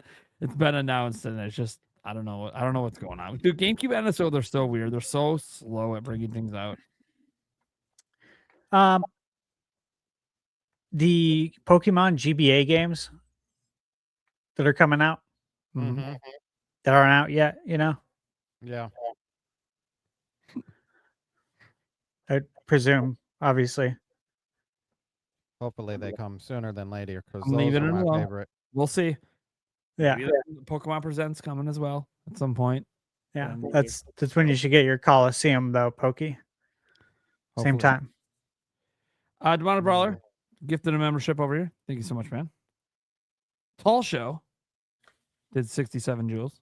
The whole 6-7. Demonic Brawler gifted Stash a member. Thank you. He gifted Birdman a couple. He'd say thank you as well if he was here. And he gifted one extra to Stash as well. The Polito Dojo says, just saw the message about needing guests, but just got back from dinner. You'll be in the chat. Yeah. Yeah, we had a last minute cancellation that was supposed to be our big talker for the Zelda topic. Then suddenly the podcast turned into everyone I messaged decided to show up. And we love it. And it was awesome. Even Gabe was like, dude, he's probably sad he had to dip out. We haven't had a show with that many people in a while. And granted, you wonder why they all dipped out. Well, I mean, they weren't supposed to be here. So we're just lucky that they showed up at all. Like, look at Sandstorm sticking out to the end. Imagine if it was just the Prime Stash and Eric show. It'd be dangerous. It's never happened before. It'd be very dangerous. I don't, maybe we should have let it happen. I don't know. Maybe be a better show. I don't know. It literally never happened. Demonic Brawler. There has been obviously like GameBird Stash and about me. I don't know about the guests on those episodes when I was gone, but Demonic Brawler gifted me another membership. Thank you so much. I do appreciate that as always. AJ Rax saying good evening. The Stash specifically. Good evening. Cleveland Dojo said I can't freaking wait for Alien Isolation 2. And you watched Stash's video on earlier today. Hell yeah. Thank you. I haven't seen it yet, but it's on my to watch list for the morning. I only one I saw today was Metaphor. So nice. But I do have it on my watch list for tomorrow. I'll watch videos or at least listen to them when I'm doing work and research because I'm doing a lot of reading and I just need background noise sometimes. Yeah. Good. Demonic Brawler says, this is for Poke91, but Pokemon Coliseum on NSO. That's right. That's right. Demonic Brawler says, bring back NFL Blitz, NBA Jam, NHL hits. Thank God. Hey, you know what? Because I just thought of this literally. Again, sometimes I like to read you guys conversations. My cousin Jim sends me this Facebook reel, and it's of like Michael Jordan in NBA Jam. It looks like it's a mod of the Yeah. NBA Jam on Fire edition, Okay. maybe a PC mod. I said, shame we don't have a new one. He said, get it to happen. Is Mark Turmel still alive? Oh god. You guys remember Mark Turmel, right? Yeah. He was a secret character in the game. Yeah. Guy with the red hair, the long hair. Yep. I think he created it. So he pulls up his LinkedIn. He said he works for Zynga, I guess now. Or he's like, or is he a free agent now? And I said, yeah. I was like, he's still alive, Jim. And then I explained to him that EA bought the rights to Jam back in 2004. Last game they made was in 2011 for the PS3, 360, Wii era. So I'm convinced that EA and 2K have a gentleman's shake agreement in place to not encroach on each other's gold mines. Said EA hasn't made a basketball game since 2018. EA owns football, 2K owns basketball. Neither encroach on each other's business, despite EA owning NBA Jam and having an NBA Jam license to make it. Instead, they allowed 2K to make that shitty NBA Playgrounds game in exchange for 2K to not make a football game again. Last Playgrounds game released in 2018 and it was absolute trash. And I said, now it's up to the Saudis. And I sent him a screenshot showing the sale of EA. It's like, these are just conversations that I'll have with my cousin about video games randomly. It's like, it's like, man, it's dire. It's dire because I want to see it happen. And this community wants to see it happen so bad. Oh yeah. The Pleaser Dodo says he can't wait for the PAX vlog. Oh yeah, dude. It's one of my favorite pieces of content because it's the only one Birdman usually does. I mean, a few previews here and there. And it's like, dude, it's so unique. Last year was his first one and it was so good. And he had so little footage to work with and still made it that great. I'm like, dude, I can't wait till he's there for the full thing. He's gonna have a hard time making a vlog under an hour. Yeah, right. To be honest, he's actually around for every day that he's there. Divide Brawler then says, how about that Witcher 3 finally coming to Switch 2? It's a remaster, free for previous owners too. Yeah, we're all really happy about that. I think everyone's happy. Look, one thing we're universally happy about is a free massive upgrade to games we already own. Like, yes. It's very generous of them. Yeah, they did not have to do that. They could have did even a cheap upgrade fee. They could have done $10. Everyone would have been like, hell yeah, I'll do that. No one would have been mad about it. Nobody. All. And they're like, no, just free. Yeah, man. As soon as they said that, and they're like, well, yeah, but if you don't have it, it's $60. I'm like, dude, I don't care if they're charging $100. It's free for anyone who owns the fucking game. Yeah. Then most people that want to play Witcher 3 own the fucking game. Yeah. So like, there's not going to be a big audience for the standalone I don't own Witcher 3 version besides just wanting to collect like a physical copy of it or something, right? So yeah, and if you buy it for $60 on Switch 2, I mean, you're certainly getting more than $60 worth of content. It's such a good game. Yeah. And you get all the DLC. Like, it's so good. Yeah, all the DLC in the future DLC. Pretty wild. Yeah. Super Groover says, do you guys think Dust Bloods releases before Ocarina of Time? It's a good question. I mean, I could see them pairing it with Resort in October. Yeah. Like I think that's a good time. A contrast to that game. And it's still holidays, and Dust Bloods really vampires, kind of fits in that whole theme. October's perfect. Yeah, it is. But if it's not ready, then December, sure. They drop big games in December sometimes. Yeah, there's only 3 on the calendar. Yeah, not a lot of competition in December too. So, but October is money though. The only thing I'm confident in is it's this year. And look, that test fire played way too well for this game not to be ready to go. And Nintendo still has, time to release it. The performance was great for me. I enjoyed it. I really enjoyed it. I'm like, oh, okay. I've seen what I need to see. I cannot afford to be sucked in. I have work to do. But when you come out, man, I'm gonna be spending a lot of time with you is what I was thinking. Like, okay, I saw what I needed to see. Yeah. Yeah, I'm very happy with that game right now. Me too. Yeah. I'm like, I know a lot of people didn't know what to expect. They were all scared. That's why you trust in who's making the game. This was an idea from Miyazaki, who hates multiplayer games. So he's not going to make something that's like anything you've ever played. Yeah. Just wait and see what his vision is. And it is awesome. Yeah. So, Graphics are very nice too. The skybox, like the art direction and the like, opening of the game with the moon. Like I'm walking through it and I'm just like, man, getting major Castlevania vibes. Like this is legit. I was like, oh my god, can you imagine if you get another 3D Castlevania and it's looking Yeah. great? I was thinking that too. I'm like, man, like, hey, here's hire your template. like, okay, maybe they don't do the same kind of gameplay. I don't care. This is Yeah. so good. Do Castlevania gameplay, not Souls combat. Like just take this game, maybe use it as some source of inspiration. Yeah. Yeah. It's so good. I can't wait. And very interesting that there was more people signed up to play it than Night Rain when it was in the same stage on all the other platforms. Very interesting because I had the Elden Ring brand help push it. And, you know, and some people say, well, maybe the mystery of not knowing what it is made people want to try it out. Sure, that's true. But you could only try it out if you own a Switch too. Right. So, like, that's the thing. So it had to be current Switch 2 owners showing interest. That was a very fun fact. Like that's the definition to me of a fun fact when it comes to video game data. I was scrolling Twitter and I think I saw Player Essence, right? Yep.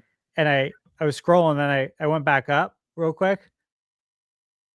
I was like, really? Yeah. Yeah. And that was Wow. From Software themselves said it. And then they were like, just so you're aware, we think long haul more people will be playing Night Rain than this game. Well, even we were shocked. Yeah. Even we were shocked. So you know what? We don't really know what this game's going to do anymore. We don't think it's going to be bigger than Night Rain, but yeah, we don't know. The response was so good. We have no idea. Like they did not suspect that many people would sign up. So we'll see. Obviously, sales are going to say everything. Reviews, obviously, what's really nice is the media did seem to love the game. They did. So that gives me a little hope that they might actually review it decently. So then people will actually give it a try. Because with From Software games, it kind of matters that if it's in the 7s, they'll be like, oh, well, what a letdown, like we thought it would be. But if this is like high 80s, low 90s, From Software fans will start buying Switch 2s to play this game. They will. Yeah. Like this is a big deal. Dude, when the gameplay was leaking all over the place, which, you know, if you're a content creator doing that, I'm just going to say shame on you. If you're a general fan, I don't really care because what are you beholden to? I mean, there's an NDA, but you're a fucking fan. Let's just be realistic. They should have never had that can't show gameplay bullshit in there. I don't know what they were thinking with that. But if you're a content creator and you intentionally broke the NDA, shame on you, for starters. You're doing it for clicks and breaking the NDA. See if you ever get into one of these test fires with them again. See if you get invited to media shit. You're being dumb. You shouldn't do that shit. Listen to the opportunity to build your network. Build your ability. But I knew there'd be league gameplay everywhere, and there was. So it just frustrated me seeing certain content creators do that. I'm like, come on, guys. Same. I knew there would be, and you know what I was telling Michaela about it too, because she knew that the play test, you know, obviously can't stream it, and I saw people streaming it. I said, you know, like the thing that irritates me, babe, is that they don't look at the big picture, right? And it's that when you do this, you F things up for the rest of us. Okay, we followed instructions, we respect it, your request. We didn't sign anything. And we shouldn't have to. You asked us. we should comply because, like in this scenario, because it's like, hey, you're letting us play this game for free. We're all getting to test it out right now. Back in the day, we used to have to rent a game to do this and pay money. Right. Or get a demo disc in a magazine. Yeah, like this is a win-win situation. I get to play this for free and see if I'm actually going to like it without spending money. Because once I buy it and open it, I'm not going to be able to return it, and I'll have to trade it into GameStop for nothing, for pennies on the dollar. And then it helps you too to test the network to make sure you can release the best product. And we should all just look at it like, hey, this is a nice win-win situation. Respect the request, just be respectful. And then, people are out streaming it. And it's like, the thing is, when you do this, you F things up for everybody else. And this is why we can't have nice things. Yep. This always happens. Mm-hmm. This happens in the workplace to everybody, right? Yep. Things get taken away because one person abused something. It's like, the thing is, it's a poor reflection on all of us. It's a poor reflection on if they drill down on it and say, hey, we have, results from social media of 1,000 people streaming it, hypothetically. And if they drill down and see, it's like 920 of them were from the United States. Next time we're going to have to probably exclude the US. Yep. Because these Americans are not very respectful. It's like, but that's how these things happen.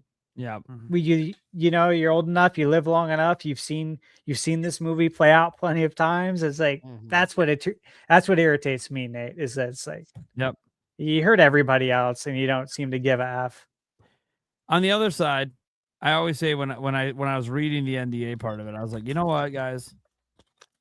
Why did you invite the public to sign up to something that we can't show? Yeah. Like, that was already a mistake because it was obviously going to leak all over the place regardless. I'll tell you why. You can't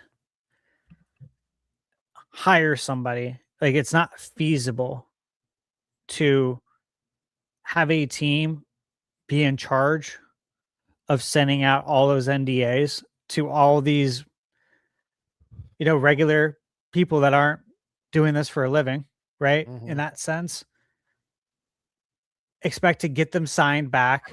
Like, it's a whole project. It's a project management job to do that with just your everyday gamers. I don't know what we want to call it, but regular gaming consumers that aren't familiar with signing NDAs for this stuff. So it's not feasible. So all they can do is ask that you please respect our wishes. Yeah. Otherwise, it's going to cost money and time. If I were them, I wouldn't even ask. The moment you want people to publicly sign up, be confident. Let them show your game. Because, by the way, I know a lot of you guys saw the leaked footage. I saw some of it, and I played the damn thing. It's like, because it was all over social media. All it did was make the game look good. Yeah. That's all it did. It made people that weren't interested in the game get interested. It made people be like, wait a second, you can do quad air dashes? Like, yes, you can in a FromSoft game. Yes, you can. Yeah. It's pretty crazy. I know. This freedom of movement. You've never seen this with From Software style combat. It's pretty nuts.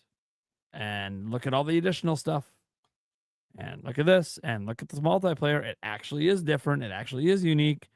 It actually is really fun. I really like the verticality on it. Yeah. Like the way you can, like Beast of Reincarnation, when I reviewed that was one thing that I was like, nobody's doing this. And maybe that's why they're not getting it, because there's so much vertical exploration. They're like, I can't find anything. Like there's no good, loot to find. It's like, well, you're not vertically exploring. Probably because you're not used to that, because your brain's not used to doing this in Souls-like games, right? Yeah. And yeah, with this, I was like, dude, you can jump 4 times? Yeah, dude. I was like trying to see like where's the invisible wall at, like trying to get a lay of the land. Yeah. Yeah, I cool. guess so. It's exciting. It's really exciting. This is a nice joke on Supergirl. When is Mario Titans release date? I laughed when I saw that come up. Yeah, the people that are doing are still making more and more fake AI images of it, and I just find it to be funny. Like, dude, everyone knows the jig is up, but keep it going. Right. They're gonna keep it going until 3D Mario is announced, I'm sure, which might not be till next year. So, Yu Ganyu did 10 jewels. He's apparently hiding on us all. But then, not only that, Brandon OGS. I was gonna pronounce that way differently, and I realized it's really inappropriate the way I was gonna pronounce it. So I'm like, nope, just read it as it says. Don't try to pronounce things. 10 jewels. He's also hiding. Janky Kong. Always love to see a fellow Kong in the chat. Time for Square Enix to make a new Mario Hoops. Fuck yeah, dude. Yes, I would love that. It's not going to happen, but I would love that. Well, you know what? Shouldn't say that. They work tightly now. Maybe they'll get it running again. We'll see. That team I don't think exists anymore, like a team that used to make it, but it's okay. When there's a will, there's a way. Intergalactic Space Pirate. Dropping the old $20, I think, on Stash's channel there. Said, sorry I'm late. Did you already talk about Level Very Zelda? Yes, we did. No, at that point we hadn't, but yeah, I know, but at the time we got now this we have. chat. Yeah. And So, thank okay. you. Yeah, and see you in Seattle. Yeah. Hell yeah. Tomorrow, brother. Was about to go to bed. Then I heard Zelda talk. Fuck yeah, you did. Fuck yeah. You did. Dylan Milton became a YouTube member. Thank you so much. Then he just had a super chat.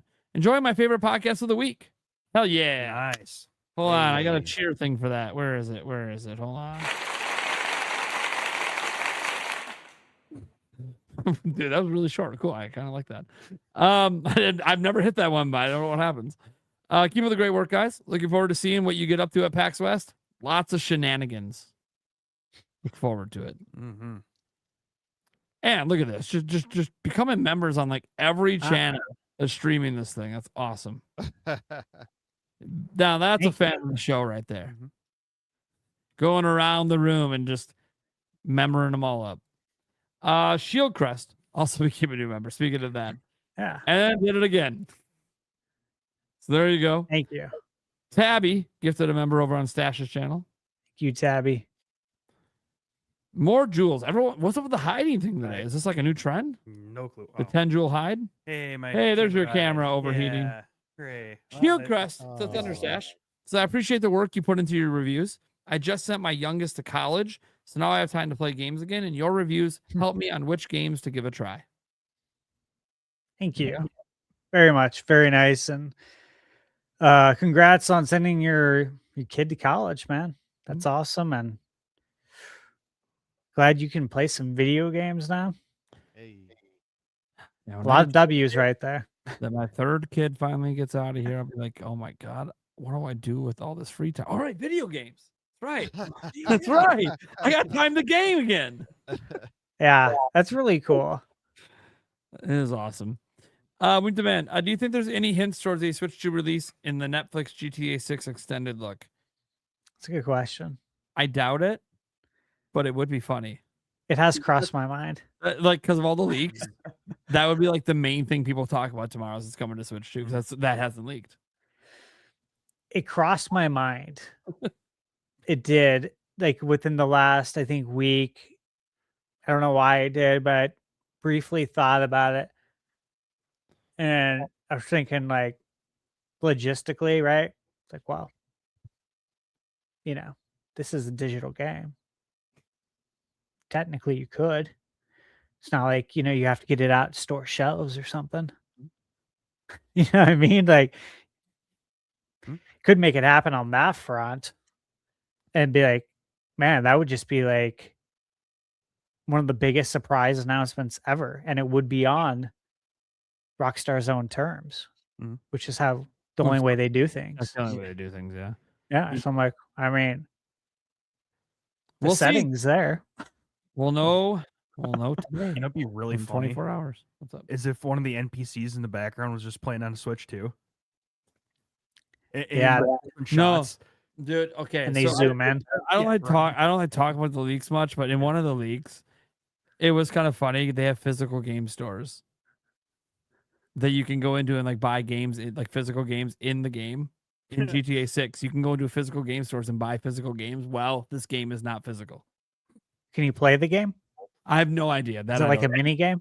I didn't watch enough of it, but I'm just like, dude, the fact that the physical game stores exist, you can walk in, you can buy physical games in a game that knows it's not physical. I just think funny. I mean, those stores exist. I get it. For the purpose of the game, it's fine. It's just a little bit of irony that it's a non-physical It is. game promoting physical games within the game. Yeah, it is. Gameception. Gameception. Yeah. Maybe, and that makes you wonder. Was it meant to be physical at some point? Maybe. It's been in development for a very long time. I think Shieldcrest so. wanted to come in and basically tell everyone, yeah, we're getting over the 69. Fuck your 69. That's all right, buddy. I appreciate the support. Twin Sky Zero did 1,000 jewels, getting the GOAT trophy going. Thank you so much for that. Shieldcrest comes in, says my Braves took down the Dodgers again. Thank you so Heck much for yeah. that, by the way. Yeah, Giving right. us a 2-game lead for the Yeah, 1 right. seed. I'll take Yeah. that. Thank you. Also, FTC, they lost. So Yeah, happy right. about that. 6.5. I had D-backs won today. Yep, they Yep. beat the Cubs. I think the D-back. Yeah. Thank you, D-backs. Look at that. Dude, everything with Brewers. right wild card race again. Yeah, I'm liking that. Yeah, I don't know where they are in the race. It's Yeah. close. Been dealing with some drama on the team. Happens. Yeah. Ding. We are 1 game back Oh. of the Ooh, Padres. Yeah, it's tight. Keep going. There you Keep go. going. Dean Gonzalez says, will GTA 6 be one of the games of all time? A lot of people think so. We'll see. Again, we've seen the leaks. I get it. But tomorrow we see what it looks like now. These leaks are 3 years old, supposedly. Tomorrow we see what the actual game looks like. We'll see. I have no idea. Shields Crest. Do you think releasing all these games, and he does this one twice. He super chatted the stash and mine. I'll show it briefly on my end. Oh, I don't know what happened there. See if he comes back. Do you think releasing all the games in short time is wait. Do you think releasing all these games in short time isn't oversaturating? Oh, so is it okay? Are things being oversaturated, especially in September? I would think some good games would get missed if too much to choose from this point. Yeah. I mean, Stash was kind of going over that, just the amount of games between now and December 10th. But even just next month, the crazy amount of games, that's not even all of them. Like, there's more. There's just the games he's interested in. Like, there's other games coming out. So it's a crazy. Now, to be fair, if you're going to count any game that comes out, period, okay, every month is crazy because the amount of indie games that come out every month is always insane. But they're not necessarily all games that you care about, right? So to have that many games you care about in such a short period of time, that's what's crazy. And the amount of big games means there's probably, people are usually happy if they have a couple games a month. For a majority of people, you're going to look at that list and probably find at least 5 to 10 that you might enjoy and wonder how the fuck are you going to find the time to play all those games.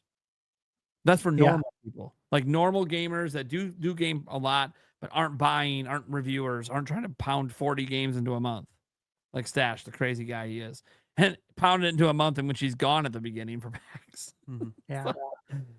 But yeah. I know. Crazy stuff. That's So what I was saying. It's going to be a bloodbath, like for them because of the oversaturation. Yeah. Because some of these games, man, they're not going to get bought. Yep.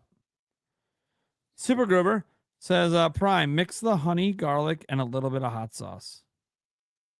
Oh, so like mix like the hot honey with like the butter garlic and then a smidge of hot sauce? All right. Might try that. They do have the garlic butter at that pizza joint too. I feel like the hot sauce actually like milds it down. Oh, is that Depends how on to how- make your own hot honey? Maybe. Mix honey, garlic, and a little bit of hot sauce. Yeah, I think that is what it is. I think it's a hot Maybe. honey recipe. That's Yeah. fine. That sounds amazing. That's fine. I'm just saying the hot honey they had at that place is the Oh, yeah. best hot honey I've ever had Really in my good. life. And I've Really- had a lot very, of hot very good. honey. Yes. I've had a lot of hot honey. Yes. Eddie VG83. It won't matter to me if Ocarina of Time for Switch 2 is a complete remake or one-to-one. I will enjoy it and still dedicate to my gamer mom. Oh, there you go. There you go. Nice. Yeah. Whatever we get, I trust. Mhm. It's going to be a great experience. All right. Our final one is a question for Stash. ThunderStash, what are your thoughts on Wolong? I'm excited for it. It's coming out soon. I reached out to Koei Tecmo for a review code. I'm excited for Wolong too. I'm actually really glad that this series is continuing. It's always good to see a game do well enough to get the green light for a sequel in today's climate, right? Today's climate of, known quantities, right? Where you have to be a big name to survive kind of thing, or an indie where the risk isn't crazy high. There's just not a lot of middle ground. There's not much middle class when it comes to gaming, right? And Wolong's kind of in that double A, triple A, So it's nice to see it doing well. I'm excited to play it on Switch too. And again, Wolong 2 looks good. And I think it's kind of similar to like Kenna, Bridge of Spirits, right? Kenna, the new Kenna game. It's not full on AAA by any means. It's not really indie. It's more double A. And it's nice to see that Kenna did well enough to get what looks to be a very, very nice looking sequel, right? So good to see more stuff like that. So I'm excited, planning to review it. But hey, I mean, I think Wolong comes out not too long from now. I think it comes out on the 4th of September. Oh, let me see here. Yeah. No, take that back. Comes out on the 3rd. No. So next Thursday. It didn't want to. It was running away from orbitals. That's all. Well, Wolong's on the 3rd. Onimusha's on the 4th. I know. 2K comes out that day as well. NBA 2K. Orbitals, trying to give you some love. Don't get overlooked next week. We beat it last weekend. Hell yeah. Orbitals. Nice. Yeah. All right, guys. That's gonna do it. Thank you so much for tuning in. Let's go around the room. We'll remind you quickly of the following guests. We have the Mike Odyssey on here. We had N64 Josh. We had True Dude. And a Wild Andres Restart.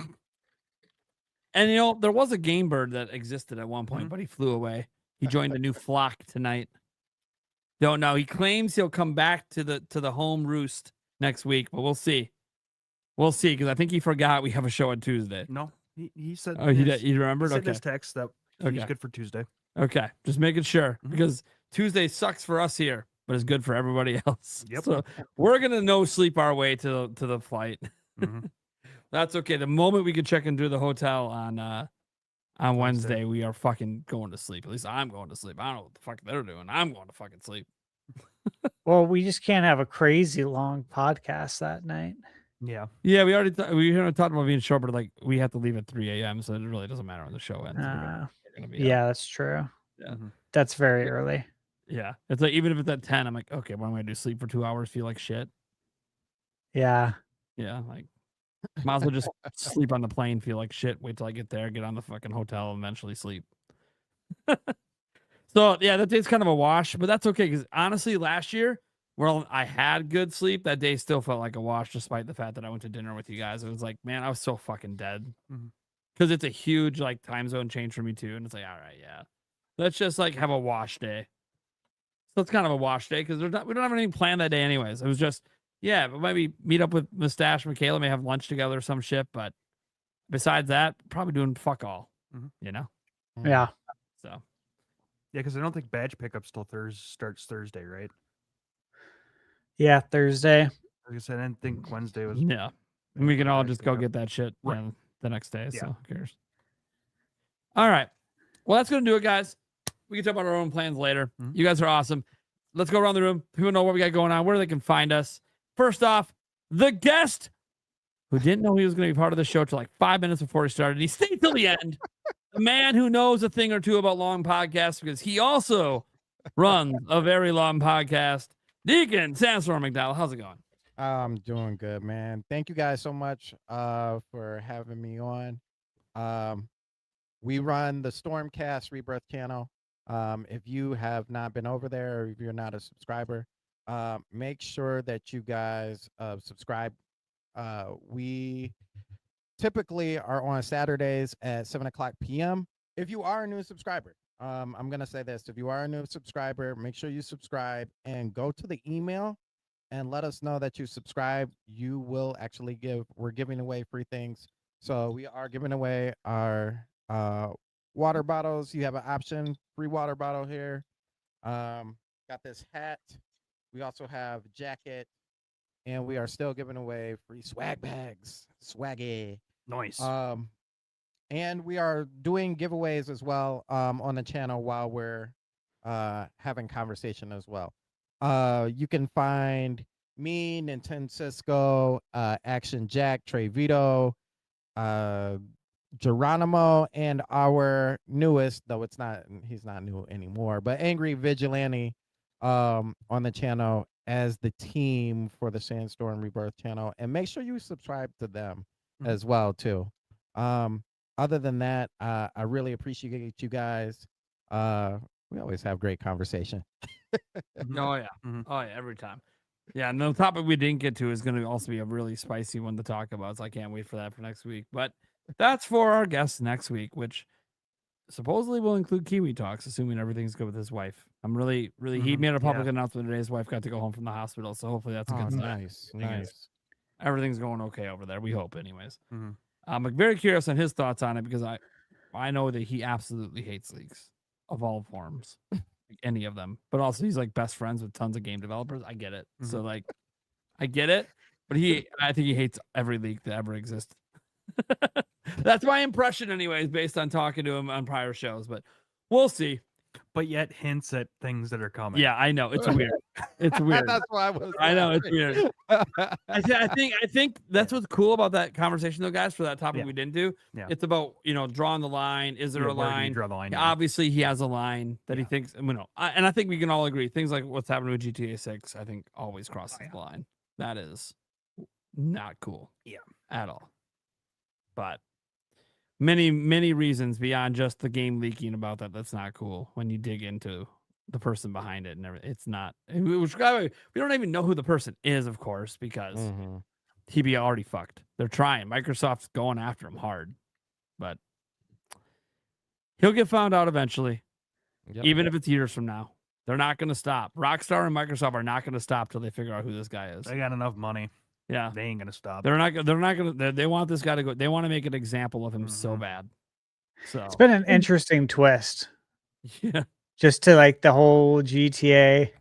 Yeah, 6 story. It was like Rockstar subpoenaing Microsoft. Why? Why are you going after Microsoft? Oh, because the Microsoft build that leaked, and Microsoft, as we found out, is going after him. So when they find out his name, they just want his name. So they can join. That's all they want. They want to force Microsoft to have to give up his name if they find him. He seemed really confident, in his post that like you'll never find me. And like to me, that's always entertaining because we've seen like people do that before with like game pirating, right? Like the one guy who was really taunting Nintendo, and then they got him. It's just always like interesting to see how this all plays out. You pay attention, like forget the leaks. You pay attention to the whole scenario. Like a bunch of really high-end, well-known professional hackers have like gone through the guy's website, and he's like, "Dude, this guy's a pro. Is he? He's legitimately like a fucking pro. The way this is interesting to me. Like he's legitimately like he's like, look, I'm not saying that there's no such thing as being uncatchable, but I mean, you need the best of the best if you're gonna have any shot to get this guy.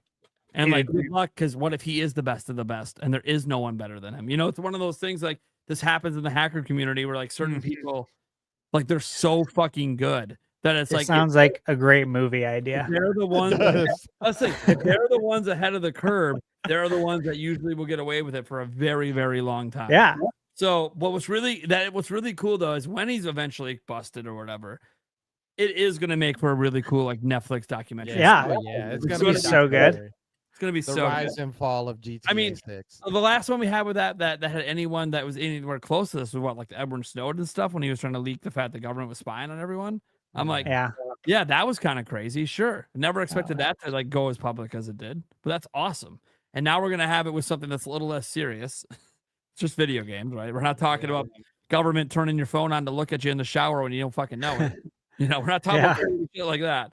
We're talking about a video game. It's not that big a deal, except for the people that make it. Obviously, Kiwi Talk saying how upset they are. I'm like, after tomorrow, I think that'll go away once they finally start their own marketing. But I do think that the whole saga, just from an entertainment standpoint, is really fun to watch. Yeah, it is really fun. I think even for people who don't have any intention of playing the game,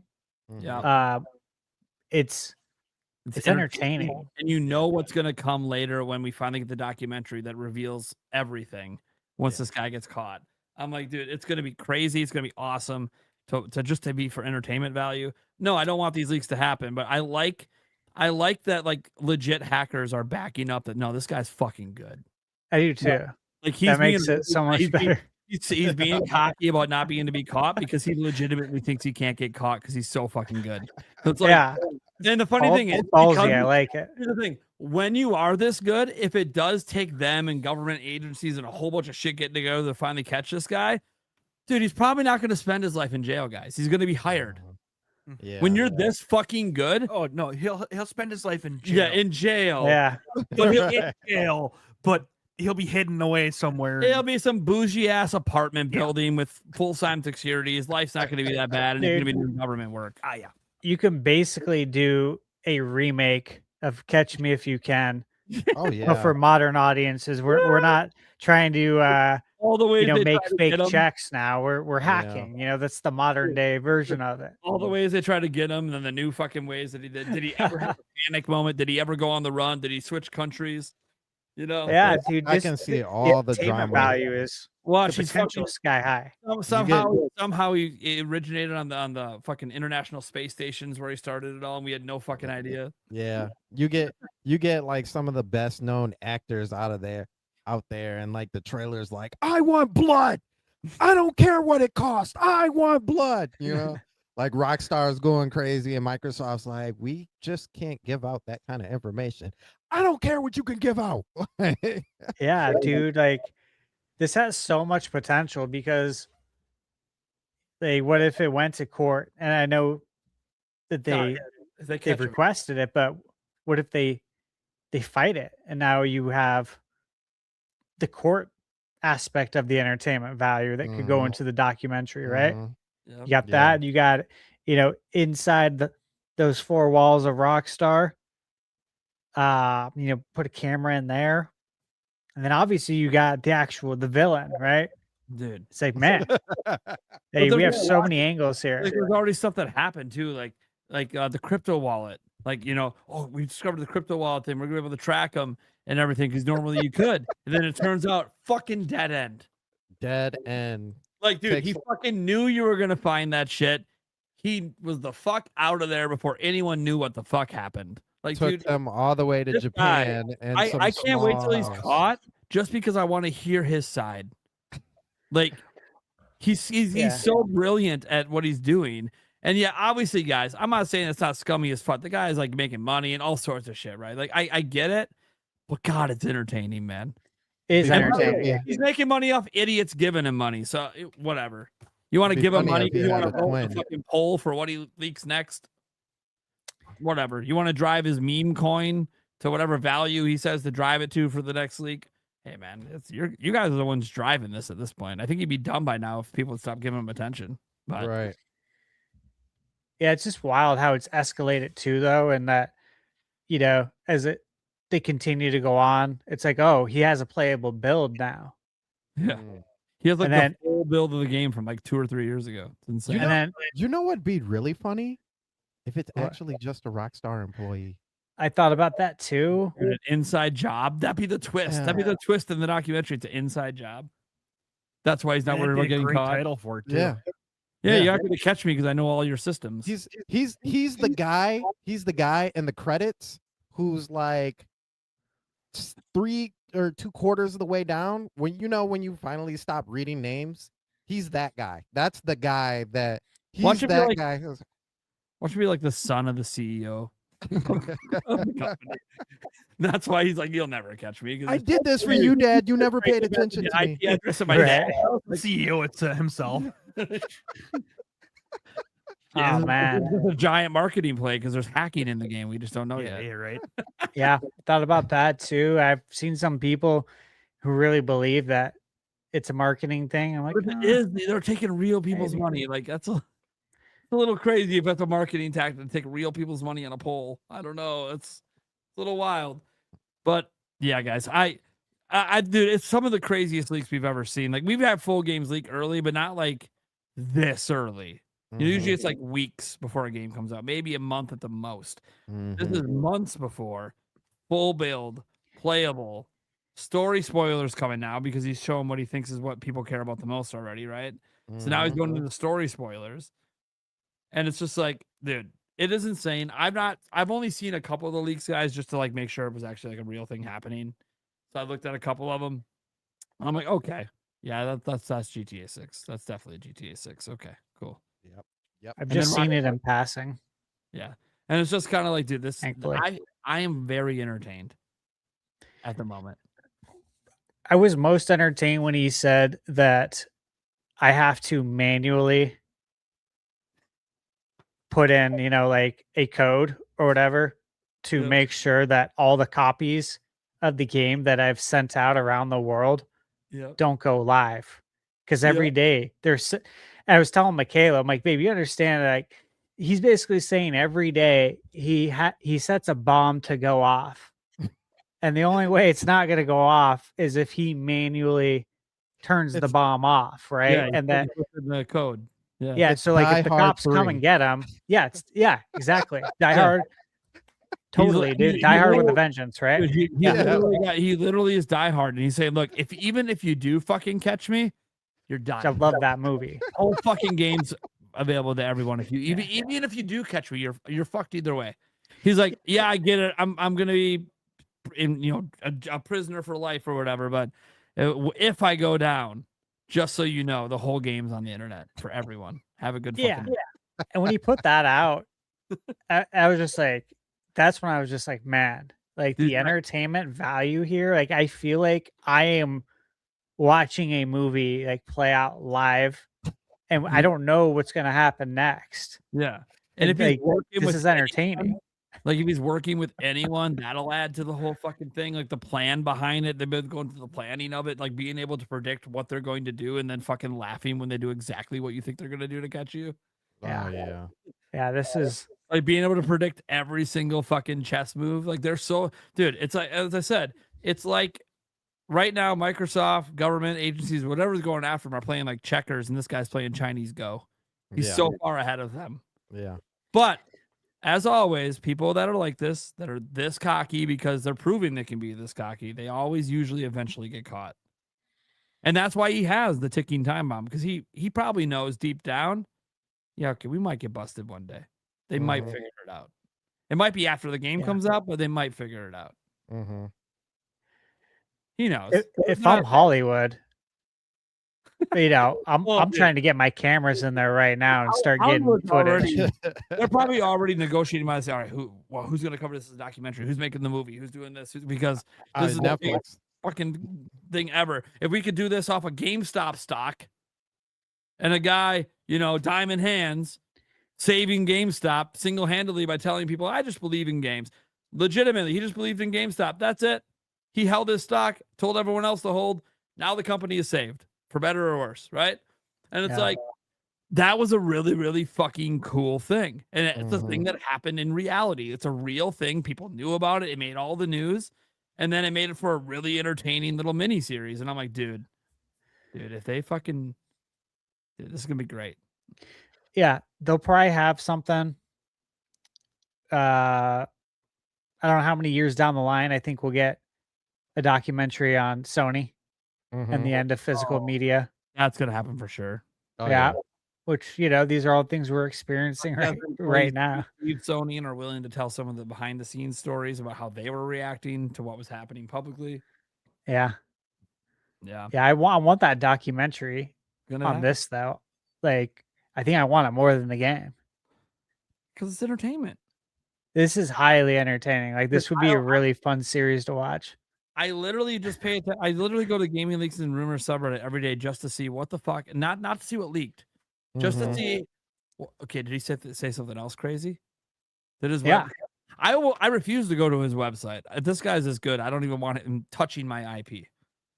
Yeah, I wouldn't, because he's probably rerouting everything through everyone's fucking IPs that go to his website. That's what he should be doing, anyways. Oh yeah. Oh yeah. So I'm not gonna go to his website, but I'll listen to everyone else's updates on it because this is fucking entertaining.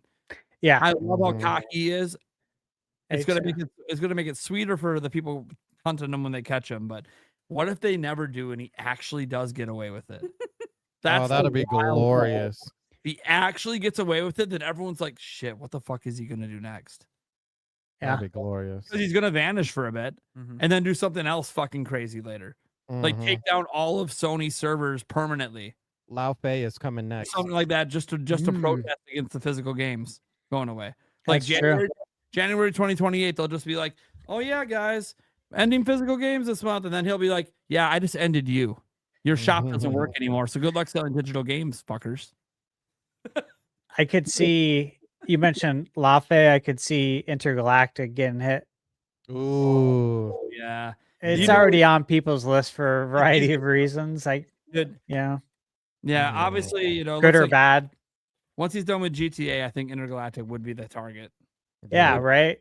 Because he did cockily say, "If I can get GTA, you think I can't get anything?" Yeah. And now, Yeah, to be right. fair, proof's in the pudding. You could have got lucky, and that doesn't mean you can get everything. But if you know you weren't lucky, and you're literally just doing this as a protest, and you've been able to hack into anything and get anyone's game shit, that is okay. That's some This scary is the beginning. Then, if you don't get caught, this is just the beginning. Because if you're really protesting, Yeah. you got to go after Sony eventually. You got to go after them because they're the ones ending physical. So Yeah. you got to go after them at some point. I don't know. Intergalactic would probably be the target, I would suppose, since they never even bothered to get that game out this generation. Mm-hmm. You figure that would probably be the target. Like if he can legitimately get access and get, and if you, God, And if he can get that game, just about imagine what games are Sony still like working on that we don't know about. He's just like, I'm glad we're "Oh, talking about this- this now because Kiwi talks and freak out. We were talking about this next one. I'll just say this: I would like to shake his hand and thank him for the entertainment, Yeah. and the future entertainment that's about to come. Yeah. Oh yeah. Yeah. Yeah. Eric, what you got going on? Where can they find you? You can find me here and on our Clips channel and the audio Podcast. Yeah. He's also technically on X. If you ping him, emo 8790, he'll probably respond if you have like a question or something. He checks his noties when people are pinging him. Stash Man, look, I don't think you need to go over to your list of reviews. It's a lot. We've been doing an hour. So. No, I'm not. Yeah, you guys find me on YouTube at ThunderStash Gaming, and just high level. Put out 5 videos today: Persona 4 Revival, Alien, ISO 2, Stranger Than Heaven, Metaphor, Refantasio on Switch 2, and Crazy Taxi. Upcoming stuff off the top of my head is just Orbitals. You know, gonna work on that review. Blood of Dawn Walker, Elden Ring, Switch 2. And if there's anything extra I can get out before then, before PAX. All right. Guys, I am Nintendo Prime, Nate from Nintendo Prime. I do daily news videos. So you can look forward to me covering Nintendo news. Lots of Zelda coverage coming. Next week will be a little weird because I'm at PAX, so I'm not really making news videos while I'm there, but I'm going to try to get some discussion videos out. We'll see. Maybe I just, if there's some bigger news that somehow drops over that time I'm there, maybe I'll try to squeeze something out at the hotel.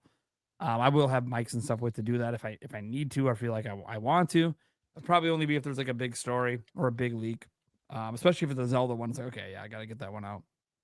But besides that, guys, just subscribe to my channel. Follow me on X if you want. Eventually going to be trying to get the TikTok going a little bit as well and get this podcast streaming over there and some other stuff. So, be sure to mark your calendars for not this weekend, but the following weekend on Sunday, first Sunday of September, because we will be doing a special live in-person bonus episode that day. time TBA, but we'll get that out and announced and set up so you guys will know plenty of time. Hopefully have it set up days ahead of time so you guys can go get your noties set wherever you want to watch it, because we're going to try to get it up on all the YouTube channels just like we do normally. And it's going to be in person with some special stuff that you don't know about, and you'll find out when you show up. So, all right. Catch you guys all same time, different day. Tuesday next week, guys. Tuesday, not Wednesday. So September 1st, not September 2nd. Mark that down because it is a change. It's a legit change. So, all right, guys. Peace. Good night. Peace.